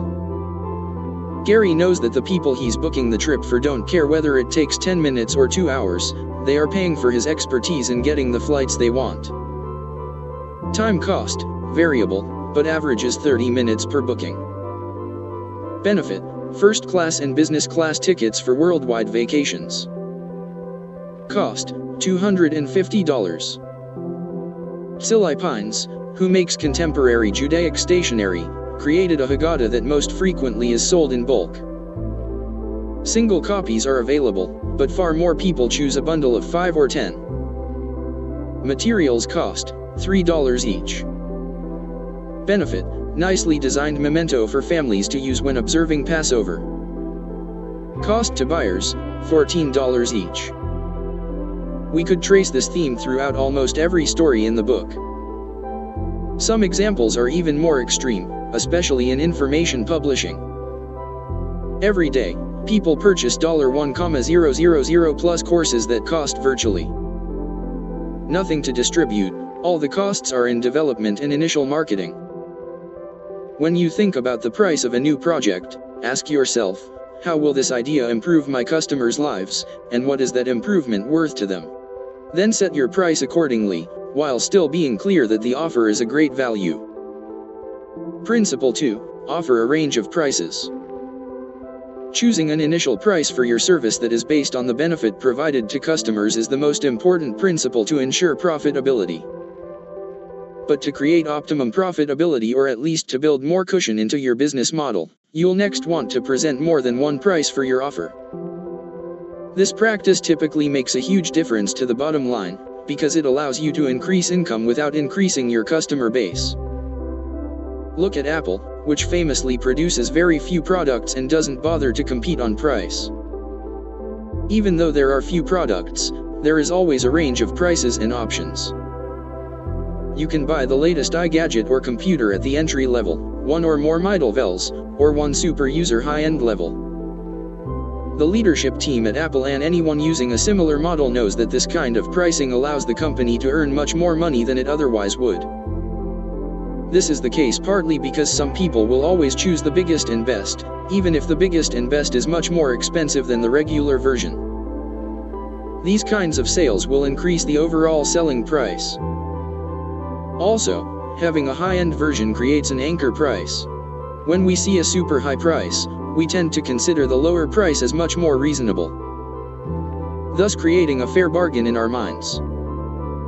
The internal thinking goes like this: wow, $2 million for the latest MacBook is a lot, but hey, the $240,000 model is almost as good.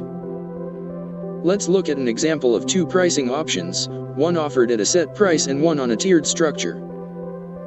Keep in mind that you can substitute any prices here to apply this to another business. Option 1, the world's greatest widget price, $87.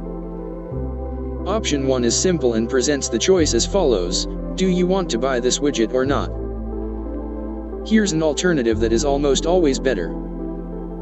Option 2, the world's greatest widget. Choose your preferred widget option below. 1 greatest widget ever, budget version. Price, $87. 2 greatest widget ever, even better version. Price, $129. 3 greatest widget ever, exclusive premium version. Price, $199. Option 2 presents the choice as follows: which widget package would you like to buy?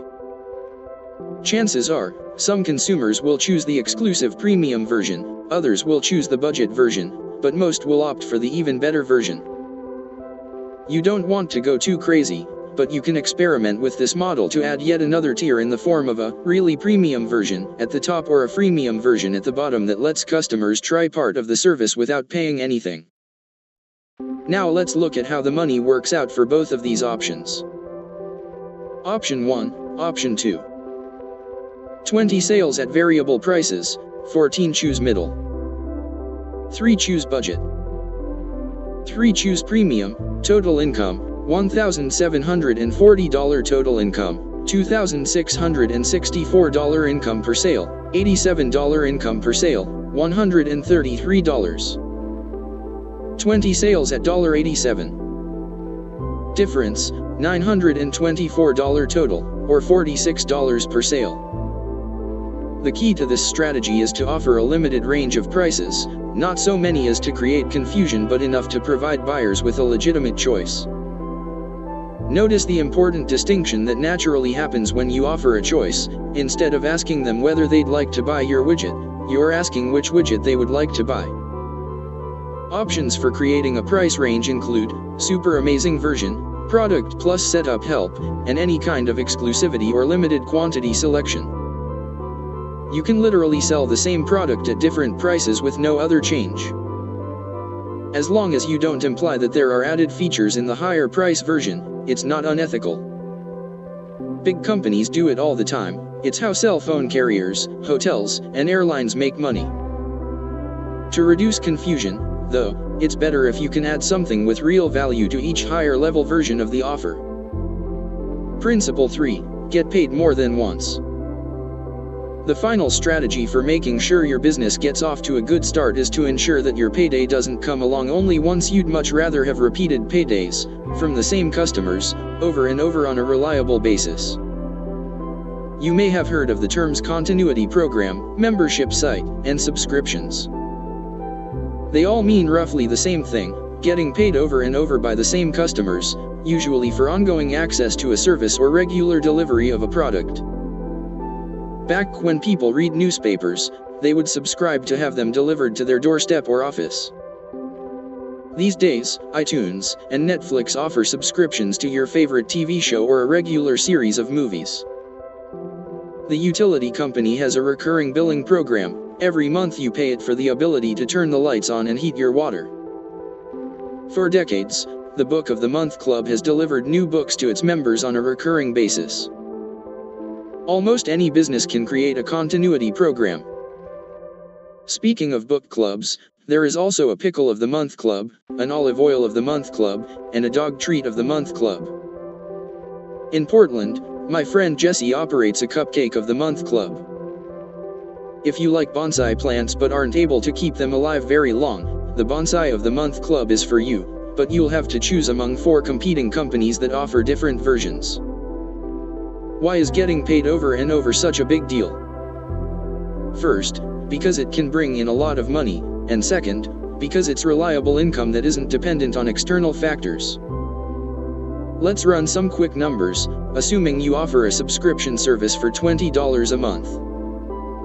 100 subscribers at $20 equals monthly revenue of $2,000 or yearly revenue of $24,000. 1,000 subscribers at $20 equals monthly revenue of $20,000 or yearly revenue of $240,000. You can tweak either the number of subscribers or the price of the recurring service to see dramatic improvements. For example, adding 50 more subscribers generates $1,000 more per month, or $12,000 more per year. Raising the price to $25 a month with a subscriber base of 1,000 generates $5,000 more per month, or $60,000 more per year. Adjusting both options, attracting more subscribers and raising the price generates an even greater increase. Even better, after you attract customers to a recurring model, they are much more likely to purchase other things from you. Brian Clark is an expert at continuity programs, having created a true empire from the art of moving customers from one-time purchases into recurring subscriptions. Here's what he has to say about this process. Our general model is to offer a varied line of complementary products and services. Some are one-time purchases that begin the customer's relationship with us, and others are software and hosting services that involve recurring monthly or quarterly billing. While we strive to build all our product lines, the general strategy is to move as many one-time purchase customers as possible to a more lucrative recurring service. For example, our Studio Press division sells WordPress themes to online publishers and has over 50,000 customers. These are one-time purchases, although many people end up coming back to purchase additional design options. We also provide ongoing support to all of these customers. Over time, we offer our Scribe SEO service or our new WordPress hosting service to our Studio Press customers, which transfers the nature of the relationship into one that is much more economically beneficial for us. But the secret ingredient to this migration is the trust we've developed with those customers from the initial one-time purchase. We treat people well, period. This means before an initial sale is made with our free content, and even better once they become a customer, no matter the size of the purchase. The key to this model is not market share. It's share of the customer. And to gain more of each customer's budget, you first have to zealously treat every customer as a best customer, no matter which ones actually end up becoming the proverbial customer for life. The most important thing Brian says here is in the last paragraph. It's not market share, it's share of the customer. Like many of the people in this book, Brian doesn't spend much time worrying about what other people are doing. He worries about improving his customers' lives through helpful services. As a result, he gets paid over and over again. Getting paid more than once is great, but be aware of a couple of concerns. First, many consumers are wary of subscriptions, because they worry that they'll keep getting billed for the service after they stop using it or that it will be a big hassle to cancel. To encourage broad waves of initial sign UPS, many programs offer free or low-cost trials to get new prospects in the door. This works, but there is often a huge dropout rate after the trial ends. Just be aware of this, and make sure you continue to provide value as long as people are paying. The $35,000 experiment. One day I received an intriguing message from one of my customers, who successfully built a new business over the past year and is now making an average of $4,000 to $5,000 a month from his industry. In the email he told me about the results from an interesting experiment. I asked if I could share the results with other customers, but he was concerned about his competition learning how easy it was to increase profits. He finally said I could share this information as long as I didn't unmask him. Here's his follow-up note to me with the details. As mentioned yesterday, I wanted to check something in my product. I set up an experiment that only tested a single variable, price. On one sales page I had $49, and on another $89. Nothing was different at all, same copywriting, same order process, same fulfillment. To be honest, I thought that $49 was a better price, but I had set that price somewhat arbitrarily. Guess what? Conversion went down. Slightly. But overall income actually increased. This is what really surprised me. I discovered that I could sell less but actually make more money due to the higher price. I then decided to test it at $99. Why not, right? But from $89 to $99 I saw a bit more of a drop-off, and I got worried. I'm now back at $89, and even with the lower conversion factored in, I worked out that I've given myself a $24 raise on every product that sells. These days we are selling at least 4 copies a day. If everything else remains consistent, I'll make $35,040 more this year. All from one test. I've decided to do some more tests. Isn't that interesting? Here's how the numbers break down in this example.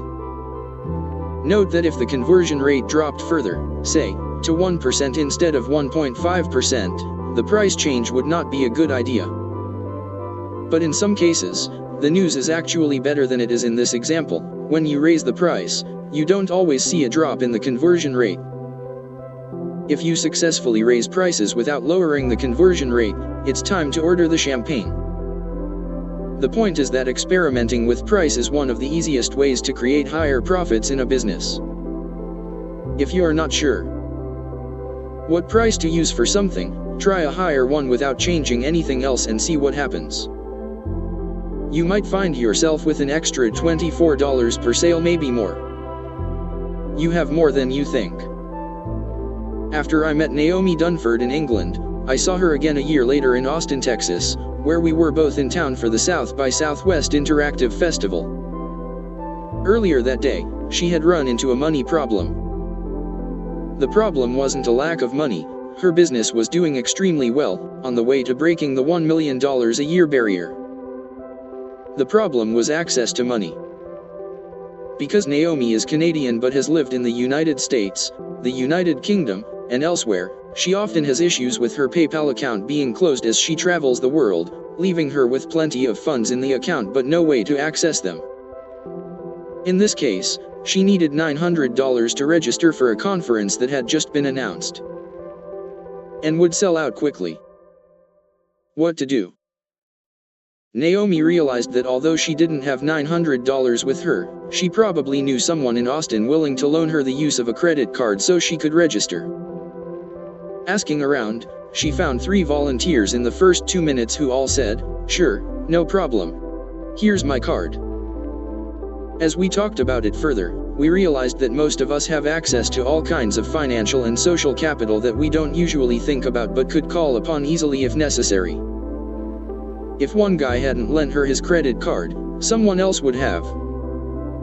The trick was that she had to be willing to think creatively. If she had just said, "Oh, I guess I can't register now," she would have missed out. Being able to think of different means to achieve her goal led Naomi out of the homeless shelter a decade ago and to the highly successful Adibiz. Right before starting, she said, I was taking the bus to work, making 55% of a $30,000 income. My phone was cut off from lack of payment. Now I employ 6 people and help hundreds of others become self-employed. We all have more than we think. Let's put it to good use. Key points.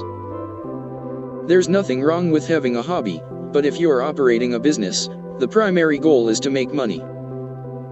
Going into debt to start a business is completely optional. Every day, people open and operate successful ventures without any kind of outside investment or borrowing. The average business can improve its odds of success greatly by getting paid in more than one way and at more than one time. You can do this with a variety of methods. Whether it's money, access to help, or anything else, you probably have more than you think. How can you get creative about finding what you need? The median cost was $125. If we discount the 15% of outliers at the upper and lower ranges, the average startup cost was $408 and the median cost remained $125. Even though it worked out okay for Emma and Bruce, borrowing money for a non-existent car and using the funds for a business was a bold move. As they say on TV, you might not want to try this at home. Once in a while someone will complain that something I sell is too expensive. I always reply that it may indeed be too expensive for them and I'd never try to convince them otherwise, but only the market will decide if it's too expensive for other people. Yes, these are all real examples. Google them. Leverage and next steps. Tweaking your way to the bank, how small actions create big increases in income. Remind people that profit is the difference between revenue and expense. This makes you look smart. Scott Adams. Over and over, the subjects of our case studies discussed how growing the business wasn't nearly as hard as starting the business. It took a while to find something that worked, a common statement began, but once we were rolling, we gained traction and quickly took off. As we saw with Nick's story in Chapter 6, the guy who was thrilled about selling his first $50 print, sometimes the first sale is the hardest but also the most rewarding. Several others said much the same thing. The day I got my first sale was when I knew the business was going to work out. Everything that came afterward was reinforcement of the initial success. I call it, the first $1.26 is the hardest, principle, because one day many years ago I made my first $1.26 with a new project while on a layover in Brussels. I couldn't afford a single Belgian waffle on the day's take, but I had a good feeling about the future. In this chapter, we'll look at ways to move on up by increasing income in an existing business. How does this happen? No doubt there are a few different factors. Momentum is important, as is the ongoing attention of the business owner. The longer a micro business is around, with customers and onlookers saying good things about it, the more the word will spread. In addition to these natural factors, a series of small, regular actions is all it takes for many businesses to go from zero to hero in a short period of time. These actions are called tweaks. Nev Lapwood was a classic ski bum. He lived in Whistler, British Columbia, and worked off and on in restaurants at night while snowboarding during the day. Life was basic but good. Until the limited employment ended when Nev was laid off. Needing to make ends meet, he began offering snowboard lessons, a part-time gig that was highly valued by his students. Teaching students in person on the Whistler slopes was fun and rewarding, but it also had a number of built-in unavoidable limitations, lots of competition, relatively few clients, and limited times of year when he could work. Nev knew that people all over the world wanted to learn about snowboarding. What if he could teach them all virtually, without needing to be in the same place?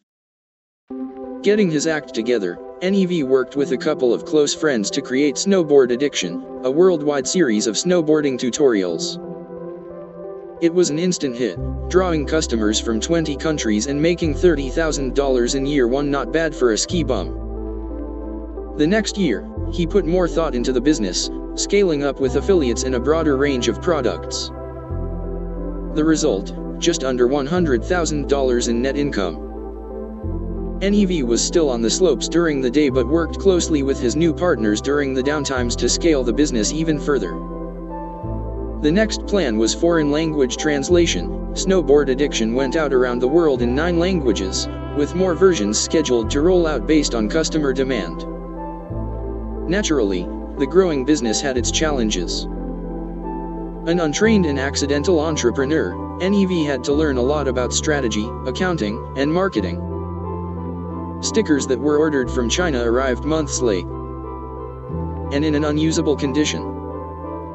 Just 2 years in, however, the business was on track to earn at least $300,000. As we've heard over and over in other stories, NEV speaks proudly of his new independence. Frankly, starting this business after being laid off has been the best decision of my life, he says. The greatest benefit has been the freedom and ability to do what I like. My plan is to travel for 6 months of every year and run the business for the other 6 months of each year. And of course, while he's running the business, he still finds plenty of time to hit the slopes.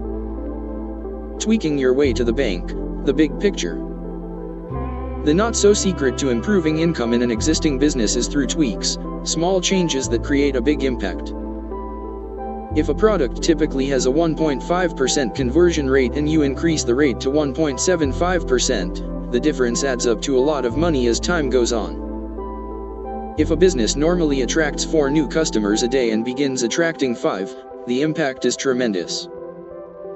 Not only is the business now earning 25% more income, it has diversified its customer base. If you grow your traffic a little and also increase your conversion rate a little while also increasing the average sales price a little, your business grows a lot. These are the most important areas on which to focus your tweak efforts, so let's look at them closely. Increase traffic. Whether you have a website or a storefront, without people who regularly drop by to see your offer, you have no business. Traffic means attention. How much attention is your business getting? I heard from a new business owner who was disappointed in the results of her first product launch because only 4 people had purchased. How many prospects were on your list? I asked. I'm not entirely sure, she said. Maybe 100. I said I was impressed, because 4% is a great conversion rate for many businesses. The problem wasn't getting more of her limited audience to purchase. It was getting more of an audience in the first place. The best thing to do in this situation is to focus on increasing traffic, thereby bringing in more potential customers. Increase conversion. Once you have a stable base of attention, you'll want to look closely at the conversion rate, the percentage of prospects who become customers. The classic way to increase the conversion rate is through testing by measuring one copywriting attempt against another and going with the winner. Traffic rightward arrow A/B test rightward arrow compare results. After you have a winner, you move on to another test, always challenging the champion against another idea. This can indeed be a good strategy. One tip, however, it may be more important to pay close attention to where customers come from than to what you can do to convert them once they arrive. Testing is important, but it pales in comparison to the traffic source, author and entrepreneur Ramit Sethi told me.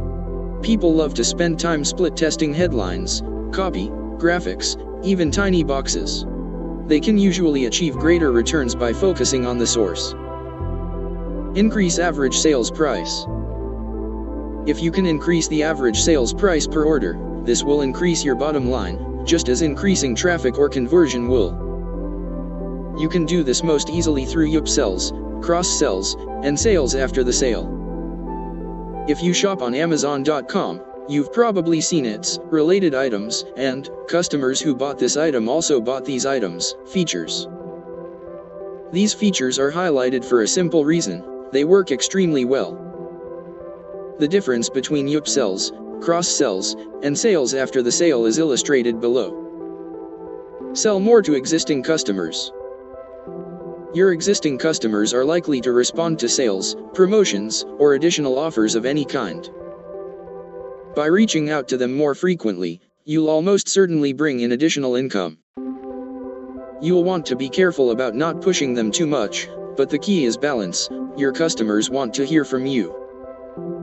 They have given you money in exchange for something they value. Make it easy for them to do so again and again. Tweaking your way to the bank, all the details. When I talked with business owners about the kind of tweaks they worked on, many said things such as, "The most important thing is to keep taking action." Others mentioned setting aside half an hour every morning to work strictly on business improvements before diving into the actual running of the business. All of this sounds good, but it also begs the question, if you decide to take action, what does action look like? How do you spend your daily half hour on business improvements? Here are some common examples of action-based tweaking. Create a Hall of Fame. Shine a spotlight on your best customers, let them tell their own stories about how they've been helped through your business. It helps to provide a variety of stories, as people will relate to different perspectives and backgrounds. This provides social proof that your product or service works for all kinds of people. Institute a new upsell. Adding a good upsell offer or several is probably the easiest and most powerful strategy you can use to ramp up your average order size. Some business owners are initially apprehensive about upsells, not wanting to apply a high-pressure or sleazy technique. But a good upsell isn't sleazy at all, it's contextually appropriate and inspires appreciation from customers. "Wow, thanks for the offer," is a common response. Think about going to a restaurant where you hadn't planned on eating dessert, but the waiter's recommendation of the chocolate bread pudding is so compelling that you have to try it. And it's delicious. You were successfully upsold, and you were happy about it. The confirmation page that appears after an online purchase is one of the best and most underused places for an upsell offer. Right after a customer has purchased, they are highly inclined to purchase something else. Make a strong offer here, and your conversion rate can be 30% or higher. Encourage referrals.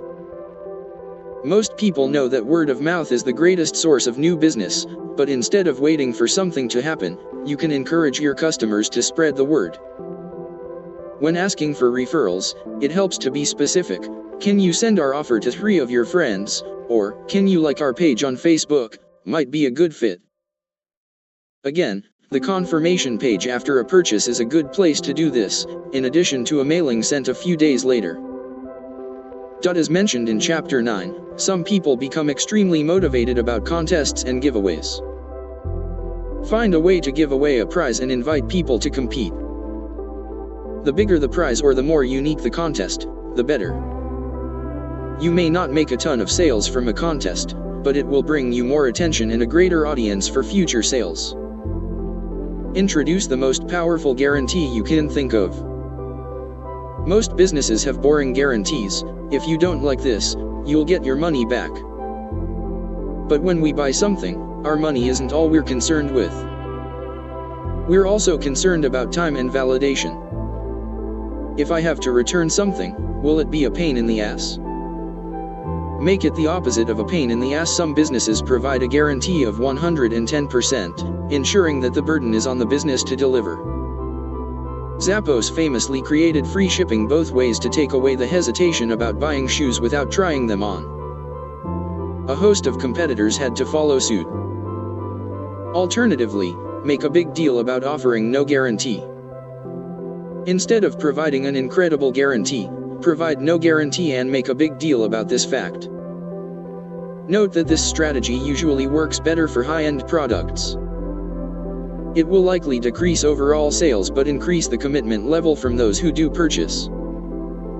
Ironically, people who pay for high-end products tend to be better customers all around.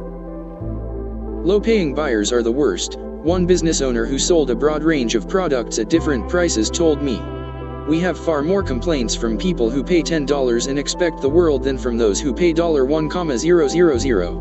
I've noticed a similar effect in my own business. with people buying the lower-priced version of something generating a much higher rate of customer service issues than those who buy the higher-priced version. The key lesson in all these ideas is to always be experimenting.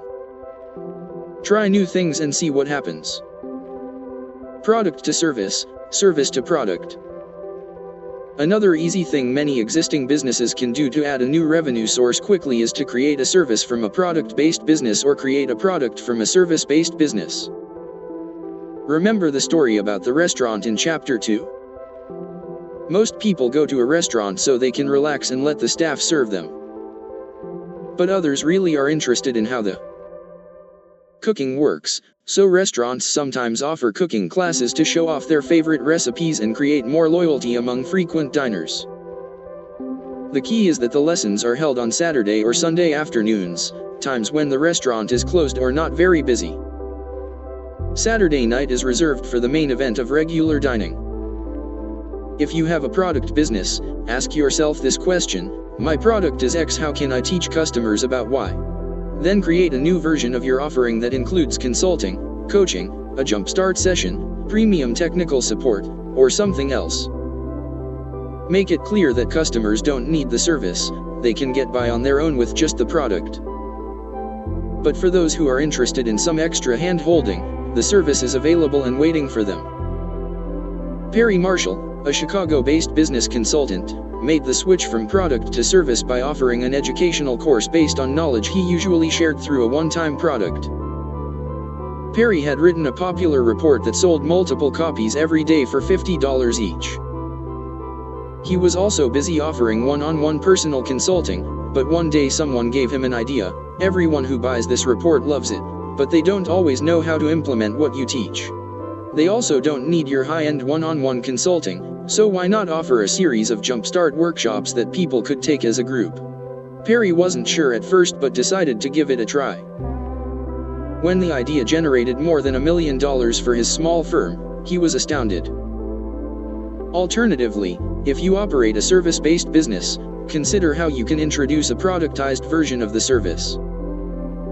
My designer, Reese Speakerman, does work that is so great that when word got out, a lot of people began noticing and asking her for quotes. It didn't take long for Reese to have far more inquiries than she could handle. Reese's husband, Jason, manages the inquiries that come in every day, and he noticed that they fit into 3 categories. Category 1, prospects with significant money to spend who would likely be good clients. In these cases, Jason consulted with Reese, agreed to accept the clients if they still wished to proceed, and issued them a quote for the requested work. Category 2, prospects who didn't have any money to spend or people who just weren't the right fit for Reese's work. In this case, Jason politely declined the request and encouraged them to look elsewhere. These 2 categories were fairly straightforward, and as hundreds of inquiries came in over the course of an average year, Jason became astute in telling right away which group someone was in. But there was another, 3rd category that was more complicated. Category 3, prospects who had some money to spend, were nice people with interesting projects, and didn't need a completely custom solution.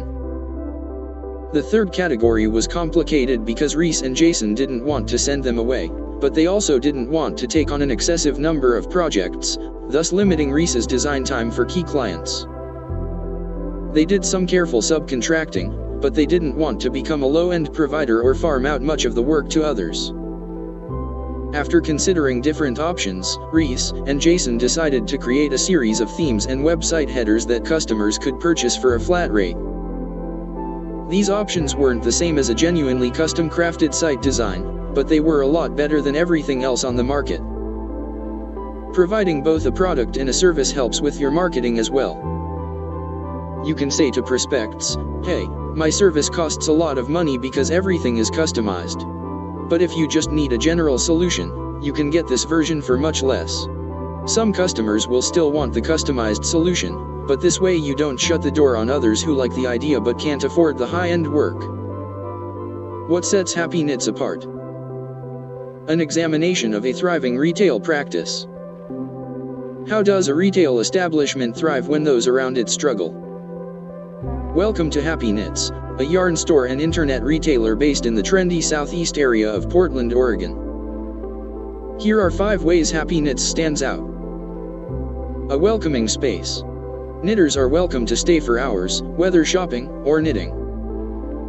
Guests who happen to be accompanying knitters, usually husbands or children, are also welcome to hang out, sit in comfy chairs, and use the free Wi-Fi while the knitter of the family looks around. A clear online strategy. Most retail stores have a website, but few combine a physical location with an online shopping experience as well as Happy Knits does. Online is limitless, says store owner Sarah Young. Even with a large retail space, online sales from around the world constitute more than half the sales. She works the system by maintaining close ties with Ravelry, a social network specifically for knitters, and providing frequent email updates and offers to previous customers. Great displays and great photos. Display, color, and placement are important, so Happy Knits includes a staging area for professional photos in a back room of the store. I asked Sarah why she doesn't just use the photos provided by the manufacturer the way other stores do. Because they're not good enough, she told me. We try to do everything here with a focus on quality. Exclusive deals. By working with yarn companies as partners, Happy Knits creates exclusivity that is hard to emulate. You might think this is an unfair advantage, but the companies offered these deals to Sarah because her customers said such good things about the store and because she is careful to pay vendors on time. Love for customers. Every order sent by mail includes a personalized thank you note from an employee, encouraging customers to call if they need help with a pattern, plus free samples of other products.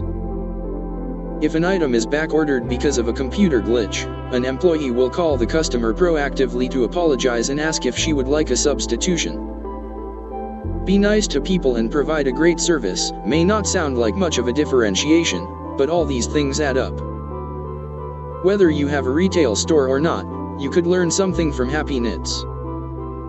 Note to service providers: raise prices regularly.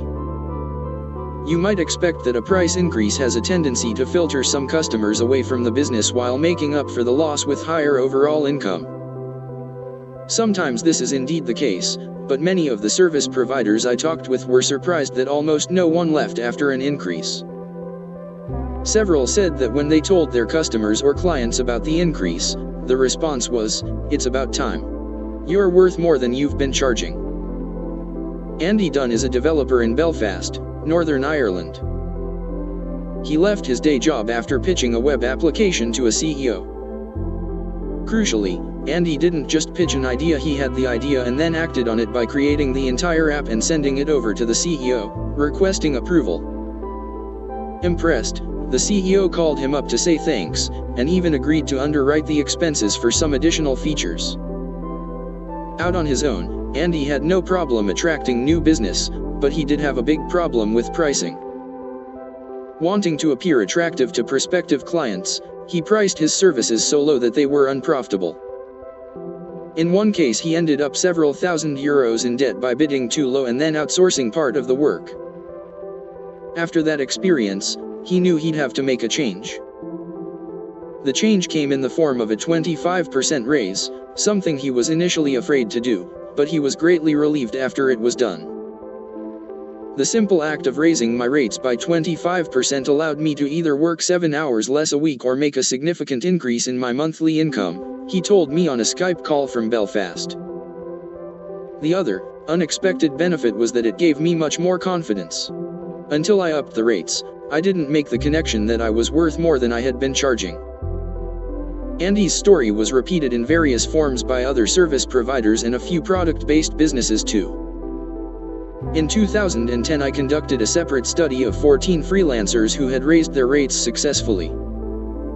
I asked them how they did it, what they expected to happen, and what actually happened. These freelancers were working in completely different fields, including a veterinarian, a voice coach, a sign language interpreter, and the more typical crowd of consultants, writers, and designers. They were also located throughout the English-speaking world, including Canada, Australia, New Zealand, South Africa, the United Kingdom, and the United States. Despite the diverse backgrounds and regions, I heard the same story over and over. Before my price increase, I was worried that no one would hire me again. After the price increase, I realized how easy it was, and I wish I had done it sooner. In most cases, the change was anticlimactic. Clients said, "Okay, sure," and moved on. I also asked about suggestions for other service providers who are thinking about raising their rates. The most common advice was to maintain a practice of regular rate increases so that it becomes normal and expected. One freelancer likened it to going to the grocery store. No one expects the price of milk to be the same from year to year. We all know that over time it's going to go up, and the same should be true for the prices we charge clients.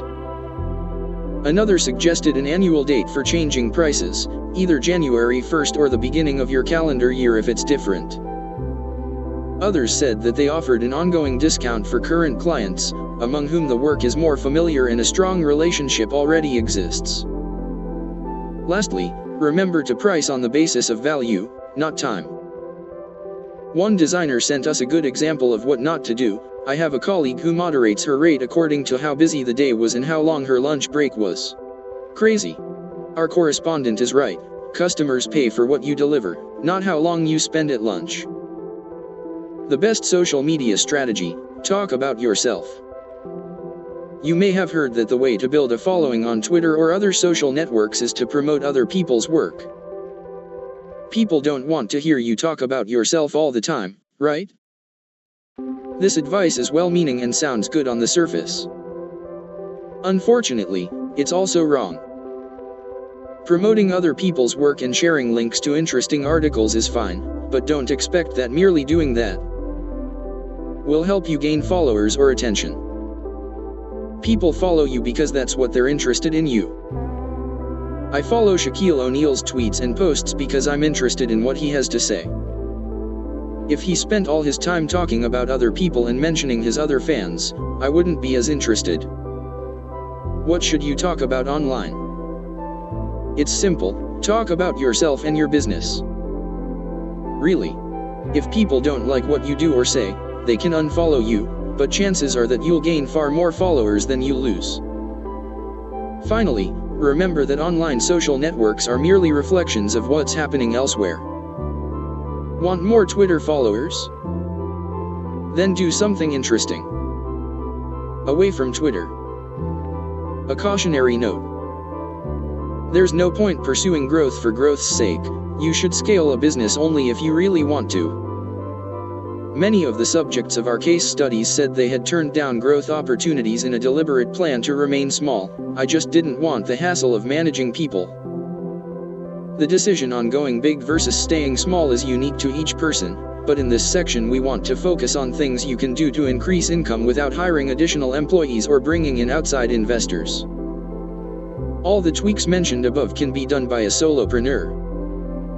Some might be easier with assistants, contractors, or employees, but none require a team.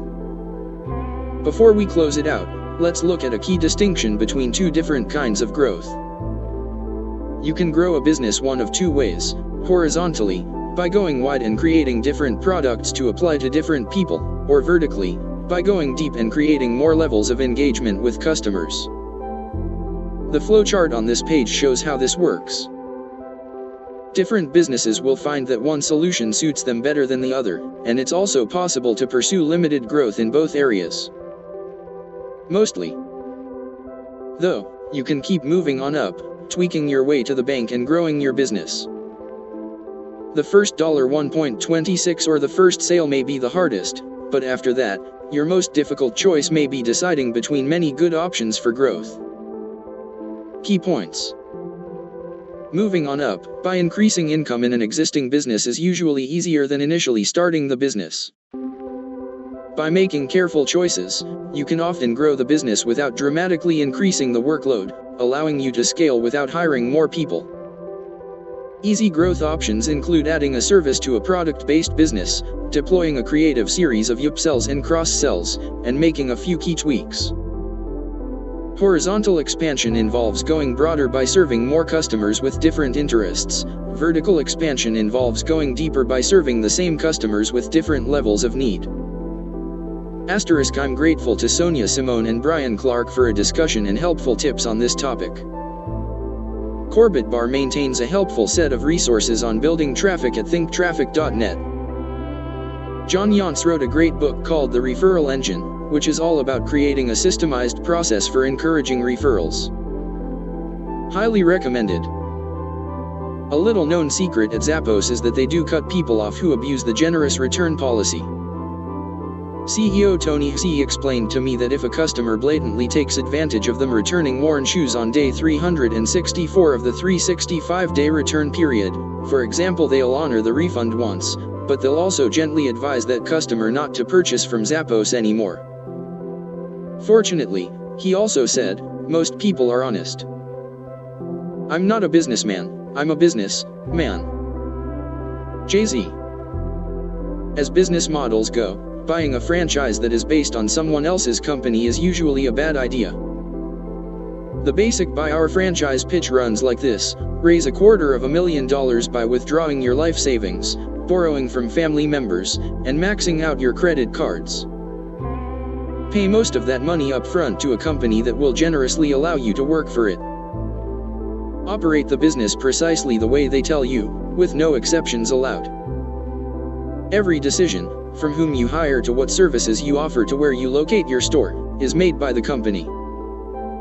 They'll even tell you what color shirt you are required to wear in your own business. If the business succeeds, you'll make an average of $47,000 a year after scraping by for 3 years on the same 50-hour work weeks you could spend at someone else's company with a lot less stress. In this winning scenario, your ultimate success won't be that you started a business, you'll have bought yourself a job. If the business fails, which happens more often than most franchise companies want to admit, the company will take back the store from you and resell it to someone else. When they do this, they won't count your failure as a store closure in their statistics. Thus, when you hear statistics that suggest a high percentage of franchise locations remain open, you have no idea who is operating them and who owes $250,000 that they have no way to repay.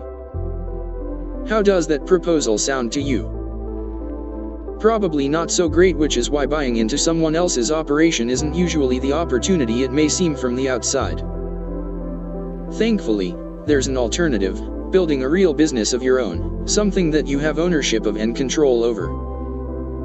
Buying into someone else's franchise isn't usually a good idea, but figuring out how to leverage your own efforts is almost always worth careful consideration. You're only one person. Or maybe two. Who says you can't be in more than one place at one time? In fact, there are several ways to grow a business through the use of leverage. Franchising yourself isn't just doing more, it's about taking your skills, activities, and passions to a higher level to create better returns. The difference between franchising yourself and just doing more is that you take the time to be strategic.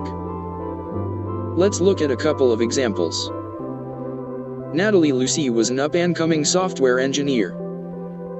Originally from Quebec, she had interned in Silicon Valley and now had the chance to take a big job on Wall Street. Her family said it was the job of her dreams. But as Natalie thought more about it, she realized it was the job of someone else's dreams. Turning down the offer, she returned to Canada and decided to pursue a different idea.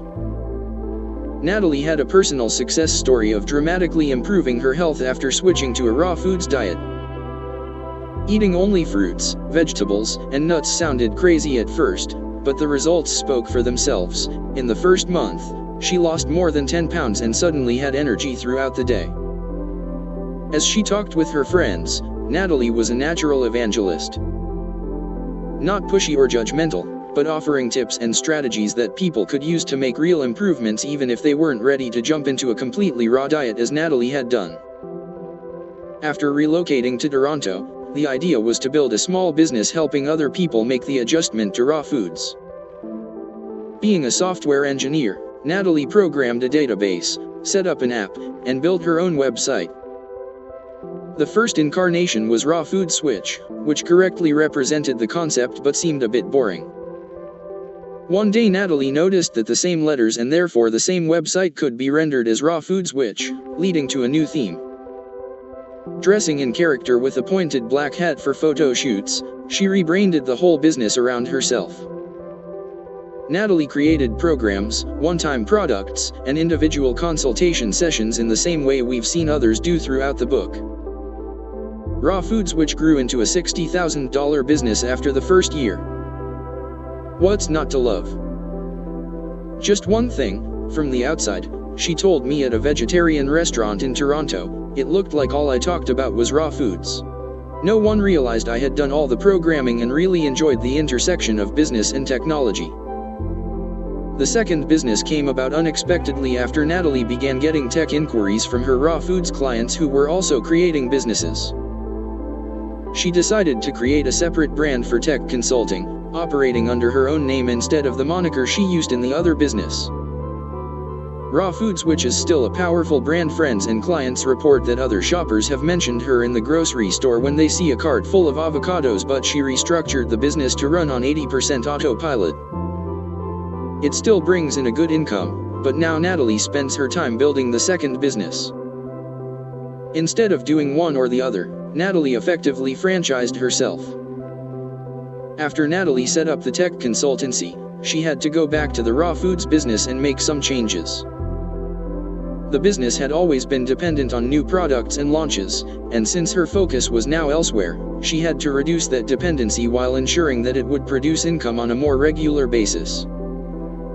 Across the border and a few states away, Brooke Thomas founded New Haven Rolfing, a holistic health practice. The clinic attracts a clearly defined group of clients, people who want to address chronic pain and mobility problems. By the time they arrive at New Haven Rolfing, many have gone through a long list of other treatments that haven't helped. Brooke is a testimony to the treatment she provides. She became pain-free through Rolfing after 23 years, having lived her whole life to that point with problems related to a birth injury. Before she moved to Connecticut, Brooke operated similar businesses in California and New York. With each move she learned a little more about what to do and what to avoid. Opening the same kind of business in different cities was insightful. After moving to New Haven, she had filled her client list within 4 weeks, and then she took on a partner to manage additional appointments. A single mother with a young child, Brooke works part-time but still earns more than $70,000 a year from the practice. Repeated success in different cities involved getting to know other care providers, and Brooke noticed that some were more business savvy than others. By using her real-world experience, Brooke created Practice Abundance, a training program for other wellness providers. Offering a series of support modules in a community forum, Practice Abundance was a business course that focused strictly on ways to improve a practice. Other resources took a very traditional approach.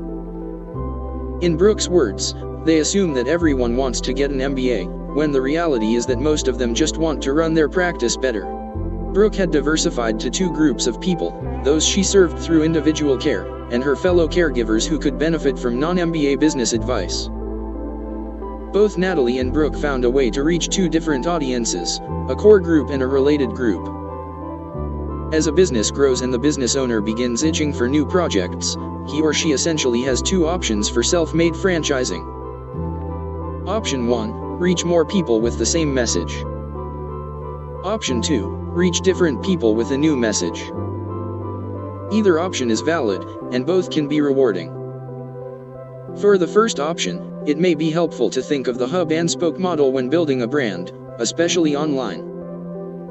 In this model, the hub is your main website, often an e-commerce site where something is sold, but it could also be a blog, a community forum, or something else.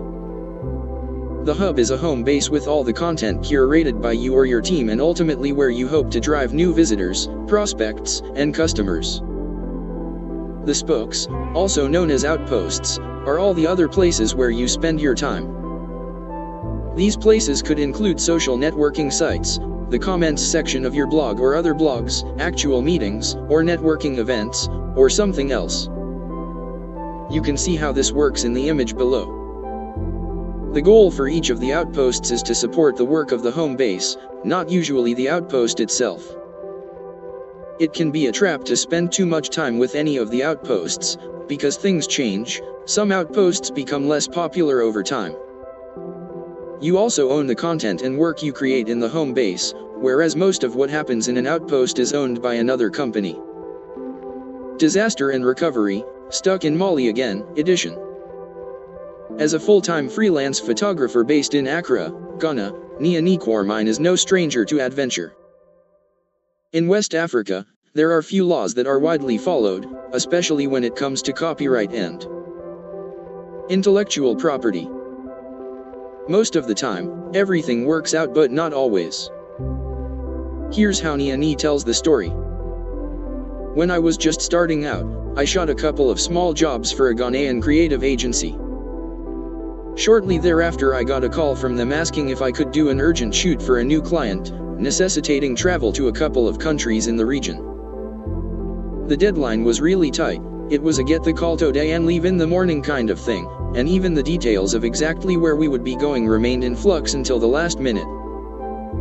Having shot for the agency before, they had seen and signed my contracts previously, and I made the mistake of thinking they understood how I work and the basis on which I was undertaking this job. So in the rush, I omitted to get the paperwork squared away, and off we went. The shoot went really well, and I produced what I consider to be some very strong work.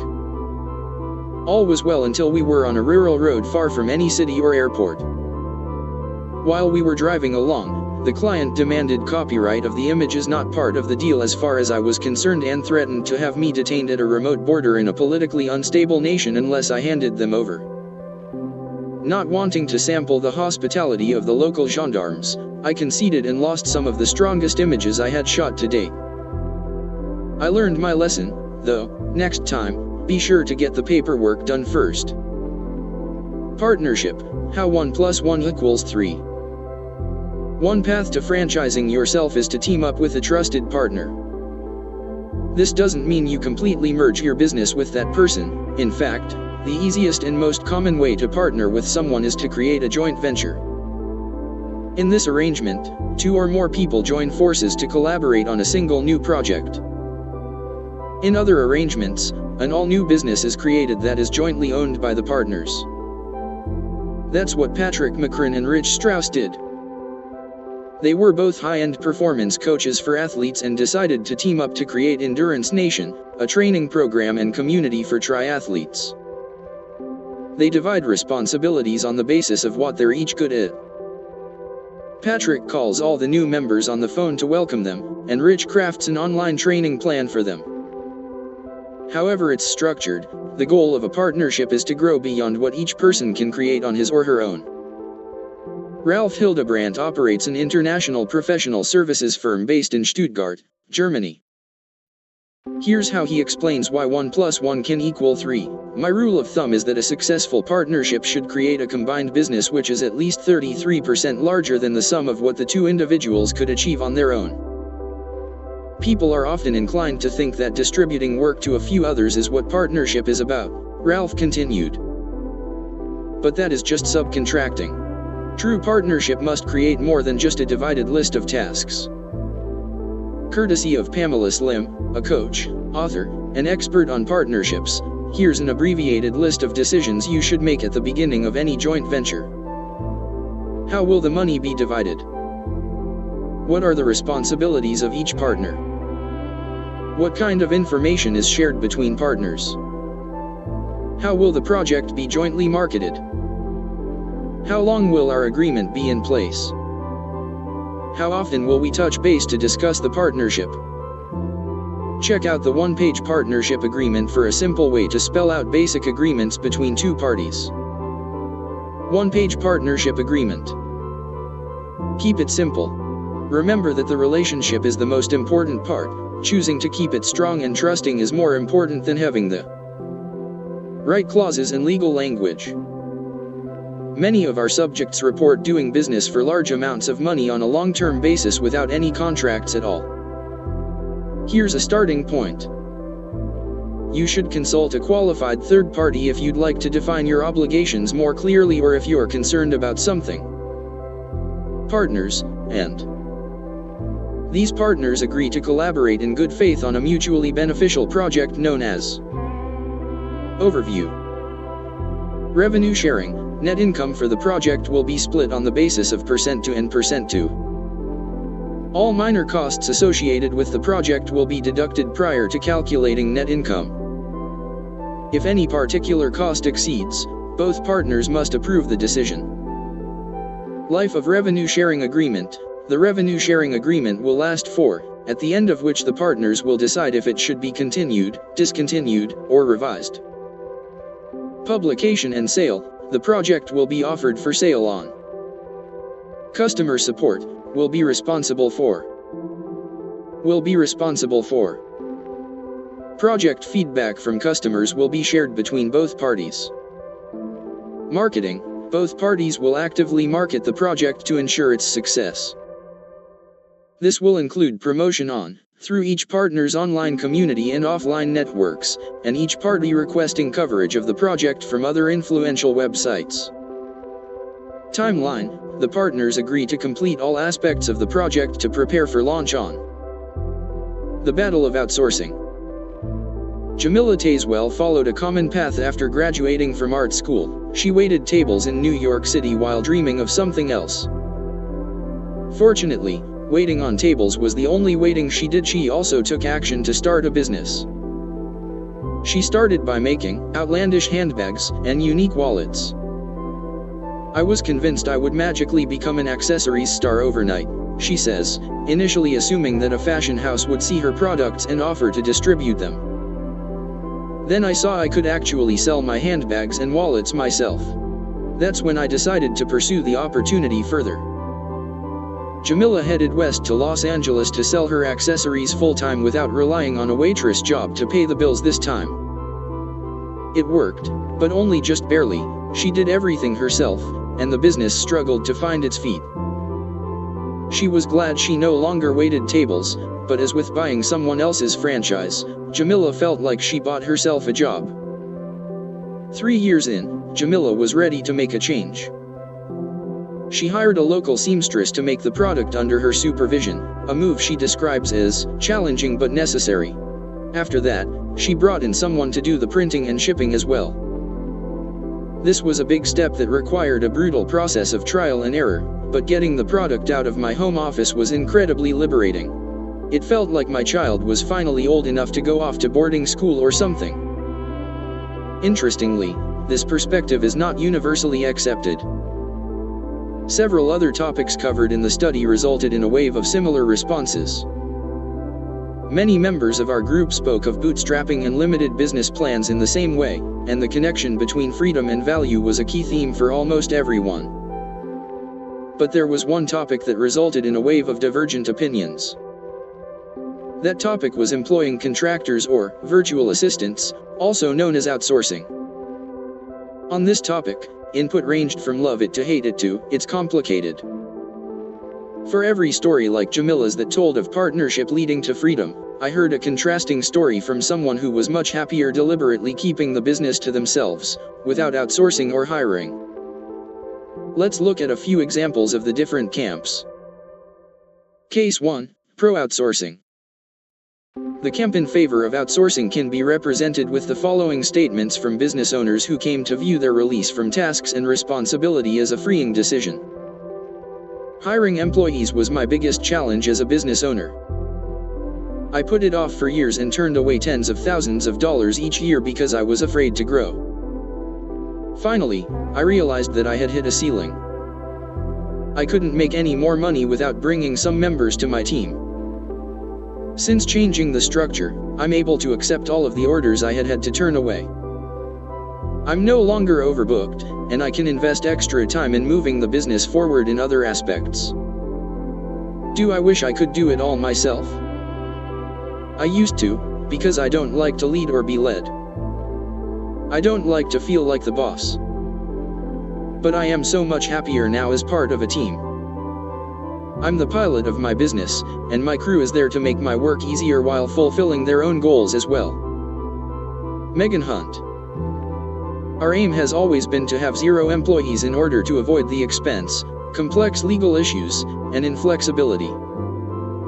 However, our warehousing operation is completely contracted out. All stock receipts, storage, processing, pick, pack, and dispatch is taken care of by our logistics partners. We just send the orders. We use freelance sales agents, who are paid on commission only. We use virtual assistants for telephone answering when we are unavailable. Jonathan Pincus. We contracted with an outside printer to make our first run of maps, and it was the best decision we have ever made. Our business would literally not exist if we had tried to print the maps on our own. As demand has increased, our printers have been able to provide us with additional inventory. We never would have been able to print large quantities of posters while maintaining our full-time jobs and tending to a growing business. We are also happy that our business can support the work of other artisans. Genadrian and Omar Nori. These quotes are representative of others who have all said similar things. Outsourcing increases freedom and allows a business to scale without the owners doing everything themselves. Case 2, Anti-outsourcing. The camp opposed to outsourcing can be represented with the following statements from business owners who believed that expansion would be difficult, undesirable, or otherwise limiting of the freedom they had achieved through the business. I'm at the point where I need to find a way to grow my ability to respond to customer demand, but I struggle with concerns over reputation to the extent that I turn over bookings to employees or contractors. I've been offered partnerships, but I turn them down because either I have concerns over the quality of the partner or because the partner wants a referral commission. I could easily raise my price and provide the commission, but I know I wouldn't be happy working for less. And thus I haven't grown further, though I'm comfortable with that for now. Gary Leff. I actually prefer not to work with contractors, employees, or assistants. My business succeeds on the fact that it is intentionally small. I can fit my whole business into a backpack and take it wherever I go. No office, no stationery, no administrative staff. Keeping my overhead to zero has lowered the risks and kept profits high. Adam Westbrook. I'm big on keeping the company lean and mean. I'm the only employee, and I work out of my home. We used to own a retail business where paying rent, insurance, and 12 employees came ahead of our own paychecks. Those days are over. Simply put, I don't like getting paid last. Jaden Hare. My experiences with outsourcing work to remote contractors left me spending nearly as much time managing the work as it would to actually do it myself. I've yet to find a nice balance of being able to hire someone to work on a project and making a reasonable profit without spending too much time on it myself. Andy Dunn. My motto, never have a boss and never be a boss. Since age 22, this has been my situation. I have an accountant, because number crunching is my biggest weakness. Otherwise, I am a company of one. I can always vouch for my own work, and my integrity means the world to me. Brandy Agerbeck. As with the pro outsourcing camp, these quotes are representative of many others. Lee Williams Deming mentioned that her importing business formerly had 5 employees and hundreds of overseas suppliers. It now has only 1 employee and a smaller supplier network. Trust me, she wrote in an email, we're better off in every way with a much smaller team. Although I know it's not the best fit for everyone, I tend to fall into the anti-outsourcing camp in my own business. Instead of sending out projects to everywhere, I've chosen to keep a very small team and do only limited contracting with outsiders. The first argument for outsourcing is that it allows you as a business owner to do more of what you love, while assigning unwanted tasks to someone else. But outsourcing can create greater problems, and you can construct your business in a way in which few of these tasks are actually needed in the first place. More than once, I've heard from colleagues who say they have a fantastic virtual assistant they'd be happy to recommend to me. Then, weeks or months later, I hear they're looking for a new one. What happened to so-and-so? I ask. Well, they were great at first. But then the process broke down, balls were dropped, and we had to part ways. This is a recurring story, told many ways but with the same end result. There are certainly exceptions, but many capable people who work as virtual assistants often end up deciding they'd rather be running their own show. If you have to spend your time correcting problems caused by the team created to support you, the team hasn't really improved your life. Meanwhile, it's clear that others have definitely benefited from harnessing the "get other people to do your stuff" wave. With such divergent opinions, how do you know which path to follow? Thankfully, it's not that complicated. The answer to the question of whether outsourcing is a good fit depends on two things: the specific business and the personality of the business owner. Many of the problems people experience with outsourcing can be avoided by having a clear understanding of the responsibilities that a contractor or assistant will have.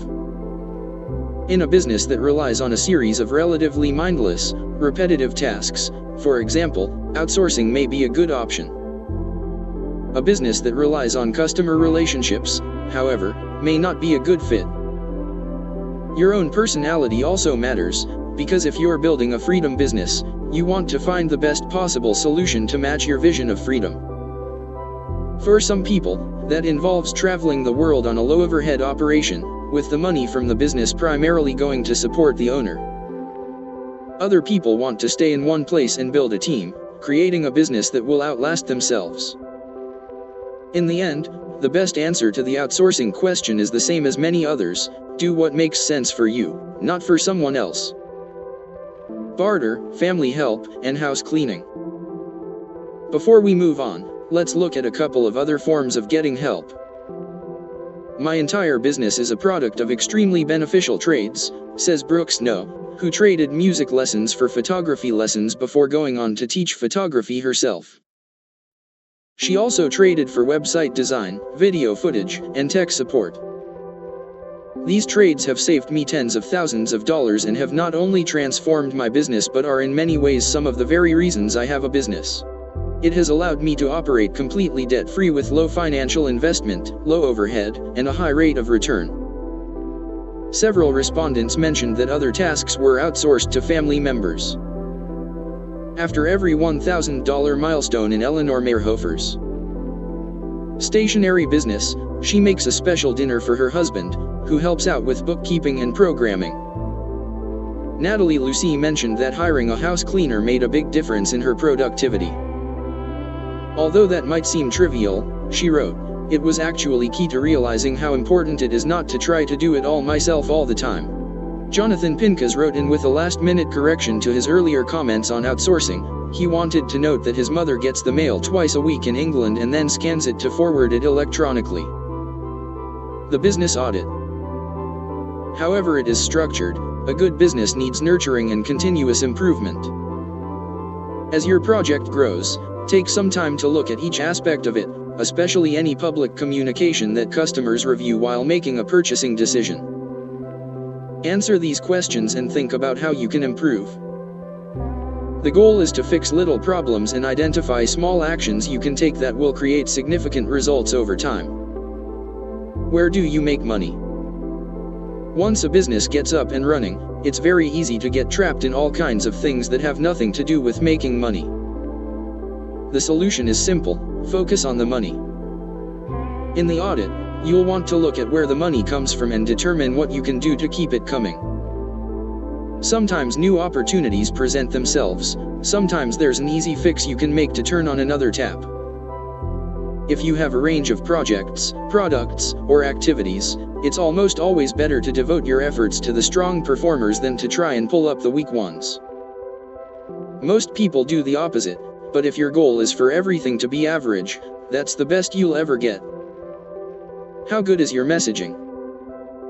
The marketing materials you use, whether online or offline, probably involve some use of words, known as copy. Go back to the beginning and read the copy carefully. Review each page of the sales material slowly and then read it out loud. Does it still present the message that you want? What information should be culled or revised? Are your prices what they should be? When was the last time you raised your prices? You can have a sale or give out discount codes from time to time, but like all businesses, you should also plan on raising your prices on a regular basis as well. Always remember that trying to price for everyone is a business death trap. Since business owners live or die by the free market system, the way you decide whether your pricing is fair is by asking another question: are people buying what you sell? If the answer is yes, you are on the right track. If it is no, you have a problem. How are you marketing to existing customers? One of the best things you can do is reach out to existing customers and find a way to meet more of their needs. As part of this examination, you should check your post-purchase process carefully. What happens after someone buys? Do things get sent to the right place? Does everything arrive in the buyer's inbox or physical mailbox as it should? If you sell consulting, do clients know exactly how to set up a time in your schedule after making a payment? The easier you can make all of these things, the better. Are you tracking, monitoring, or testing enough? The thing about testing is that you just don't know what's going to happen until you do it. That's why you test. Once I installed an upsell offer in which customers could get a $50 gift certificate for only $25 after making a purchase. I thought it was a killer offer, but my customers didn't think so. It was accepted only 1 out of 20 times. A good upsell can convert much better than that, so out went the gift certificate offer. Where are the big missing opportunities? Having a big opportunity doesn't mean you should pursue it. I pass up a lot of things because they aren't a good fit for my overall strategy. However, it's good to know what you are missing even if you are missing it deliberately. Keep your possibilities list updated so you can follow up when you have more time or if you need more money. In Murfreesboro, Tennessee, Erica Kosminski was a human resources professional for a pharmacy chain and a parent to 2-year-old Riley. Working long hours during the day, she traded off childcare with Riley's father, with Erica taking the weekend shift while he took the weekdays. When she was unexpectedly laid off, the shock gradually turned to relief. Erica had been thinking about starting a service company but never had the time. The goal was to operate a small transcription service, typing up the contents of conference calls, interviews, and meetings for other businesses. Erica first had the idea to provide her service in real time, attending live conferences, typing on the fly, and delivering the contents before the end of the day. She was good at the jobs she took under this arrangement, but there were 2 problems. Live conference work was scarce, and it interfered with her child care needs. Erica was worried about competing as a basic transcription service, since many other companies already performed that role. Live transcription wasn't the best differentiator, but Erica found another, adding basic formatting and a nice-looking layout to the transcriptions she delivered. Most competitors refused to do any design whatsoever, making clear that their job was just to transcribe. Many of Erica's clients were solopreneurs or other very small businesses, and not everyone had access to a graphic designer or layout person who could take over after receiving a transcription. The differentiation worked. Within 3 months of reversing course and putting out the word that she was available, Erica could no longer keep up and was ready to expand the team. Then she made another key decision, not to hire employees but only hire contractors.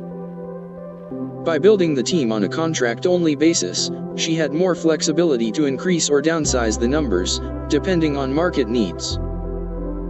This was important because of the way the industry works.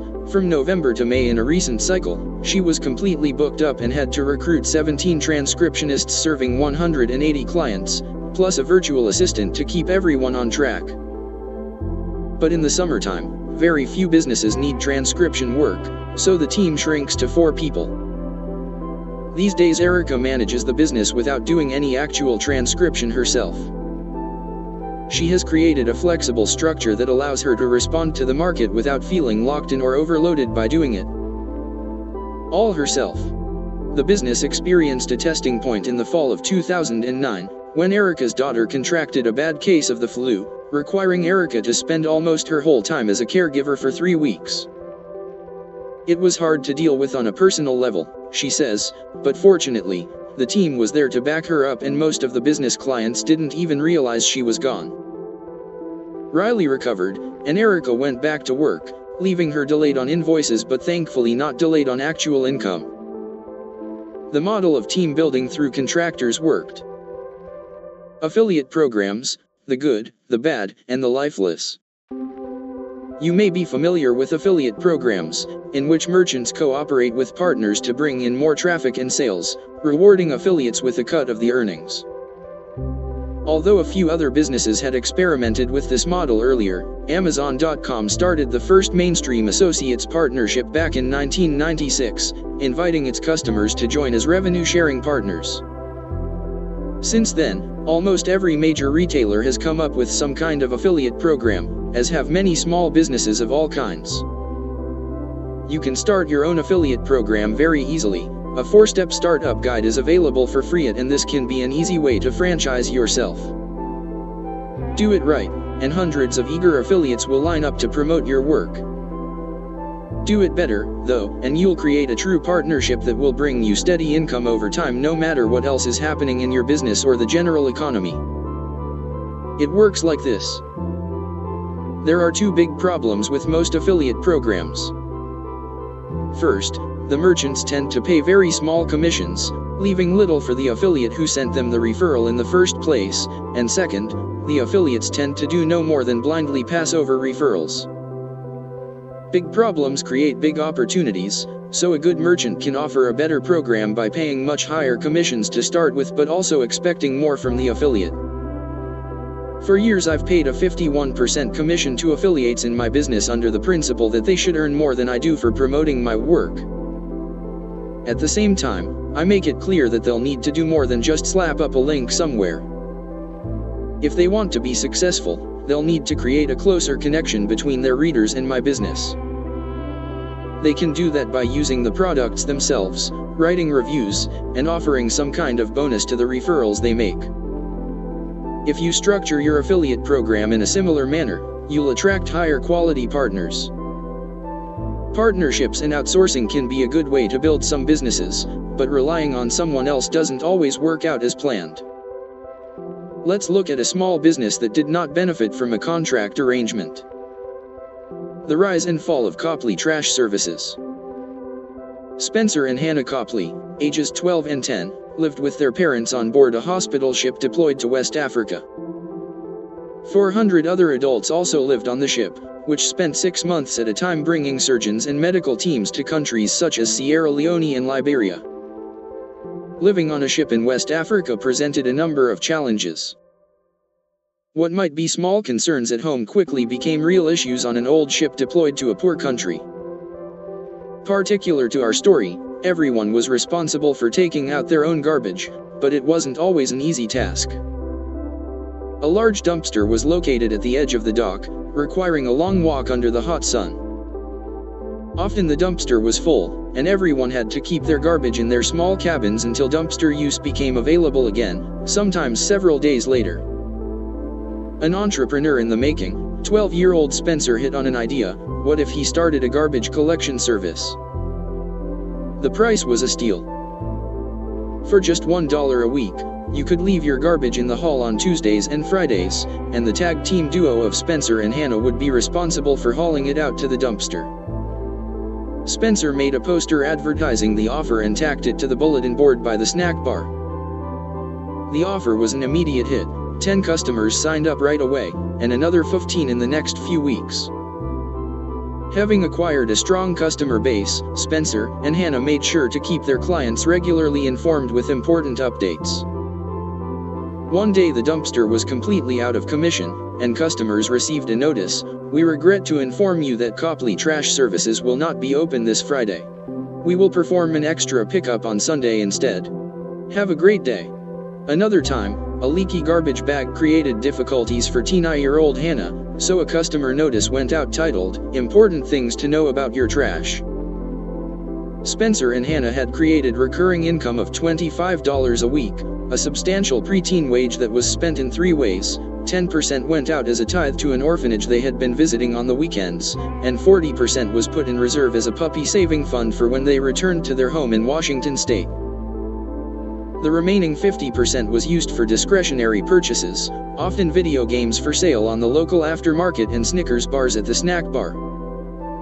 The business hit a rough patch when Spencer and Hannah, along with their parents, went home to Washington State on a 3-month leave. They didn't want to lose their customer base while they were away, so they decided to turn the business over to 2 other children also living on the ship. Unfortunately, the new management was not nearly as diligent about the business as Spencer and Hannah. Service was intermittent. Some days the trash would not be picked up at all, with no notice or explanation. Many customers opted out of their weekly subscription and returned to carrying out their own garbage again. Among the customers who stayed, bill collection and revenue declined due to administrative oversights.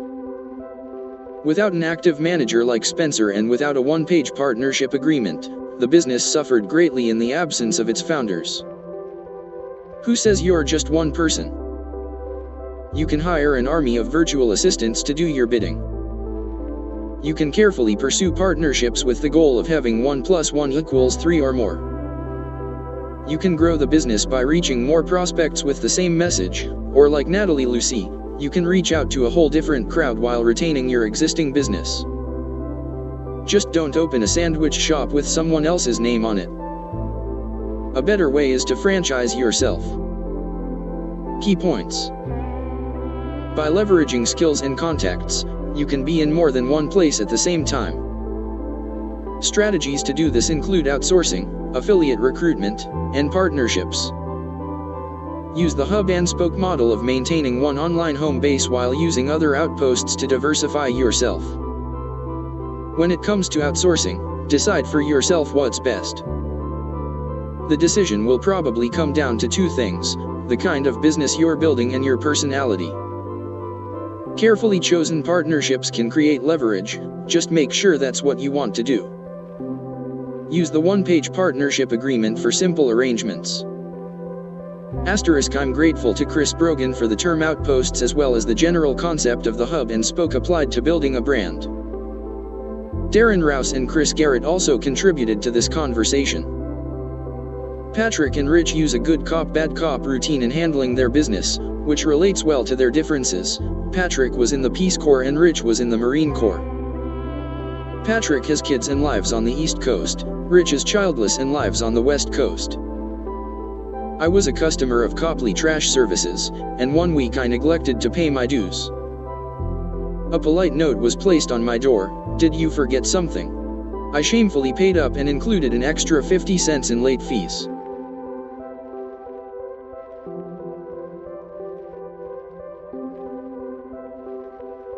Become as big as you want to be.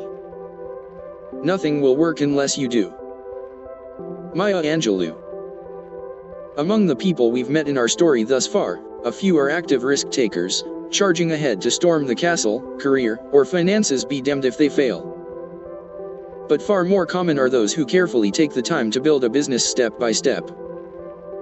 It's a myth that all those who choose to go it alone are type A motorcycle riders, betting it all on the success or failure of one project. Entrepreneurs are not necessarily risk takers, it's just that they define risk and security differently from the way other people do.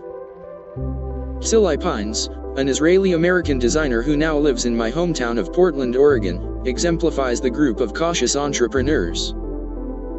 Over the course of 8 years, she crafted a business making kitabah, custom-designed Jewish wedding contracts. During most of that time, the business was a night and weekend project she worked on after coming home from the design studio where she was employed. With a regular paycheck from the day job, Silai felt safe experimenting with the business and learning as she went along. She also noticed an important side benefit to working this way. With limited hours to spend on the business, she had to make them count. Thanks to referrals from happy couples, the business grew slowly but steadily, with more orders each year. Each kitabah was a labor of love, priced at $495. As 2009 drew to a close, Silai felt prepared to make the leap. She gave notice to her boss and colleagues and prepared to go full-time. This was it. She had jumped. Except, the view on the other side wasn't all she had expected. The first week of freedom felt great. The second week she began to wonder, what do I do all day? I underestimated the value of having some work that was collaborative and not self-directed, she said. Over the next few months, the business earned less than expected. Orders were still coming in and the situation was far from desperate, but still I felt trapped, drained of the creativity she had thrived on while starting up. The all-or-nothing paradigm was too much pressure, she continued. I'm running a creative business, but it's a creativity killer for me to define my whole income on the need to continuously deploy my creativity. It was a hard decision to make, but 6 months after leaving the design firm, she approached the owners with a proposal. How about coming back part-time? They said yes and were happy to have her. Moving back to the studio 3 days a week was the right fit. When she had left 6 months earlier, she had a lot of responsibility as the lead designer. There was no way she could stick around in a lesser role without first leaving for a while. Coming back in under the radar gave her the security of having a certain amount of fixed income while retaining the freedom of working half-time on her other projects. Also, still I now worked as a contractor instead of an employee, and that gave her an unexpected but important sense of still earning all her income on her own, with roughly half coming from the studio and half from her business. It was right for her to leave, and it was right to go back. The business is still profitable, but without the pressure of needing to rely on it exclusively. Still, summarizes it like this: the feeling I have is that I'm still laying brick after brick. The different pieces interlock, and over time they may build to critical mass. But right now I'm in a good place. The choice. Sillai's story illustrates the real challenge that befalls almost everyone with the opportunity to make a major career change and go it alone, finding a way to build systemization into the business, and deciding what role the business will play in the rest of their lives. Sooner or later, every successful business owner, accidental or otherwise, faces a choice. Where are we going with this thing? As described throughout the book, many of the members of our group made a deliberate decision to stay small, creating a freedom business for the purpose of having the freedom. Others chose to grow by carefully recruiting employees and going all in. Here's how 3 people faced this critical choice, resolving it in different ways. Option 1, stay small. No one is truly a born entrepreneur, but Cherie Villard probably comes close. Working on her own since she was 20, she's now 38 and has never looked back. Her father was also an entrepreneur, starting the family software business that Cherie eventually took over. The company develops custom software solutions for healthcare providers. In 2007 she hit the road with Chris Guillebeau, her partner, and they traveled by RV across America. Being on the road while running a software company led to an obvious expansion. Cherie and Chris started a side business making mobile apps. Business is good, but Cherie has purposely declined to pursue a number of expansion ideas. Here's how she puts it: without a doubt, the smartest decision I made was to set a specific intention to not grow the business. Growing up as the daughter of an entrepreneur, I watched my father's creativity and inventor mindset get sapped as the business grew from just him to over 50 employees.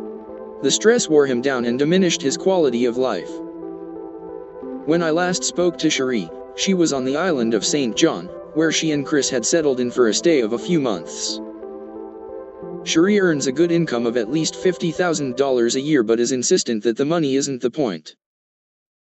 My feeling of being a successful business owner is based on the quality of life I lead, not the amount of money I earn, she says. I own my business. The business doesn't own me. Option 2, go medium. In the Sodo area of downtown Seattle, a factory hums with the sound of sewing machines. Chinese-American women, many of whom have worked at the factory for years, diligently apply patches to backpacks and laptop bags. I tour the factory with Tom Bin, the owner, and his business partner, Darcy Gray. With more than 20 employees in his own factory, Tom isn't afraid of growth. But he turned his back on the biggest growth opportunity of all, distributing his popular bags through big-name retailers, many of which have asked repeatedly for partnerships. I was curious about this decision, so I sent Tom and Darcy an email later to ask for more input. Here's what they said. We chose to be our own manufacturer and direct retailer initially because it's more interesting. We get to march to our own drummer, so to speak. If the goal is simply to make money, well, that's just boring. We wanted to make a cool business, with cool products, cool customers, and cool employees. We wanted to build a brand in a long-term place in the world. To sell to mass-market retailers may or may not be lucrative, but it does little for brand identity. It can also tie your fortune to a company over which you have no control. If they go down, you may go too. Our future is tied to what we do, decisions we make, and that's wicked good fun. Marching to your own drummer is certainly interesting, and as Tom pointed out in another conversation, it may be a better business model as well. Cash flow for their business comes from many individual customers, so they never have to worry about one big store dropping their inventory. Because there's only one source, Tom bin bags are well positioned against being perceived as a commodity. Tom and Darcy are able to charge a good price for the bags and ensure that they can continue to support all the employees. When asked about any bad days or negative experiences in the business, Tom said something I've been thinking about ever since: all the bad days have two things in common: you know the right thing to do, but you let somebody talk you out of doing it. At least in this case, Tom never let himself get talked out of what was clearly the right thing for him. Option 3, split the difference. Sometimes the choice between small and big has more than two answers. A creative individual can learn her lessons about the wrong kind of growth and then apply them to the right kind. Meet Jessica Reagan Salzman, owner of a one-person bookkeeping shop in Attleboro, Massachusetts. I knew Jessica was a numbers person when she provided estimated income for the next year of exactly $110,899. Many entrepreneurs are lost in the bigger picture and aren't certain about their finances. They tended to answer my questions about income projections with statements like, about 100, maybe 150 or so. With Jessica, there was no need for follow-up. Ironically, Jessica started the business after an unsettling experience at a new job she had just taken for a CPA. As she was settling into the job, she kept tallying figures and wondering why something wasn't balancing properly. She finally figured it out. Not only was the firm in trouble, it wouldn't have enough to pay her when the very first bookkeeping cycle came around. Oops. Jessica quit and decided to go it alone. Right from the beginning, the business was profitable at a decent part-time level, and Jessica was focused on raising a family without worrying about making a ton of money. But one day, her husband, Michael, called and said he was coming home early. "That's nice," she said. "Any special occasion?" There was a pause before he told her the rest of the news. He had been laid off, effective immediately. Jessica's business had been successful as a side project, but it didn't make nearly enough money to support a family, with their second child just 3 weeks old at that point. After the shock wore off, they talked about options, and Jessica decided to take the business to a higher level. Her husband became the primary caregiver at home, and Jessica went to work. The business quickly grew and all was well under the new arrangement, but then it started growing too fast. "We had made major progress in the direction of growing revenues," she said, "but we had also experienced soaring costs, and our bottom line clearly reflected the necessity for a major change. I just assumed that's what you were supposed to do," she continued. "As the business improves, you hire people, right? Unfortunately, although hiring people can sometimes help a business grow, it always creates much higher costs and fixed obligations." Jessica made more changes, switching her business to a sole proprietorship and returning to a one-woman shop. Don't be a firefighter, work on your business. Regardless of which path you take, as your project grows in scope, you can find yourself spending all your time responding to things and little time actually creating anything. The solution to this common problem is to focus on working on your business as opposed to in it. When you are operating the business, you spend time putting out fires and keeping everything running as it should. Working on the business requires a higher level approach. Every morning, Set aside 45 minutes without internet access. Devote this time exclusively to activities that improve your business, nothing that merely maintains the business. Think forward motion. What can you do to keep things moving ahead? Consider these areas. Business development. This is work that grows the business. What new products or services are in the works? Are there any partnerships or joint ventures you are pursuing? Offer development. This kind of work involves using existing resources in a new way. Can you create a sale, launch event, or new offer to generate attention and income? Fixing long-standing problems. In every business, there are problems that creep up that you learn to work around instead of addressing directly. Instead of perpetually ignoring these issues, use your non-firefighting time to deal with the root of the problem. Health insurance. In the United States, it's the big question facing many prospective entrepreneurs: how can I insure my family when I'm self-employed? Unfortunately, universal healthcare is still a long way off before we catch up with the rest of the developed world. To get some options, I surveyed our group of case studies and also conducted several online conversations with large groups on Twitter and Facebook. The answers varied considerably. Someone wrote, "Get screwed and pay a lot of money for coverage that doesn't help you." Alas, in some cases, that statement may not be much of a stretch. But in other cases you have choices. Here are some of the most common ones. Buy a high-deductible policy and pay cash for visits to the doctor. Perhaps the most common solution among the self-employed is to shop around and purchase a high-deductible policy to cover serious illness or accident. Then set aside a savings fund, either self-managed or with a health savings account, to cover doctor's visits and preventive care. It's best to compare quotes from an independent broker, and in some cases a local or national group may offer a discounted policy. Several people mentioned the Freelancers Union, for example. Join a concierge program. A concierge program is the opposite of a high-deductible policy that covers only serious problems. For a monthly fee, you can visit the same doctor for most primary and preventive needs. You'll also get the doctor's email address and call anytime cell phone number, and the doctor will act as an advocate and referrer if you need more serious care. Some people combine a concierge program with another policy to ensure that both short-term and disaster prevention needs are met. Get insured through your partner. A number of business owners wrote to tell me that they relied on their spouse or partner's job to cover both of them while they worked full-time or part-time in the business. Courtney Carver was diagnosed with multiple sclerosis in 2006, and her medical bills would be $8,000 a month without insurance.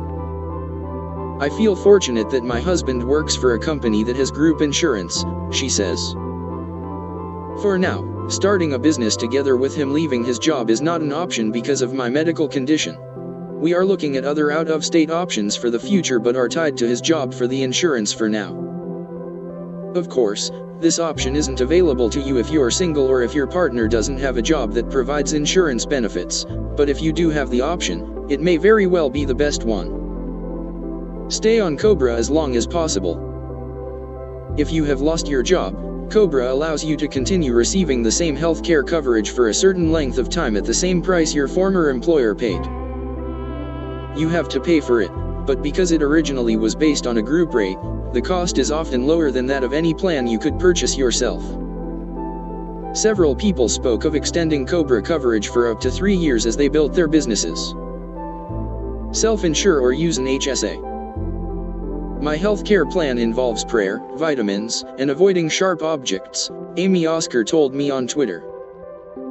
Others explained that they were just being pragmatic about the poor options available to them, weighing the costs and what they perceived as limited benefits of an expensive plan they weren't likely to use.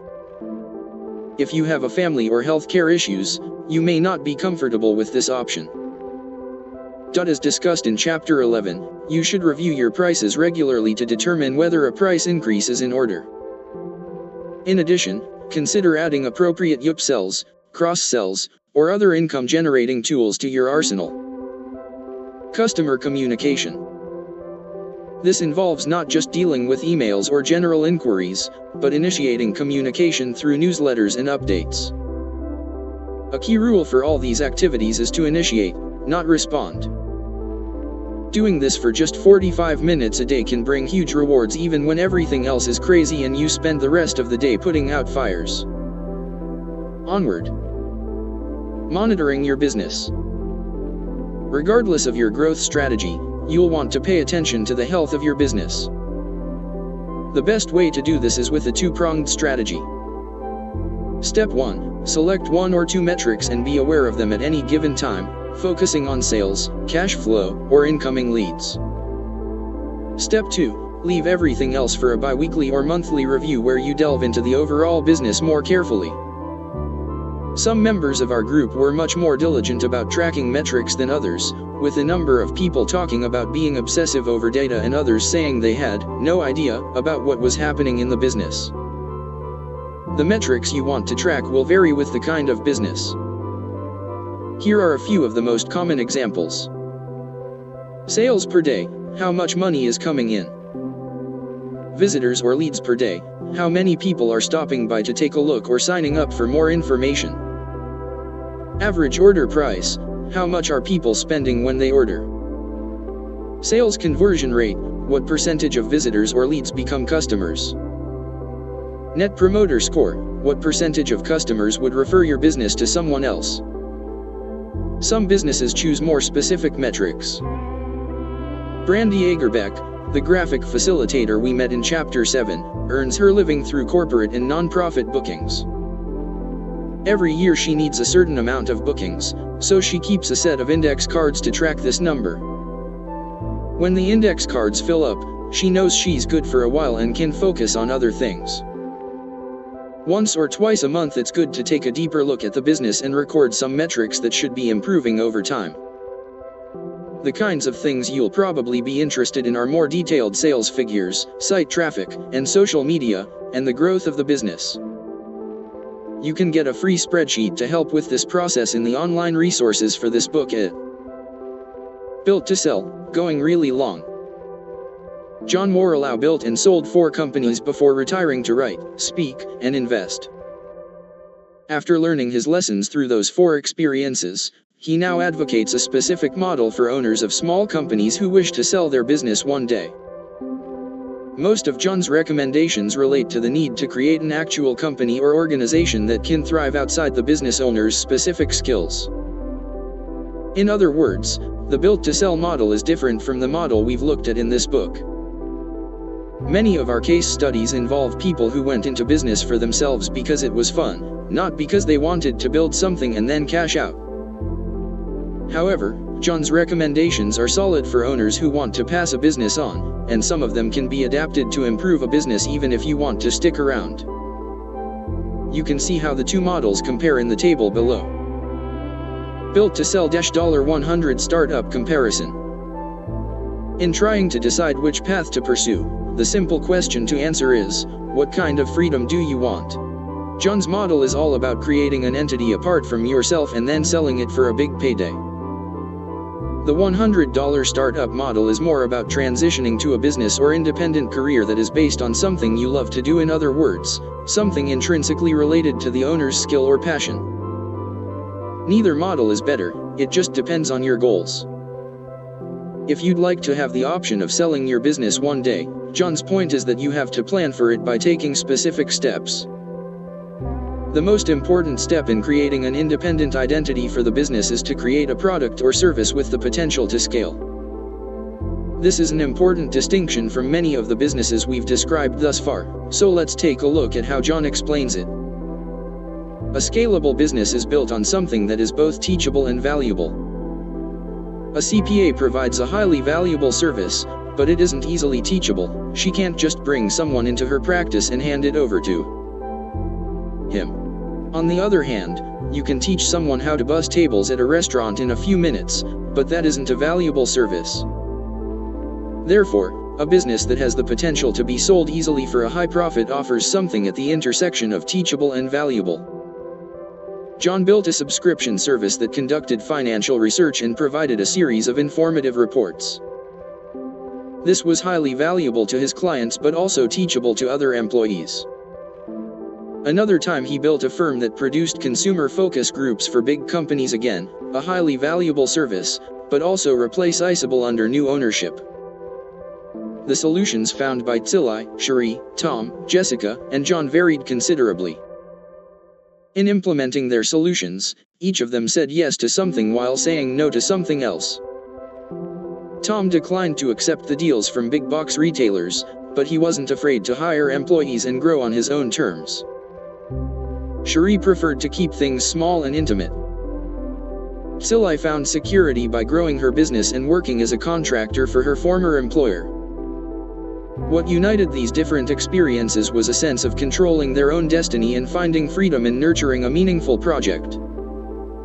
As your own project grows, you'll also need to make decisions based on your preferences and specific vision. Just remember that these are good decisions to make and a good position to be in. Key points.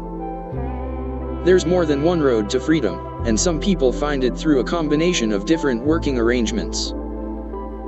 Going long by pursuing growth and deciding to stay small are both acceptable options, and you can split the difference by going medium. It all depends on what kind of freedom you'd like to achieve.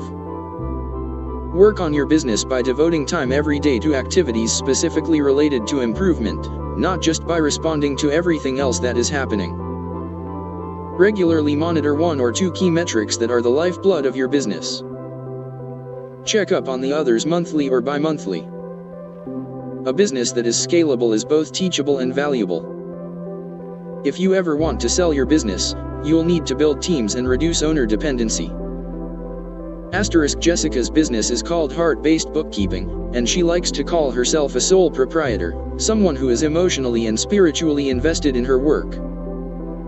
See others mentioned and similar sites that offer an instant comparison of rates and plans for any state.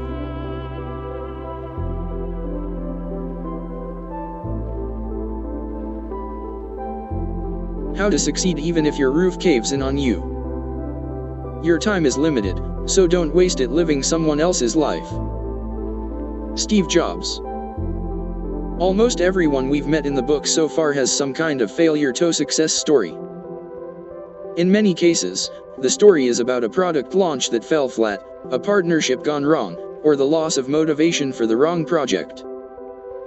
I tried something and it didn't work out. But then I moved on to something else is a common refrain. All these stories are valid and interesting, but I've never heard a rise from the ashes story quite as compelling as that of John T. Unger, a sculpture artist from a small town in Michigan. John's story is a tour de force of failure and fear that turned into resilience and success. As John tells it, the third best thing that ever happened to him was having the roof of his studio collapse from under him while he was standing on it, frantically trying to shovel snow. The building was completely destroyed, and John spent the rest of the Michigan winter alternating between shivering while he worked and warming himself with an illegal unvented kerosene heater. It was a nightmare scenario, but then a funny thing happened. The bank came out to assess the damage and gave him a $10,000 commission. John used the commission as a down payment on 2 buildings he had been trying to purchase for a while. I don't think the bank would have gone for the deal without the disaster, he says. It forced them to take a real look at my business instead of them just thinking of me as another broke artist. The second best thing that ever happened to John was losing his last day job as a graphic designer during the dot-com crash of 2000. The loss of the job led to the loss of everything else: his income, his girlfriend, his apartment, and even a piece of his thumb in an accident incurred while he was moving out of the apartment. While he was working the day job, he also was working as much as 10 hours a day on his art business. After both of these experiences, losing the building and losing the day job, John was depressed and thought hard about what to do next. His friends advised him to suck it up and find work wherever he could, but in rural Michigan those days, John knew that there wasn't much work to be found. It was now or never, so he stuck with his goal and continued making progress.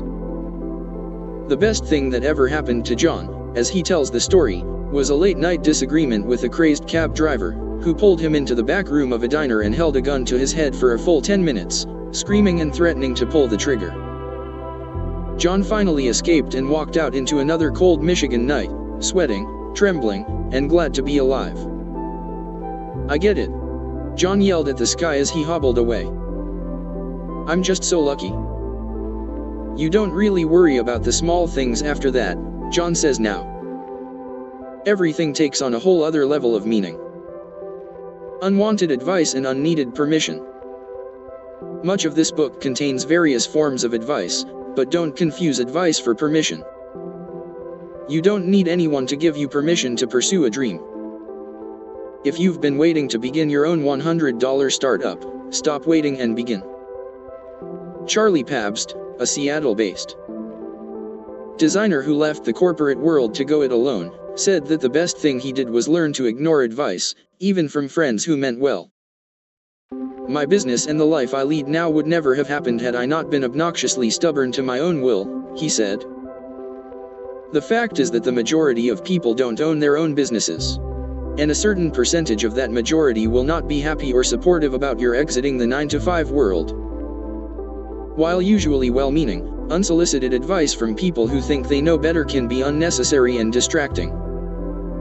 Here's how Shea Vitry, the founder of a Denver food tour business, puts it. "The biggest lesson I learned was to trust my own judgment. When I started my tour business, I got all sorts of advice from people around me, ranging from why it wouldn't work at all to how things should be run on a day-to-day basis. I had researched it and knew it was a viable idea, so I decided to keep my own counsel and quit asking people what they thought. People who know less about the business than me do not get to make decisions about it. I value input, but now I seek it out from people who have unique perspectives about how I can improve. Sometimes the best advice is none at all. If you know what you need to do, the next step is simply to do it. Stop waiting. Start taking action. What are we afraid of?" Toward the end of many follow-up discussions with most of the business owners profiled in the book, I asked about their biggest fears, worries, or concerns. All these people had been successful, earning at least $50,000 a year from their projects, but what were they worried about? What kept them up at night? Their concerns fit into two broad areas, external and internal. External concerns tended to relate to money in a changing marketplace. For example, a few businesses had been created to exploit imbalances in technology. These projects can be very profitable for a time, but when the music stops playing, the ride is over. A business that grows primarily from strong Google rankings or good placement in the iTunes store is in danger of losing it all if fortunes change. Scott McMurrin, who published the Alaska Coupon books, said he was closely watching the online coupon craze, considering ways to update the business to be more digital-friendly. The role of competition was mentioned frequently, although in very different ways. Several people said they weren't worried about what other businesses were doing, because they found it more productive to keep moving forward with their own original work. Others did worry, especially about building something unique only to see it copied or stolen by a more established company. Mary Ann Cascone, who makes children's clothing in a small partnership she runs with her cousin, illustrated this concern well. "Our biggest fear, since the beginning, is that our products will be knocked off and our prices will be undercut. We are covered by patents and trademarks, but it still happens from time to time. However, I am a firm believer that if I focus 100% on creating a quality product, we will rise to the top every time.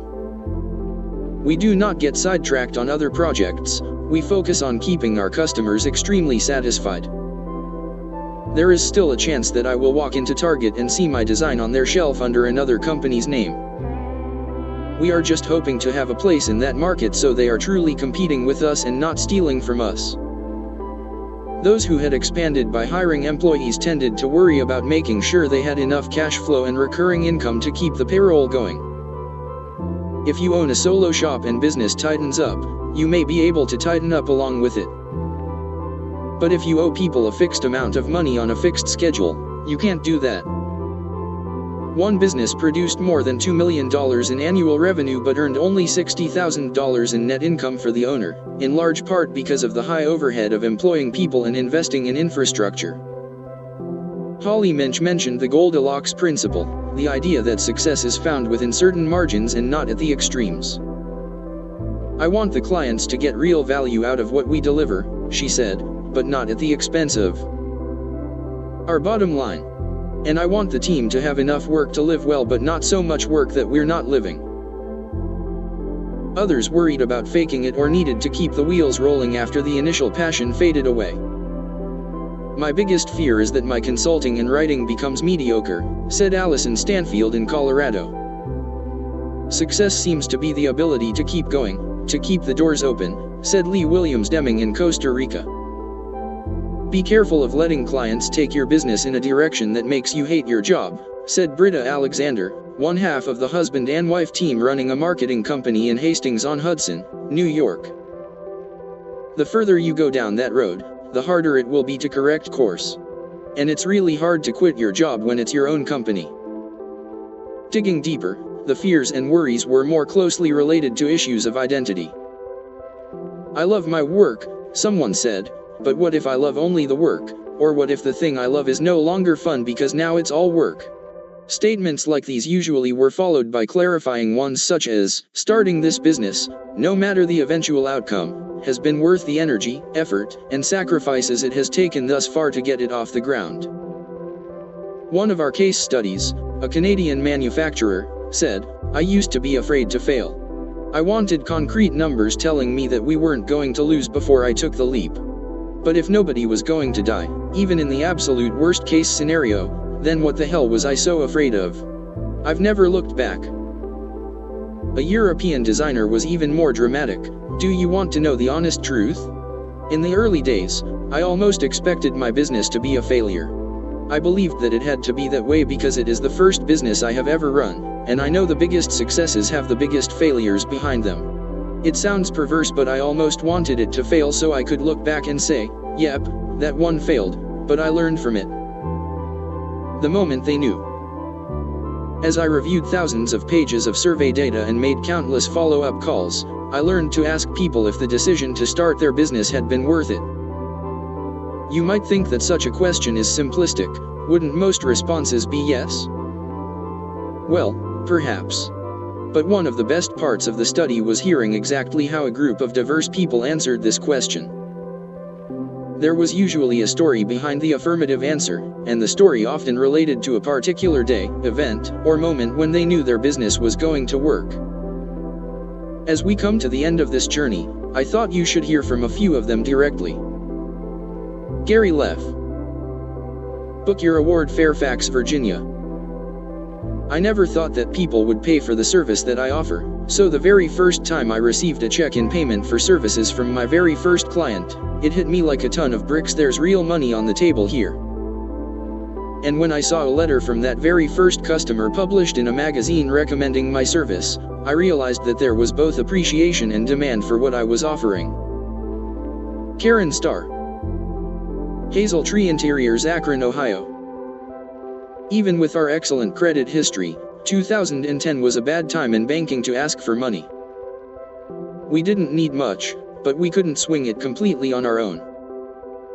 My husband John and I needed a small credit line to lease the building where we planned to house our interior design and framing business.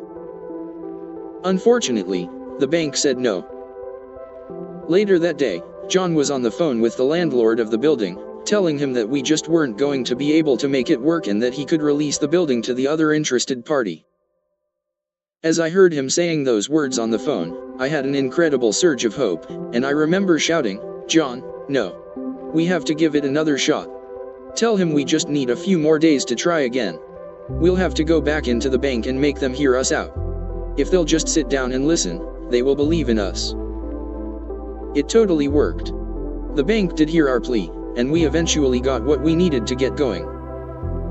2 years in, and we couldn't be more thrilled. But we almost accepted the fact that it wasn't meant to be and carried on with our lives. I am so glad we put in more effort. It meant everything to us to give it one more passionate plea. David Fugate. Launch Books Literary Agency, Encinitas, California. For me, it was when I signed a big client after flying out to their corporate offices, making a pitch, and getting a tour of the grounds. When I got the call from his marketing VP that they wanted to go with me over a couple other agents they had met, that was the moment when I knew Launch Books was going to work. Truth be told, I didn't even know that I had any doubts about it working before that call, because I had been an agent for more than 12 years already and knew what I was doing. But because of the way my employment worked at the old agency, I literally had to leave with nothing, no income stream whatsoever from the 1,000 books I had sold while I was there, so I was literally starting from scratch. But when I got that call, I had this enormous feeling of relief and excitement wash over me, and I just absolutely knew it was going to work. The funny thing was that the client ended up being an unbelievable jerk and pulled out of his book deal over repeated problems with the publisher. He didn't like a mock cover that they put together and their preference that he actually follow the proposal we had sent them for the content, so rather than trying to work anything out, he just decided the publisher didn't get it and pulled out. Then a little while later he had his assistant send me a termination letter without so much as a conversation, even though I had managed to generate a decent offer for what was a brutally difficult book to sell. It didn't matter, though. I still had that first moment on the phone and never looked back. I've since been on my own and selling books for more than 10 years. Kyle Hebb. Independent photographer, Santiago, Chile. My husband and I were traveling around Europe after I had been hit by a car. We were going to travel and then go back to Chile to shoot weddings until the bookings stopped coming in and then go back to having normal jobs. We had been couch surfing to try and save money, but after a month and a half on the road I was sick of it. So we decided to splurge in Italy. We checked into an amazing room at the Meridian, and I decided to pay an ungodly amount to use the internet for 10 minutes. And that was when I saw the email. It would be our second US wedding and our first wedding where I had quoted more than simply travel costs. The bride had decided to hire us, and she was going with our biggest package, over $5,000. I freaked out. I called my mom and then I called my dad, screaming stupidly using the hotel phone, which ended up costing another $100. I should have paid for another 10 minutes of the internet and used Skype. I wasn't freaking out because of the money, though. It was because for a bride to pay that amount of money to photographers who don't even live in her country requires a huge leap of faith. And that was when I realized that if there was one bride willing to hire us and fly us in, there were probably more. And I started to think that if we could work both in Chile and outside of Chile, we could make this work. So we did. Jonathan Pincus. The top is Lunch Company, Spain and Norwich, United Kingdom. The big day for us was August 20th, 2008, also known as the day when we realized our dream of moving back to my partner's native Spain. When we set up the company in England in 2005, it was with the aim of eventually being able to move back to Spain and run the business remotely, although we weren't sure how long this would take. We had set up a perfect infrastructure, with cloud-based business management software, VoIP telephones, and so on, but the logistics of outsourcing was proving the biggest hurdle. We couldn't find a company that could deal with the complexity of 250 different products, most of which were labeled in Spanish. When we finally managed to set up the contracted logistics operation and drove away from the warehouse knowing that we no longer had to do all the shipping ourselves and that the following day we were getting on a boat to Spain, I knew we had achieved what we set out to do. As I traveled the world meeting our group of unexpected entrepreneurs, I heard story after story like these. Over and over, they echoed a similar theme: when you have these moments, hold on to them. They provide encouragement and positive reinforcement when times are hard. The $100 recap. Before we close it out, let's look back at the key lessons of this book. First and most important, the quest for personal freedom lies in the pursuit of value for others. Get this right from the beginning and the rest will be much easier. Always ask, how can I help people more? Borrowing money to start a business, or going into debt at all, is now completely optional. Like many of the people you met in this book, you can start your own micro-business for $100 or less. Focus relentlessly on the point of convergence between what you love to do and what other people are willing to pay for. Remember that most core needs are emotional. We want to be loved and affirmed. Relate your product or service to attractive benefits, not boring features. If you're good at one thing, you're probably good at something else. Use the process of skill transformation to think about all the things you're good at, not just the obvious ones. Find out what people want, and find a way to give it to them. Give them the fish. There is no consulting school. You can set up shop and charge for specialized help immediately. Some business models are easier than others to start on a budget. Unless you have a compelling reason to do something different, think about how you can participate in the knowledge economy. Action beats planning. Use the one-page business plan and other quick start guides to get underway without waiting. Crafting an offer, hustling, and producing a launch event will generate much greater results than simply releasing your product or service to the world with no fanfare. The first $1.26 is the hardest, so find a way to get your first sale as quickly as possible. Then work on improving the things that are working, while ignoring the things that aren't. By franchising yourself, through partnerships, outsourcing, or creating a different business, you can be in more than one place at the same time. Decide for yourself what kind of business you'd like to build. There's nothing wrong with deliberately staying small or scaling up in the right way. It only gets better as you go along. When we last left off, Jamestown Coffee Company was opening for business in Lexington, South Carolina. Owner James Kirk had moved south from Seattle and kicked things off. What happened next? Did a flood of loyal visitors show up right away? Not exactly. It was a tough start, settling into a community not familiar with specialty coffee. The shop grew one customer at a time, with a focus on providing personal experiences and encouraging repeat business.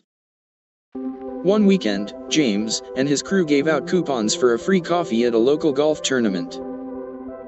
A man stopped in to redeem his coupon and mentioned that he normally picked up his morning cup at the gas station but was inspired to try something new. The next day he returned, saying it was the best cup of coffee he had ever had. A morning group began to gather most weekdays, consisting of regulars from all kinds of backgrounds: a lawyer, a clergyman, a computer guy, a mechanic. People who used to buy instant coffee at the grocery store began making a special trip every week to pick up the superior stuff at Jamestown Coffee Company. Slowly but surely, the business stabilized. James thought back on the discouragement he had received from well-meaning friends when he first told them about moving down south. You can't start a business during a recession, they said. You can't move across the country without a job. Most small businesses fail within 1 year. Almost all mom-and-pop restaurants fail within the first year. On and on it went. And every time someone gave him a reason he couldn't succeed in what he had set out to do, he made another note in his non-planning folder, merely one more obstacle to overcome. Elsewhere, Jen and Omar continued making their maps in Columbus, Ohio, expanding to wholesale accounts in addition to the direct sales with which they started. They were featured recently in an Expedia commercial and are thinking about opening up a boutique travel store as part of the next adventure. Carol Gajda and Adam Baker produced 2 other mega sales, each one bringing in a 6-figure payday for themselves and their affiliates. I asked for their help in producing the launch for this book just as soon as they finished carrying the bags of cash to the bank. Brandon Pierce was planning a family move to Malaysia. The business now brings in over $50,000 a month. Benny Lewis was still language hacking his way around the world, moving to Istanbul for a crash course in Turkish. Next up, a planned attempt at learning Mandarin Chinese in Taiwan. The Mondo Beyond course started by Andrea Skur and Jen Lemon has served more than 5,000 participants, producing $500,000 in revenue for the 2 partners. Brett Kelly's $120,000 ebook has become a $160,000 ebook. His wife continues to stay at home with the kids, and they are now completely debt-free. Perhaps the most important lesson arrived in an email from Emily Cavalier, who had recently left a high-paying job in Manhattan to pursue Mouth of the Border, a tour and events business focused on ethnic foods. I asked how often she still felt motivated to go it alone, and she told me, every single day. The greatest benefit has been going to bed just as excited as if not more excited than when I woke up. I get to work day in, day out on something that fully engages me and elicits not just my passions but the passion of tons of other people, too. Yes, like Emily and everyone else in this book, you can do this too. You aren't alone out there. Sure, you can learn through failure, and most likely you'll have at least one false start on the road to freedom. But failure is overrated. Who says you'll fail? You can just as easily succeed. You can apply the lessons from these stories and create the new life you want. Ready? Key points. Advice can be helpful, but you can also just step out and take a big leap. Don't wait for someone to give you permission. More than competition or other external factors, the biggest battle is against our own fear and inertia. Thankfully, this also means we are in complete control of managing it. When you have a success or moment you knew story, hold on to it. These experiences are powerful and will help you later if times get hard. The most important lesson in the whole book: don't waste your time living someone else's life. The story about freedom and value doesn't end in the Western world. These themes are just as important in helping people create opportunities for themselves wherever they are.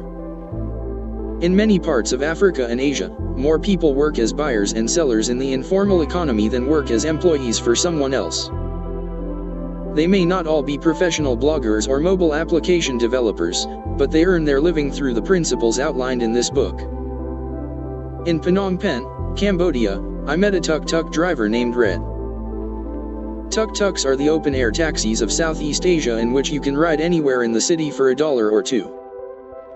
Some tuk-tuk drivers, just like some cab drivers in other places around the world, are unreliable and dishonest. Red, however, is both reliable and honest, always arriving early to pick up a passenger and sometimes delivering regular customers to their destinations at no charge. Most tuk-tuk drivers in Cambodia make just $2 to $5 a day, but Red earns up to $50 a day. He does this through a combination of hard work and careful strategy.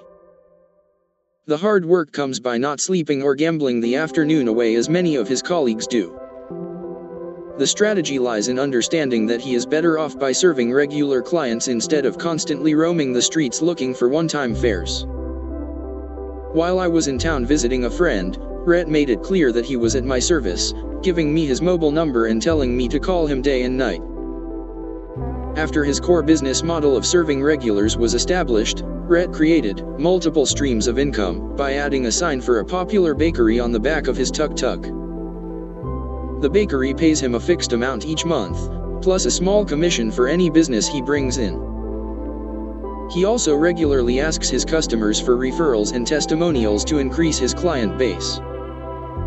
If a customer needs help getting to a destination outside of Phnom Penh, Rhett will find a taxi or bus driver available for hire, making sure he is honest and then following up with the customer after the trip to confirm that all went well. He does all of this while speaking only limited English and without any formal education at all. Some of the extra money he earns goes to a savings fund, a safety net almost no other tuk-tuk driver has. His daughter is now in college, the first in their family to finish high school. As you work to improve your own circumstances, with freedom as the goal and value as the currency that gets you there, consider how these principles apply elsewhere. I like Rhett's story because it shows that creativity and initiative will get you far, regardless of the starting point. In many parts of the world, however, the starting point is much farther away than it is for most readers of this book. Starting a business in the developing world is often a difficult, highly bureaucratic endeavor, which is why so many people like Rhett operate in the informal sector. In some of these places, millions of people still lack access to clean water and other basic needs. In my own business and writing career, I invest at least 10% of all revenue with organizations that make better improvements around the world than I could make on my own. I don't consider this investment a charitable act, I consider it a natural response to the fact that I've been more fortunate than others. While creating freedom for yourself, how can you be part of a global revolution to increase opportunity for everyone? If you're not sure, you can join the $100 startup community in our campaign for clean water in Ethiopia by visiting. You can also sign up with groups, such as kiva.org and acumenfund.org, that provide loans to help people start micro-businesses in their own communities. Of course, these answers aren't the only ones. If you have a better answer or just a different one, work on that instead.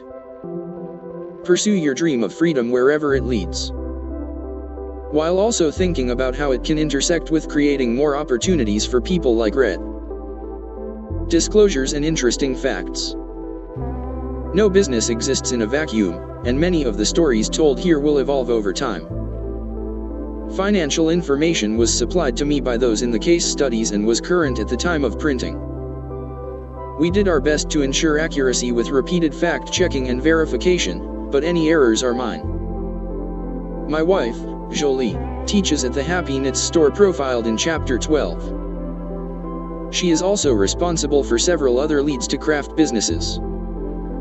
Jonathan Fields and Tilly Pines are longtime friends. I was offered samples by some of the businesses mentioned in the study.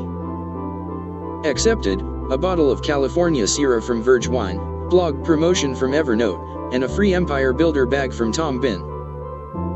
Declined, a jar of mustard from Sono Trading and a free Excel template from Mr. Spreadsheet. When I wasn't roaming the world conducting interviews, much of this book was written in the following Portland cafes: Rocking Frog, Albina Press, Crema, Stumptown, and Starbucks on 37th and Hawthorne. Most popular order at the Rocking Frog: hot cinnamon donut and 12-ounce Americano. Number of times the phrases cha-ching and whoop whoop were removed from the manuscript during copy edits: 8. John T. Unger has revised his list of the best things that ever happened to him. He now puts meeting his wife, Marcy, another artist, at the very top of the list. They live and work in a new studio with a much sturdier roof. When next in Cambodia, you can hire Rhett the tuk-tuk driver by calling +855 12 543 767. But wait, there's more. All good things come to an end, and if you've read this far, I hope it's been a good use of your time. If you'd like more, head over to where you'll find a community of other readers, unexpected entrepreneurs, and people from different backgrounds all planning their escape to a life of their own making. In addition to all the customizable exercises from the book, you'll get a number of resources that didn't make it in the final version. Data and sample interviews from the study, including transcripts and audio files, video interviews with Benny Lewis, Jen and Omar, and Carol Gajda, economics of blog subscribers, where you'll see how much money an average blogger earns, more analysis on subscription payments, upsells, and pricing structures you can use to ramp up your income, the 2 words all business owners can say to set themselves up for an unlimited series of long-term product launches. And as they say, so much more. All of this info is free, and you don't need to register to receive it. We also have a community forum and additional resources for sale, including more case studies and specific business strategies. Join us at. Finally, if you enjoyed the book, feel free to let me know. You can write in directly from where I follow the model outlined in several of the case studies in this book, publishing at least 80% of my writing and business work on a regular basis for free.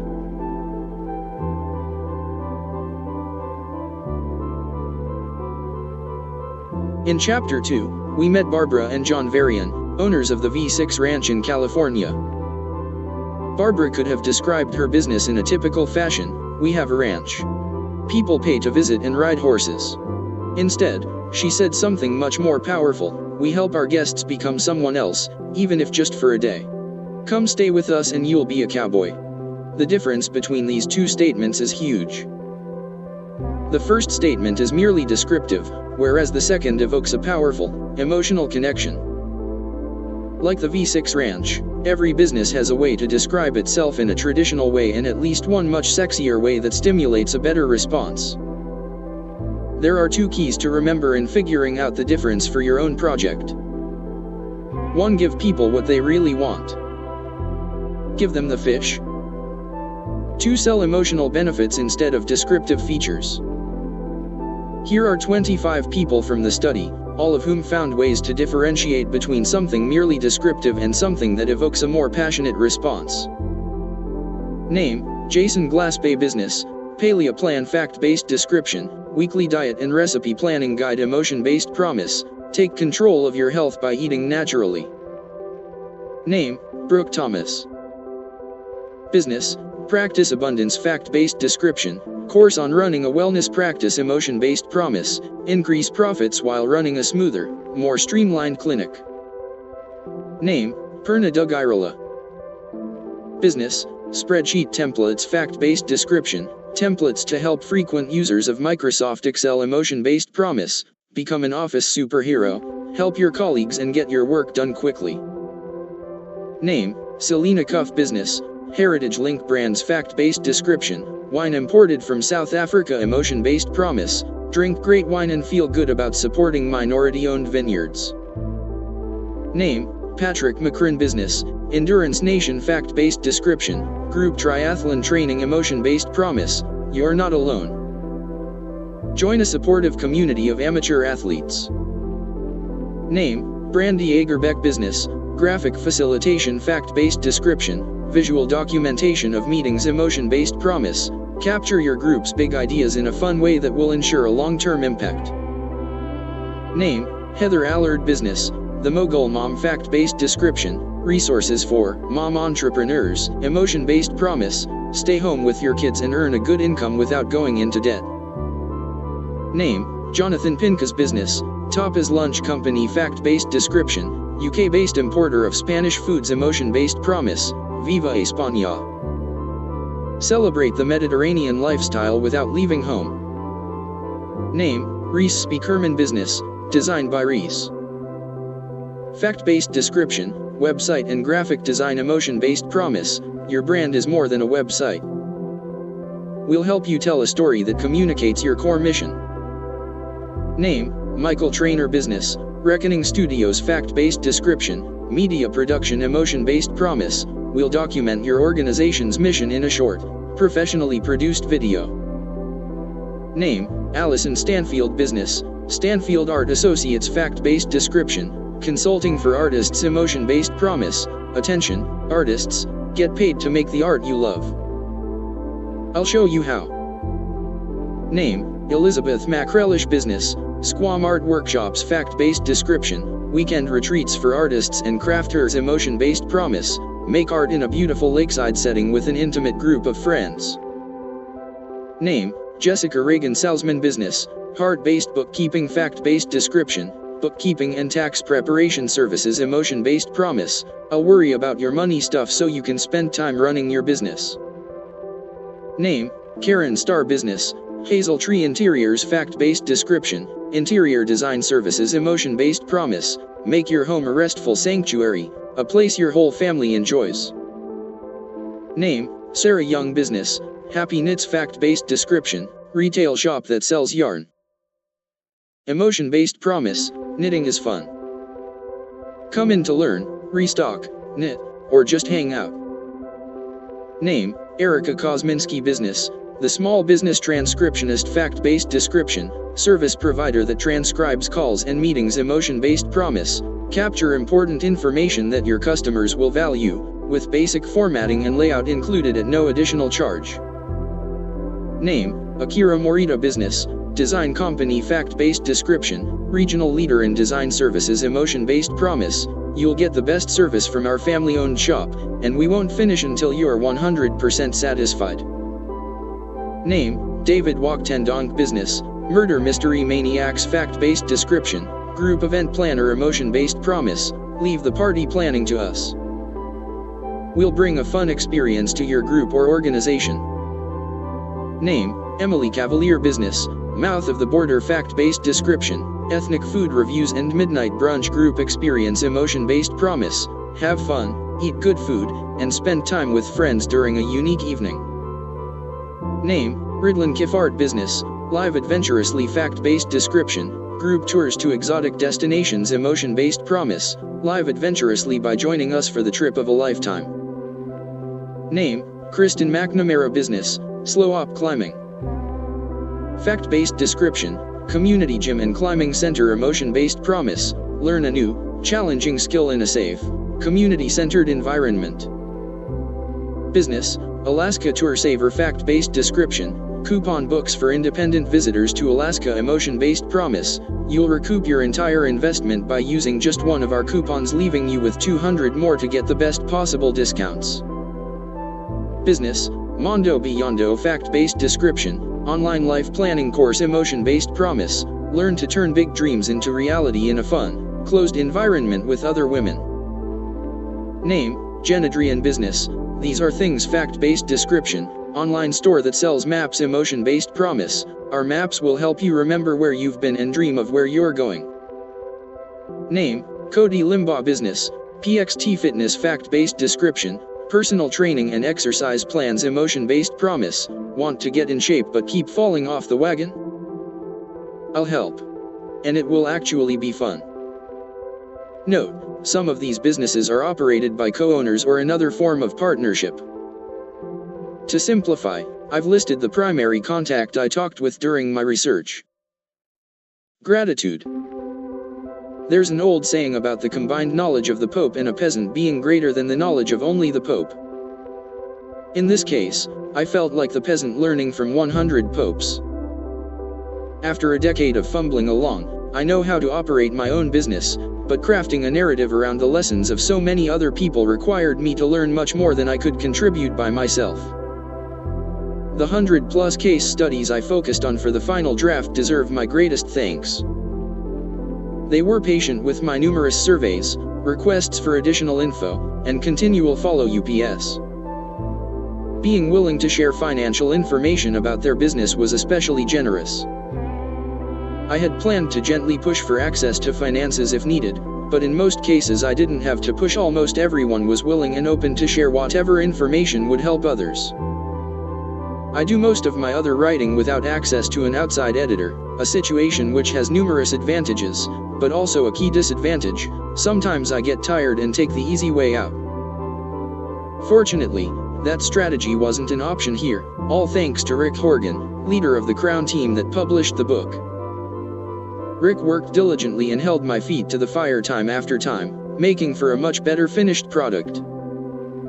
I'm also grateful to Tina Constable and everyone else at Crown, and to my tireless literary agent, David Fugate. Dave Navarro first gave me the analogy of a product launch being like a Hollywood movie. Jason Fried was the first person I heard say, "Failure is overrated." I've undoubtedly borrowed other concepts and ideas, so if I've stolen your idea, consider it an act of unintentional flattery. I continue to learn every day from Seth Godin, Chris Brogan, friends, and colleagues in the Life Remix Network, Scott Harrison, Gary Parker, and Susan Parker. Jolie Guillebeau, my wife, and chief proofreader, patiently endured repeated discussions about hustling and bad franchises. Many sections of the book were greatly improved thanks to her insight. Critical readings of the text were further accompanied by my 4-pod assistant Libby. Libby is also responsible for moderating comments on my blog, a tough job for someone who sleeps approximately 22 hours a day. Wherever I go, I work closely with Reese Speakerman, superstar designer, and Nikki Hagel, genius developer. On this project, I'm also grateful for the collaboration with Mike Rode, who made the fun illustrations you can see throughout this book. Special thanks to Stephanie DiZito for last-minute cover art consultation. Every summer, the World Domination Summit Action Team puts on a weekend adventure like no other, and I'm thrilled to be along for the ride. All of my work is for and sustained by the AONC community, which greatly inspires me with their stories of change and adventure. Finally, I offer my appreciation and gratitude to you, the reader. I hope you found these pages worthwhile. Feel free to let me know about your own search for freedom and value by writing in from or saying hi on Twitter. Chris Guillebeau, Portland, Oregon. Name: Michael Hanna. Business: mattress lot. Location: Portland or industry: furniture. Name: Sarah Young. Business: Happy Knits. Location: Portland or industry: bricks and mortar. Name: Susanna Conway. Business: photographer plus instructor. Location: Bath, UK. Industry: education and photography. Name: Benny Lewis. Business: fluent in 3 months. Location: no fixed address. Industry: independent publisher. Name: Megan Hunt. Business: custom dresses. Location: Omaha. Any industry: bridal design and shared work/co-working space. Name: Jessica Reagan. Salesman. Business: hard-based bookkeeping. Location: Attleboro, Ma. Industry: bookkeeping. Name: Tara Gentile. Business: Scouty Girl. Location: Wyoming, PA. Industry: independent publisher. Name: David Hensel. Business: light bulb design. Location: West Yorkshire, UK. Industry: branding and design. Name: Erica Kosminski. Business: small business transcriptionist. Location: Nashville, Tennessee. Industry: service provider. Name: Tom Bin. Business: Tom Bin. Location: Seattle, Washington. Industry: bag manufacturer. Name: Omar Nori. Business: these are things. Location: Columbus, OH. Industry: gifts and novelty items. Name: Jen Adrian. Business: these are things. Location: Columbus, OH. Industry: gifts and novelty items. Name: Patrick McCrin. Business: Endurance Nation. Location: Boston, Ma. Industry: fitness. Name: Charlie Pabst. Business: Charfish Design. Location: Seattle, Washington. Industry: design services. Name: Jeremy Brown. Business: No Limit Publishing. Location: Tempe, Arizona. Industry: service provider. Name: Kat Alder. Business: Wildcat PR. Location: London, UK. Industry: public relations. Name: Jaden Hare. Business: Steamy Kitchen. Location: Tampa, Florida. Industry: food advice. Name: Brandon Pierce. Business: music teacher's helper. Location: Costa Rica. Industry: independent publisher.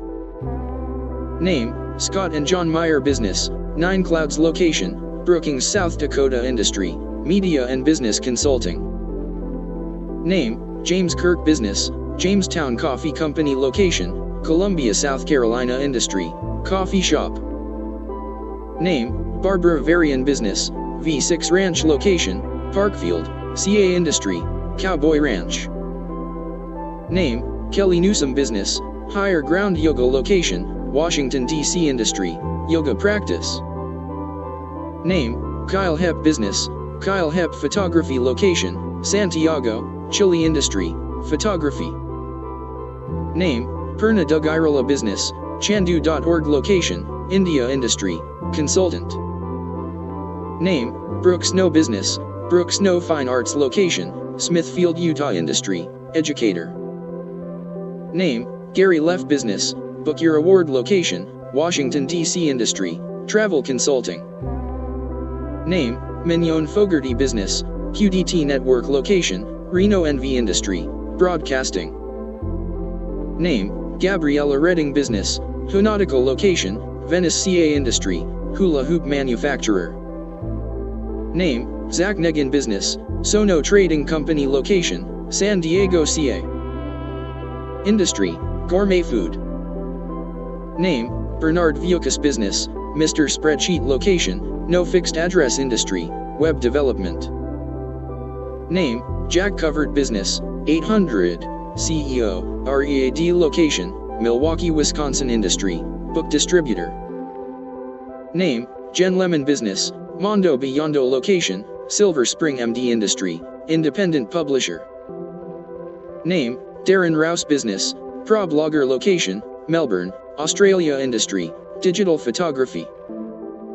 Name: Brian Clark. Business: Copy Blogger. Location: Dallas, Texas. Industry: online services. Name: Brett Kelly. Business: Evernote Essentials. Location: Fullerton, CA. Industry: independent publisher. Name: Mark Ritz. Business: Kinetic Coffee Company. Location: Arcata CA Industry, coffee roaster. Name, Chris Murray. Business, daycare marketing location, Hudson OH Industry, service provider. Name, Ridland Shark AMA Kif Art Business, live adventurously location, no fixed address industry, adventure travel. Name, Jason Glass Bay Business, Palea Plan location, Portland or industry, independent publisher. Name, Amy Turn Sharp Business, Little Alouette location, Columbus OH Industry, toy manufacturer. Name, Nicholas Luff Business, independent consultant location, Vancouver, BC Industry, business consulting. Name, Michael Trainer Business, Global Poverty Project location, New York City Industry, media. Name, Nick Gaydon's Business, photographer location, Louisville, Kentucky Industry, photography. Name, Selena Cuff Business, Heritage Link Brands location, Los Angeles CA Industry, food and wine. Name, Daniel Nisamayan Business, Maddox Ltd location, Kiryat Shmona, Israel Industry, service provider. Name, Scott McMurrin Business, Alaska Travel Graham location, Anchorage AL Industry, travel discount provider. Name, Jonathan Fields Business, Sonic Yoga location, New York City Industry, yoga studio. Name, Brandy Agerbeck Business, Loose Tooth location, Chicago, IL Industry, graphic facilitator. Name, NEV Lapwood Business, Snowboard Addiction location, Whistler, BC Industry, online education.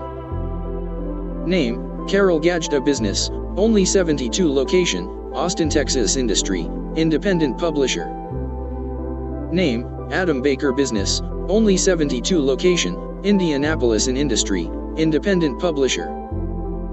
Name, David Wachtendonk Business, Murder Mystery Maniacs location, Chicago, IL. Industry, event planning. Name, Andreas Cambani's Business, London Cyclist location, London, UK Industry, independent publisher. Name, Elizabeth Macrelish Business, Squam Art Workshops location, New Hampshire Industry, event planning.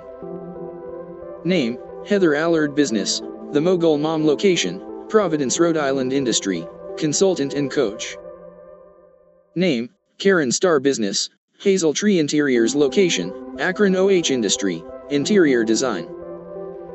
Name, Allison Stanfield Business, Stanfield Art Associates location, Golden Co Industry, art consulting.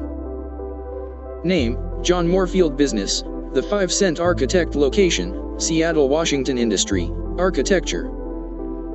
Name, Derek Sivers Business, Muckwork location, Singapore Industry, services for musicians. Name, Naomi Dunford.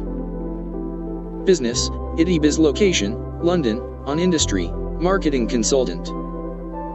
Name, Shannon Oki Business, Cooperative Press location, Cleveland OH Industry, hobbyist and publisher.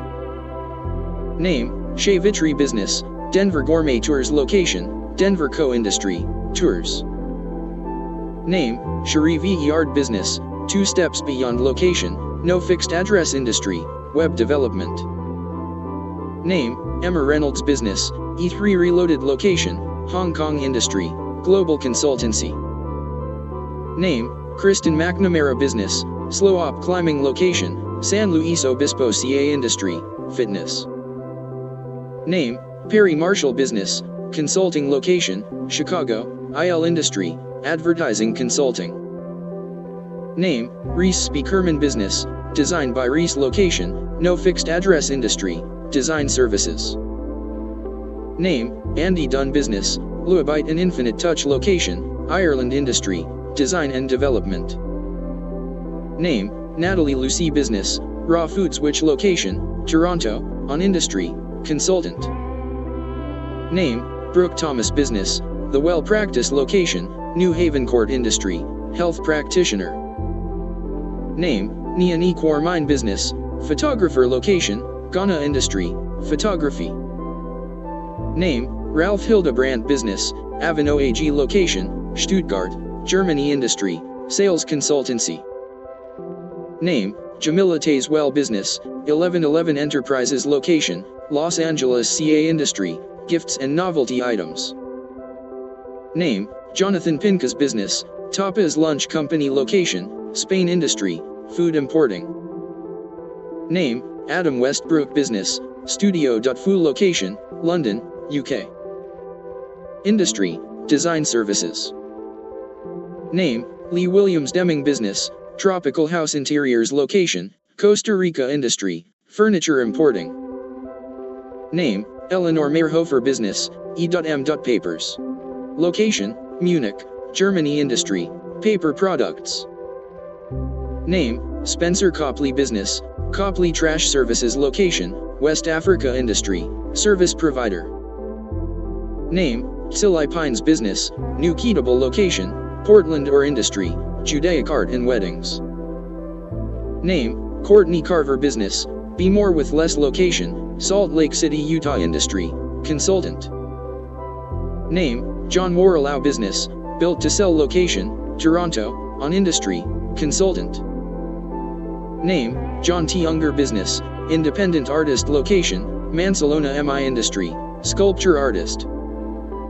Name, Mary Ann Cascone Business, Bone Cupcakes Location, Kansas City, Missouri Industry, Children's Clothing. Name, Holly Minch Business, Lightbox Collaborative Location, San Francisco CA Industry, Design Services. Name, Britta Alexander Business, Eat Media Location, Hastings-on-Hudson, New York Industry, Media.